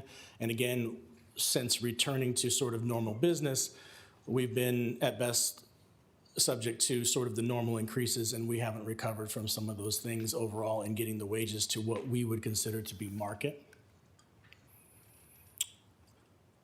So operation and financial consequences: understaffing increases workers' compensation, sick leave use, staffing cost turnovers, loss of experienced staff. It weakens training, the culture, and institutional knowledge.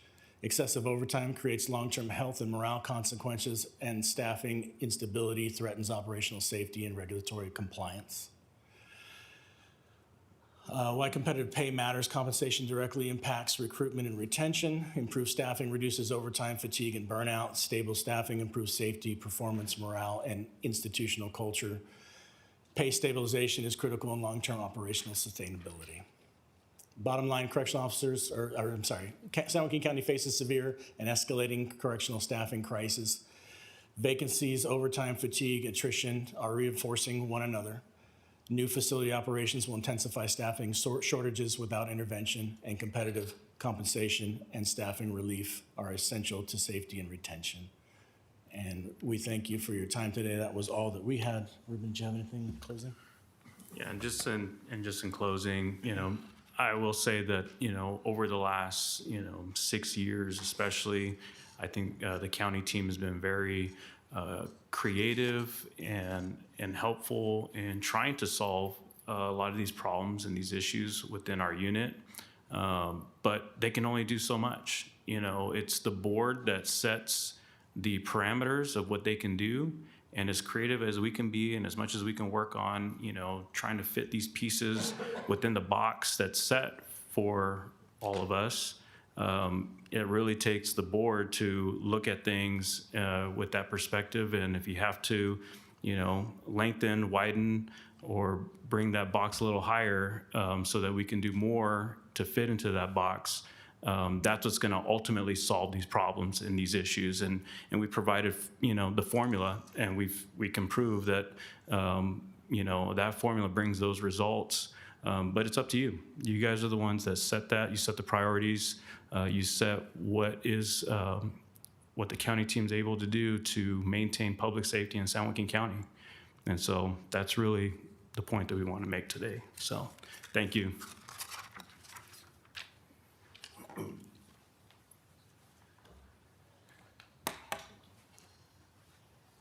Jennifer, who has the second presentation? Next, we have the District Attorney Investigators Association, which will be presented by Misty and Ross.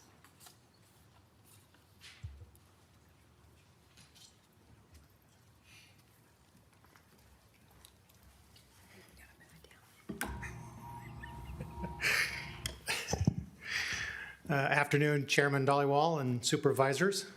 This is the second year I've come before you at this time, and I seem to always follow the veterans' recognitions, and I always feel like an old pair of beat-up shoes at a white black tie affair. So it's humbling when you see those kind of recognitions and really put your place in this world. But thank you for having us.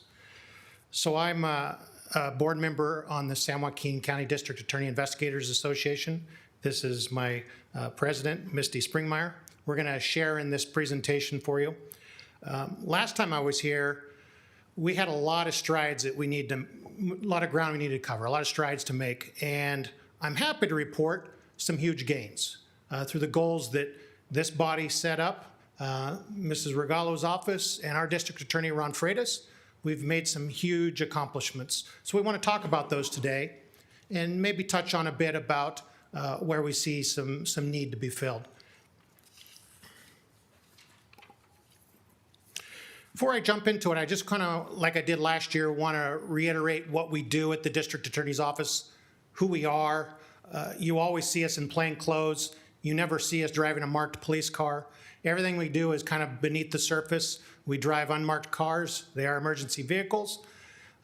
But as DA investigators, we are no different than a police officer at Stockton PD or a sheriff's deputy at San Joaquin SO. We have the same police authorities under the 830.1 of the Penal Code, and we are issued the same equipment as a sheriff's deputy or a patrol officer, whether it be a badge, a gun, a taser, a impact weapon, rifles, you name it, we have the same equipment.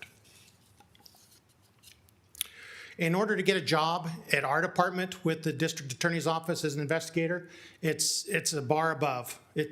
It's not just someone straight out of the academy. It's going to be an individual that has at least 5 years of police experience. And the next slide or two I'm going to show you, it's going to be shocking the amount of experience that we bring to the table in our office. We have investigators that come to us with backgrounds doing the full gamut of crime investigation, whether it's sexual assault, murder, violent crime, gang crime. We have investigators that come to us from a lot of different areas that have that skill set. We also put our candidates through a background process no different than any other police officer, where they are given a full-on psychological. They have to pass a personal history background where family is contacted, prior agencies are contacted, and they must meet muster in order to come work for us. Currently, we have 54 DA investigators. When I met with you last year, we had 35. So we've made a huge stride in that front. The current experience of our investigators is 27.5 years. So that tells you what you're dealing with when it comes to our body of individuals investigating crimes at the DA's office. 27.5 years. That's unheard of. I've worked a number of places in this state, and it was never that high a number of experience that was brought to the table, brought to bear. These are a list of all the different agencies that our candidates and our employees come from. It's pretty much the entire North State. Whether it's the California Department of Justice, to a small police department, to a large municipal police department, that's where our candidates are coming from. They bring a lot of good knowledge, outside perspective that we can use here in our county, but also we have Stockton police officers, San Joaquin sheriff's deputies, you name it, the full gamut. I wanted to briefly touch on the duties that we perform day in and day out at the district attorney's office as investigators. You'll see the items highlighted in red are things that are kind of more new to the jobs that we're doing because of all the hiring. But I'll touch on them briefly. When it says witness transportation, that doesn't just mean go to somebody's house, pick them up, and bring them to court. That also includes victims, family members of victims, family members of witnesses, getting them to and from court and making them feel safe. It's not going to their house, sitting out front and honking the horn and saying, come out and I'm taking it to court. We're making sure they're safe. There's programs available to families and victims to help them feel safe and keep them safe from the perpetrators. So it's a lot more involved than just a ride. Extraditions, that's grabbing people that have active arrest warrants that have fled to parts of the United States and beyond. We've had extraditions all the way into Europe, down into Mexico, and inroads to pick those people up and bring them back here for justice. When it says security and protection, that's not just not making sure our building is safe. That means escorting prosecutors to and from court, sitting with them in court, and making sure that they're not the next victim of attack by the suspect that's under trial. It also includes citizens that work in our office, making sure they make it to their cars safely, and just keeping our buildings safe from people that want to cause harm. We're also very involved in high-tech investigations at our office. Some of the people we've recruited have skill sets that are unheard of in patrol and some detective bureaus in smaller and local agencies. For a complete list, we do things like identity theft, child abduction, welfare fraud, insurance fraud, public integrity, and white-collar crime. I've had many of your staff call me about public integrity cases that they want investigated. We field those calls. We investigate those issues that come to us from your offices about concerns from constituents when it comes to funding that is publicly funded and or individuals that are in public office. A huge component of what we do, and all of us in our office are trained on this, is officer-involved critical incident. It's basically, if a local police officer is involved in a shooting, we come in as an independent body and check to see if there's any criminal conduct by that police officer.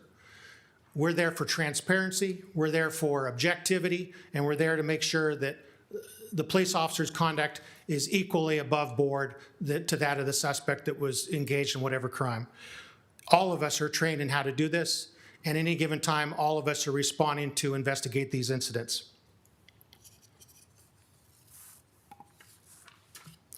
We have a major crimes unit in our office. The major crimes unit has ramped up considerably, and we've also been involved in a lot of training of local law enforcement as of late on how to do large gang investigations, how we do what we do when it comes to officer-involved critical incident shootings.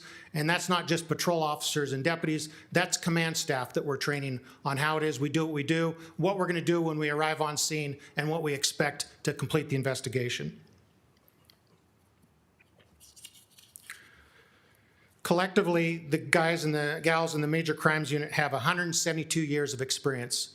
And what they do in that unit is incredible. Whether bringing special skills and technology to help with investigations. This team was very much involved in the mass shooting that happened months ago and are working to bring suspects to bear. The 6 DA investigators assigned to this, several of them come from Stockton Police and San Joaquin SO with decades of experience and knowledge that they bring to us to bring back to those departments to help them solve crimes that are occurring. I'm going to let Misty delve into the task forces that were created from your guys' guidance and goals and talk specifically about what it is they do day in and day out to accomplish those goals. Thank you. Thank you. As Ross said, I'm going to talk a bit about task forces. Ross and I can talk all day bragging about our investigators, but we're going to try to barely scratch the surface and give you just a quick synopsis of some of the things that we're doing. District Attorney Ron Freitas, one of his goals was to get our office back in the local task forces, and with the help of the board and the allocation of those 10 positions, we are making great strides in that area. Up here, we have the task forces that we currently have at least one investigator assigned to. And again, the ones in red, they're either new and a direct result from those 10 positions, or we have bolstered our involvement because of those 10 positions. We currently have an investigator assigned to Delta Rat, the Auto Theft Task Force, AB 109, Human Trafficking, Cold Case, AgNet, Metro Narcotics, ATF, FBI, marshals, and fentanyl. And actually, the marshals and the fentanyl task forces, they're slotted, just waiting for the final appointment of those officers. The investigators assigned to these task forces, not only are they working together with other agencies on their specific task force, but the forces actually work together. One example, recently, several of these task forces joined together, and they had a case where they recovered 25 kilos of cocaine, 1.5 million methamphetamine pills, 10,000 illegal Xanax pills, 100,000 ecstasy pills, and almost $1 million in cryptocurrency. So those are some of the things that we're able to help accomplish because of these 10 positions. So thank you again. Delta RAT, that is the Auto Theft Task Force. Investigator Jose Nuno from our office is assigned to that task force, and he is this year's Don Asher Officer of the Year recipient. And it is directly because of his tenacious, hard work and creativity in this unit. Just a few quick numbers. January to April of 2026, this unit recovered 118 stolen vehicles, which is a $2.3 million value, and made 81 arrests. Not only are they working auto theft cases, they're also making arrests for identity theft, organized retail theft, fentanyl, firearms, illegal sideshows, and freeway shootings. So again, all of these task forces are literally making our community safer. AB 109, they are responsible for ensuring community supervision compliance. But more than that, I would describe this task force as kind of the jack of all trades. This is the task force that gets called when agencies need help with complex investigations. They go out, they make arrests, they execute search warrants, they conduct surveillance, and they were extensively involved in the Stockton mass shooting investigation. Last year alone, they had 93 felony arrests. ATF, we have an investigator assigned to that task force, brings over 30 years of experience, 23 of which as a gang and firearms expert. That task force is going to have a direct impact on our community. Next, we have the Countywide Cold Case Task Force. I am one of the 2 investigators assigned to this task force, so it's very exciting. I can tell you firsthand how exciting this is, and we know that that is a direct result from the board's efforts, so thank you for that. In 2025, this task force was created, and our office co-chairs it with the San Joaquin Sheriff's Department. We are on track to close 10 cases this year using genetic genealogy, which is exciting. It is on the forefront of all technology and investigations. And we have other cases that I think will be closed using other resources as well. I'm sure hopefully we're all aware of the 2 recent cases that have been in the headlines. April of 2026, Donald Lee Clark was arrested for the 1994 double homicide of Lawrence Lohr and Eugene Cates. And then March of 2026, District Attorney Ron Freitas announced the indictment of Joshua Martinez for the murder of Victoria Marquina. Again, I think we could give a full 10-minute presentation on this, but I'll keep it brief. It's very exciting. Yes. Supervisor Gordea, I don't know if you remember, but we were on the courthouse steps together a few weeks ago, and you asked who did the heavy lifting in the Donald Clark case. Well, you're looking at her, and her cohorts, Ed Rodriguez and Wayne Miller, were huge and instrumental in getting that guy indicted. Thank you. So the reason we're here addressing the vacancy rate, just a quick note, in 2024, the San Joaquin County Administrator's Office authorized the creation of 10 additional DA investigator positions, specifically directed at putting DA investigators in task forces and bolstering some of our other units. As you can see, we have direct results from that. At May of 2025, we had a vacancy rate of 38.33%.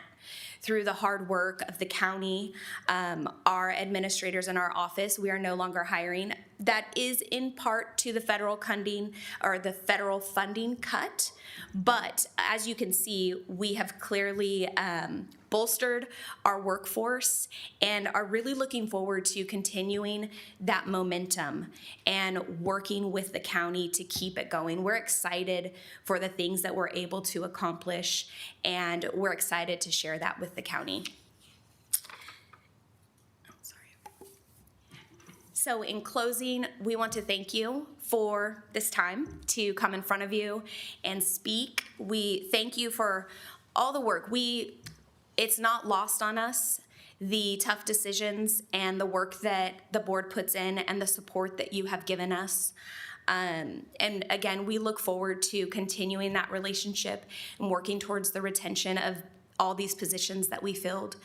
Thank you for supporting us by funding those 10 positions. Thank you for supporting us in all of these task forces, whether it's just, your support or if it's the financial support. All of it we feel, and it really does help us move forward. Ross, anything you want to add? Okay, thank you guys so much. Thank you.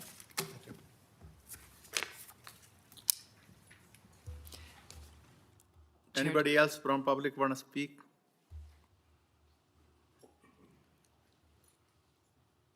Yes, sir. Sheriff Pedro. Thank you, Chairman and Vice Chair and the board. Wasn't expecting to speak, but wanted to come down and maybe on both of these, actually. I know if DA Freitas was here, we partner in many of these task forces, they said, and the DA investigators are pivotal in not only the task force, but our everyday investigations. When we're working on all these extensive cases, they are very much involved, his deputy DAs and the DA investigators. So we really appreciate working alongside by them. And I neglected earlier, and I often do this just because they're always so behind the scenes and you never really see them. But they are an intricate part of all law enforcement agencies here in the county, helping to either investigate during or, like they said, an officer-involved critical incidents or any of those things. And I'm sure if DA Freitas did not ask me to come here and do this, so I hope I won't be in trouble. But I know he's taking care of some family matters and would be here if he could. And just wanted you to know from one department head that their work is amazing and it really helps alongside with all the law enforcement agencies in here. And secondly, I wanted to talk, my correctional officers just spoke, and I was really kind of upbeat after my yesterday's staff meeting about our COs and the positions that we're in, and that was pretty depressing to listen to. But we've got a couple good things going on. Earlier I spoke about our retention and hiring programs that you guys have supported, and they've made a big difference in our numbers so far. And I was briefed yesterday morning that we were down just 38 positions in our CO side, and that's pretty good. It hasn't been that low, I don't think, since I've been sheriff. And I was excited about that. And we have 10 in the academy right now. We had 12, 2 already quit, but we're hopeful for these 10, which would kick it down to 28 if we could keep them around. And they're absolutely right. You guys it wasn't this board, but a previous board was kind of snowed on the new Dorothy facility, as I call it, where they were going to say the staffing was going to be the same, but it ended up, it was actually going to be, we're going to need probably, I think it's 16 more bodies to do that. And I don't know if we've budgeted for those yet or not. I don't know if those positions are taken into account here. So that does kind of impact us, but we're slow rolling that over there as much as we can. And another exciting thing we had is that the president of the Correctional Officers Association and his team came up with a thing called the 96-hour plan that we've got our correctional officers on now. And it doesn't really cut down on any overtime, but what it does is it pre-schedules the mandatory overtime for officers. So the feedback we're getting, we had a little 3-month trial period here, and we're very excited about the results we were getting on that because now our mandatory overtime has almost been cut in half. Once again, that day they worked is mandatory, and it is an overtime day. So it's kind of a different way of looking at it, but in this 3-month period from March to where we are now, last year, there was 4,500 hours of overtime for the correctional officers, and now it's down to 2,197 hours. So it kind of cut it in half, and those who now are also, some of the officers are able to not even have to work that one because the mandatory one that they're scheduled, because other officers who want the overtime are asking to do that. And so I'm hearing that most, if not all, of the COs are getting their weekends off, that their pre-scheduled weekends off and things like that to spend more time with their family and some more of the days, because the overtime is becoming less and less. And I think if we keep moving forward as we're doing, and I know there's negotiations going on right now that I really can't talk about, I guess, but I'll say it anyways, even if I get in trouble. I think there's a good offer on the table, to be honest with you. And these guys may disagree with me. I think they do. But I think if we have a prolonged fight about this, that does nothing but hurt our ability to attract other candidates. And I think if we can get that going and then know that better times are to come in the future and that they'll be taken care of at a later time, maybe a few years down the road when we start to go back in negotiations again. But I think there's a decent offer on the table, to be honest with you. And I just wish they'd take it and start getting that money in the pocket of their employees. But that's none of my business, and I don't know if I'm supposed to say that or not. But anyways, once again, we appreciate everything that you guys have done to try and help this. They are right. These are difficult times. A lot of these times are because of people. We may have these bodies, that doesn't mean they're necessarily working. They brought that up. They could be off sick. They can be off injured, all kinds of things, long-term disability. And another thing we need to do in this county, and I've talked about it before, is do a better job at getting people off our books that have been off for months and months and years, that are taking up positions that we could fill and hire if we could get them off our books and keep this process moving. So I think what we're doing is on the right track. We appreciate all your support over this time, and hopefully next year or the year after that, they can come back and say, hey, we've turned this thing around and it's a lot better. So any questions? Yes, sir. Can you explain that, what you mean by getting them off the books? Well, the problem we have is that, somebody can have an injury and it turns into a long-term disability, and then as that one heals, all of a sudden, I've got another injury, and that happened when I was in my rehab, or it happened in whatever. And we have to do a better job of working with our doctors, maybe doing some investigations to make sure that people aren't scamming the system.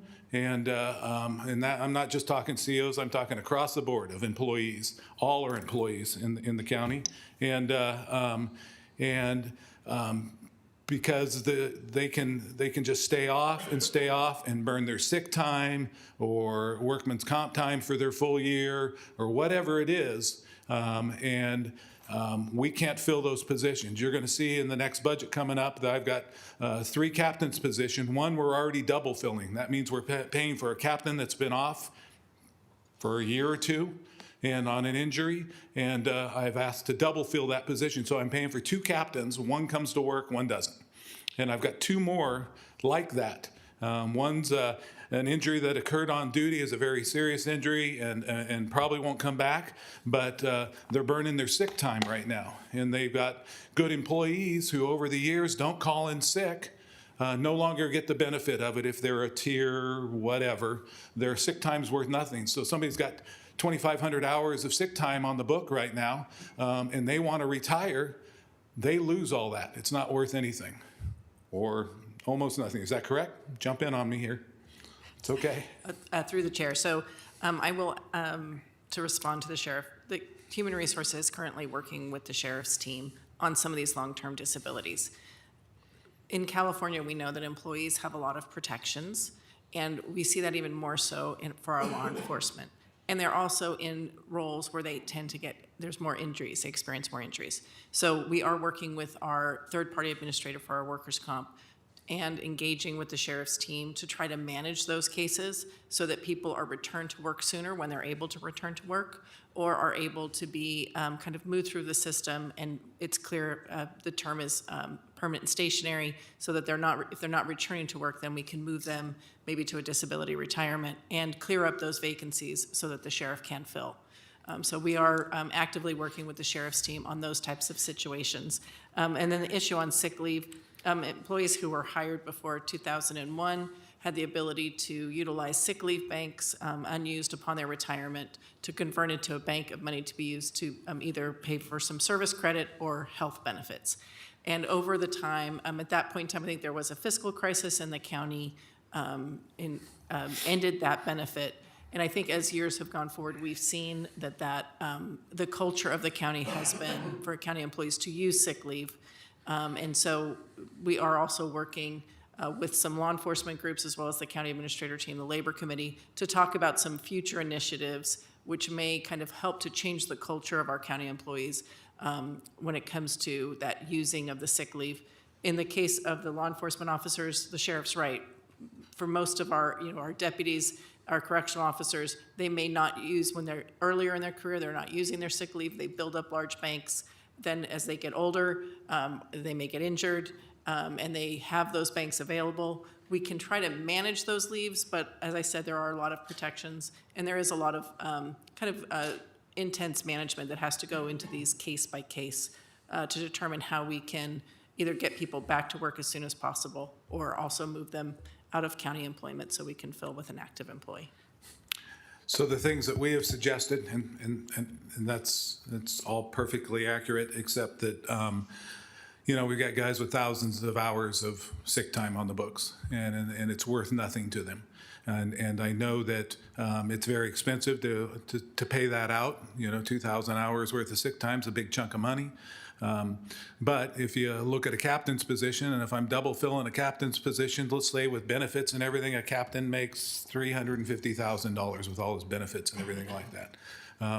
Now I've got two of them. There's $700,000 right there that we're paying, and who knows how long that drags out. If I've got three of them, you can imagine how much that is.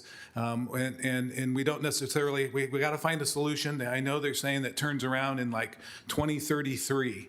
Well, by then we're gonna be in real trouble. So with staffing. So if they can make that worth something like, for every so many hours, you get another year of service credit towards your retirement or whatever it is. There's like 3 suggestions on the table, I think, from the DSA. Anything like that we can do. Or for the older guys, it counts towards your medical or something. And I don't know what the other one was, but we got to do something before 2033. We should probably do something before 2027 because I can't keep double filling positions, and it's really hampering us, and it's hampering the COs when they have people off, and we may only have 38 vacancies, but if there's 20 or 30 people off, sick, injured, or whatever, and that's the nature of this beast. She's right. It's a job. You go hands on. You're on your feet all day. You're working 12 hours, whatever it is, and suddenly you get in a fight. You can pull and twist and break things, but we got to do something to either say, okay, you can't do this job anymore and you're retired, or get them fixed quicker, or whatever it is. But we've got to do something because those are the ones that are really impacting us now, I think. So, does that answer it, sir? Supervisor Garcia? So I got a couple questions and I got a couple comments. So SJ Sarah doesn't allow to buy 1 hour's worth of airtime, like CalPERS? Currently, that benefit, I believe it is legally available. It is not something that we've negotiated. That was part of what was suspended in the early 2000s when the county, I think at that time, was looking at some financial crisis and determined it was no longer something that they felt was financially viable. Yeah, and I will say culture, but when you work for an organization for a long time, and you put a part of your lifetime into it, and I think people forget that sick leave is actually an earned benefit, and when you get in a position that there's no value to it, And we've talked, something we don't talk about is gap insurance, from the time you retire to you're able to qualify at 65 for Medicare. We've talked about a trust or something, in the future, which would benefit retirees. And in my opinion, it's a good tool for recruitment, because now you're offering your new employees the opportunity to have a retiree healthcare trust, which is not taxed before, not taxed after. So there's the tax parts of it. Mandatory policies are Band-Aids. You put these mandatory policies or guidelines in place to kind of fix what's happening now, but it's a Band-Aid for the future. And bottom line is, you need bodies in those positions to fix the mandatories. Overtime will always be part of public safety, but it's finding that happy medium where it's safe for our employees and safe for our community members. I do want to make a comment for the DA. I was really interested with the Eugene Cates. He was a kid that I went to high school with, and I'm not gonna say I forgot about him, but to see his picture, and I remember the day that he got killed, and I was shocked what happened, and to come find out years later that we actually find the person guilty of doing that. Or I don't know if he's found guilty yet, but he's at least going to be held to his wrongdoings. But hats off to that team and the hard work that you guys do. But I just want to add to this too is, I've sat on the other side of the negotiation table. It's a tough position, especially in the position I'm in now, is that we all know that we got tough times coming, and money's going to get tighter and tighter. And the last thing that I would want to see anybody go through is a bankruptcy. And there's a no win for anybody. And so that, us, and I'll speak for myself, but in this position, we got to find that happy balance. And regardless of, of going into negotiations, you're not going to make everybody happy, but we got to find compromise. And that's the key, is compromise is the key for the future. So that's all I got. Thank you. Thanks, sir. Supervisor Canepa? I just have one question. The minimum for women, how many in the academy do we have that are women? The 29 number, I just learned that today, and we need 32? I think we said we were down one female. Are they here? Are they gone? Probably putting something on my car. But I think they just said we were down one female at this time. I know we're down one correctional sergeant at this time. Do you remember what their number was? I would think it was one female that we were down. So, but it is difficult. We have mandatory laws that females have to be in certain areas. So that impacts them. We don't have more than enough females that we can move around and give them a chance at all the special assignments and all these type of things when we're short females. So they get stuck doing these same jobs all the time when their men counterparts don't. They get to work over here and over here and over. No, we need a female there. You're there again and again and again. That's the problem. Okay. So we need to do, and are working. As you know, my PIOs are mostly females, so we're doing everything we can to attract females and let them know what a great career this is. So. Okay, thank you. Thank you, sir. Thank you so much. Thank you all. Appreciate it. Anybody else? Anybody else from public? I'm going to close the public hearing, bring it back. Supervisor Ding, Vice Chair Ding. Yeah, just a real short 30,000 feet comment. And Supervisor Gardia, I really appreciate your comments, because we are heading to tough times and we have to watch everything. And to me, it's just a matter of what your priorities for the county are. And we've said over and over, public safety, is our top priority. I don't understand your job. I don't understand, well, a little bit of Sandy's job. But, we do this department by department negotiations on employee packages and so forth. And pretty soon, to me, it just almost feels like who's ever at the end of the line in negotiations, that's kind of what's left. We took a pretty a firm stance today on recognizing we can't shove all these burdens over to the private sector and to our taxpayers. We got to tighten the belt there too. I also think with the rest of the departments, we're going to have to look, if you're fully staffed and we're negotiating pay increases, Should we be paying more attention to those departments that are having, gaps, that are higher? And anyway, a balance. It's not necessarily department by department. What's our priority? And maybe we need to shift funding. Just a thought. Thank you, sir. Anybody else? Do we have a motion? Through the chair, I don't believe a motion is required. It's not- As long as the public hearing has been conducted, okay, we've met our got it. requirement. It's 4:00, so. Yes. Thank you so much. Appreciate it. Board members, any comments? I just wanted to say one thing, Supervisor that we went to One Voice in Washington DC. So usually when we go out of the state, it's a requirement. So I just want to thank for the county staff that went and the productive meetings that we had and trying to bring home money for infrastructure jobs and keep the relationships with our electeds there and the people that run the country healthy. Thank you. You, sir? Anybody else? Any comments? Yes, sir. Promise to be short.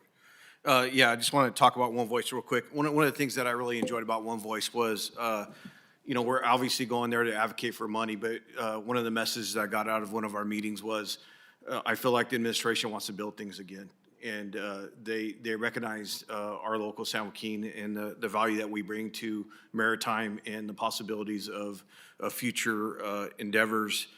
And one of the, it's not just the access to our port, but also that they're much aware of the skilled workers that are going, the 100,000 workers that are going over the hill to work in the Bay Area, and that how we could keep them in our valley and give them jobs here. So that was one of the positive things that came out of One Voice for me. Thank you, sir. Anybody on my left? No? Thank you so much. The meeting is adjourned to June 2nd at 9 a.m.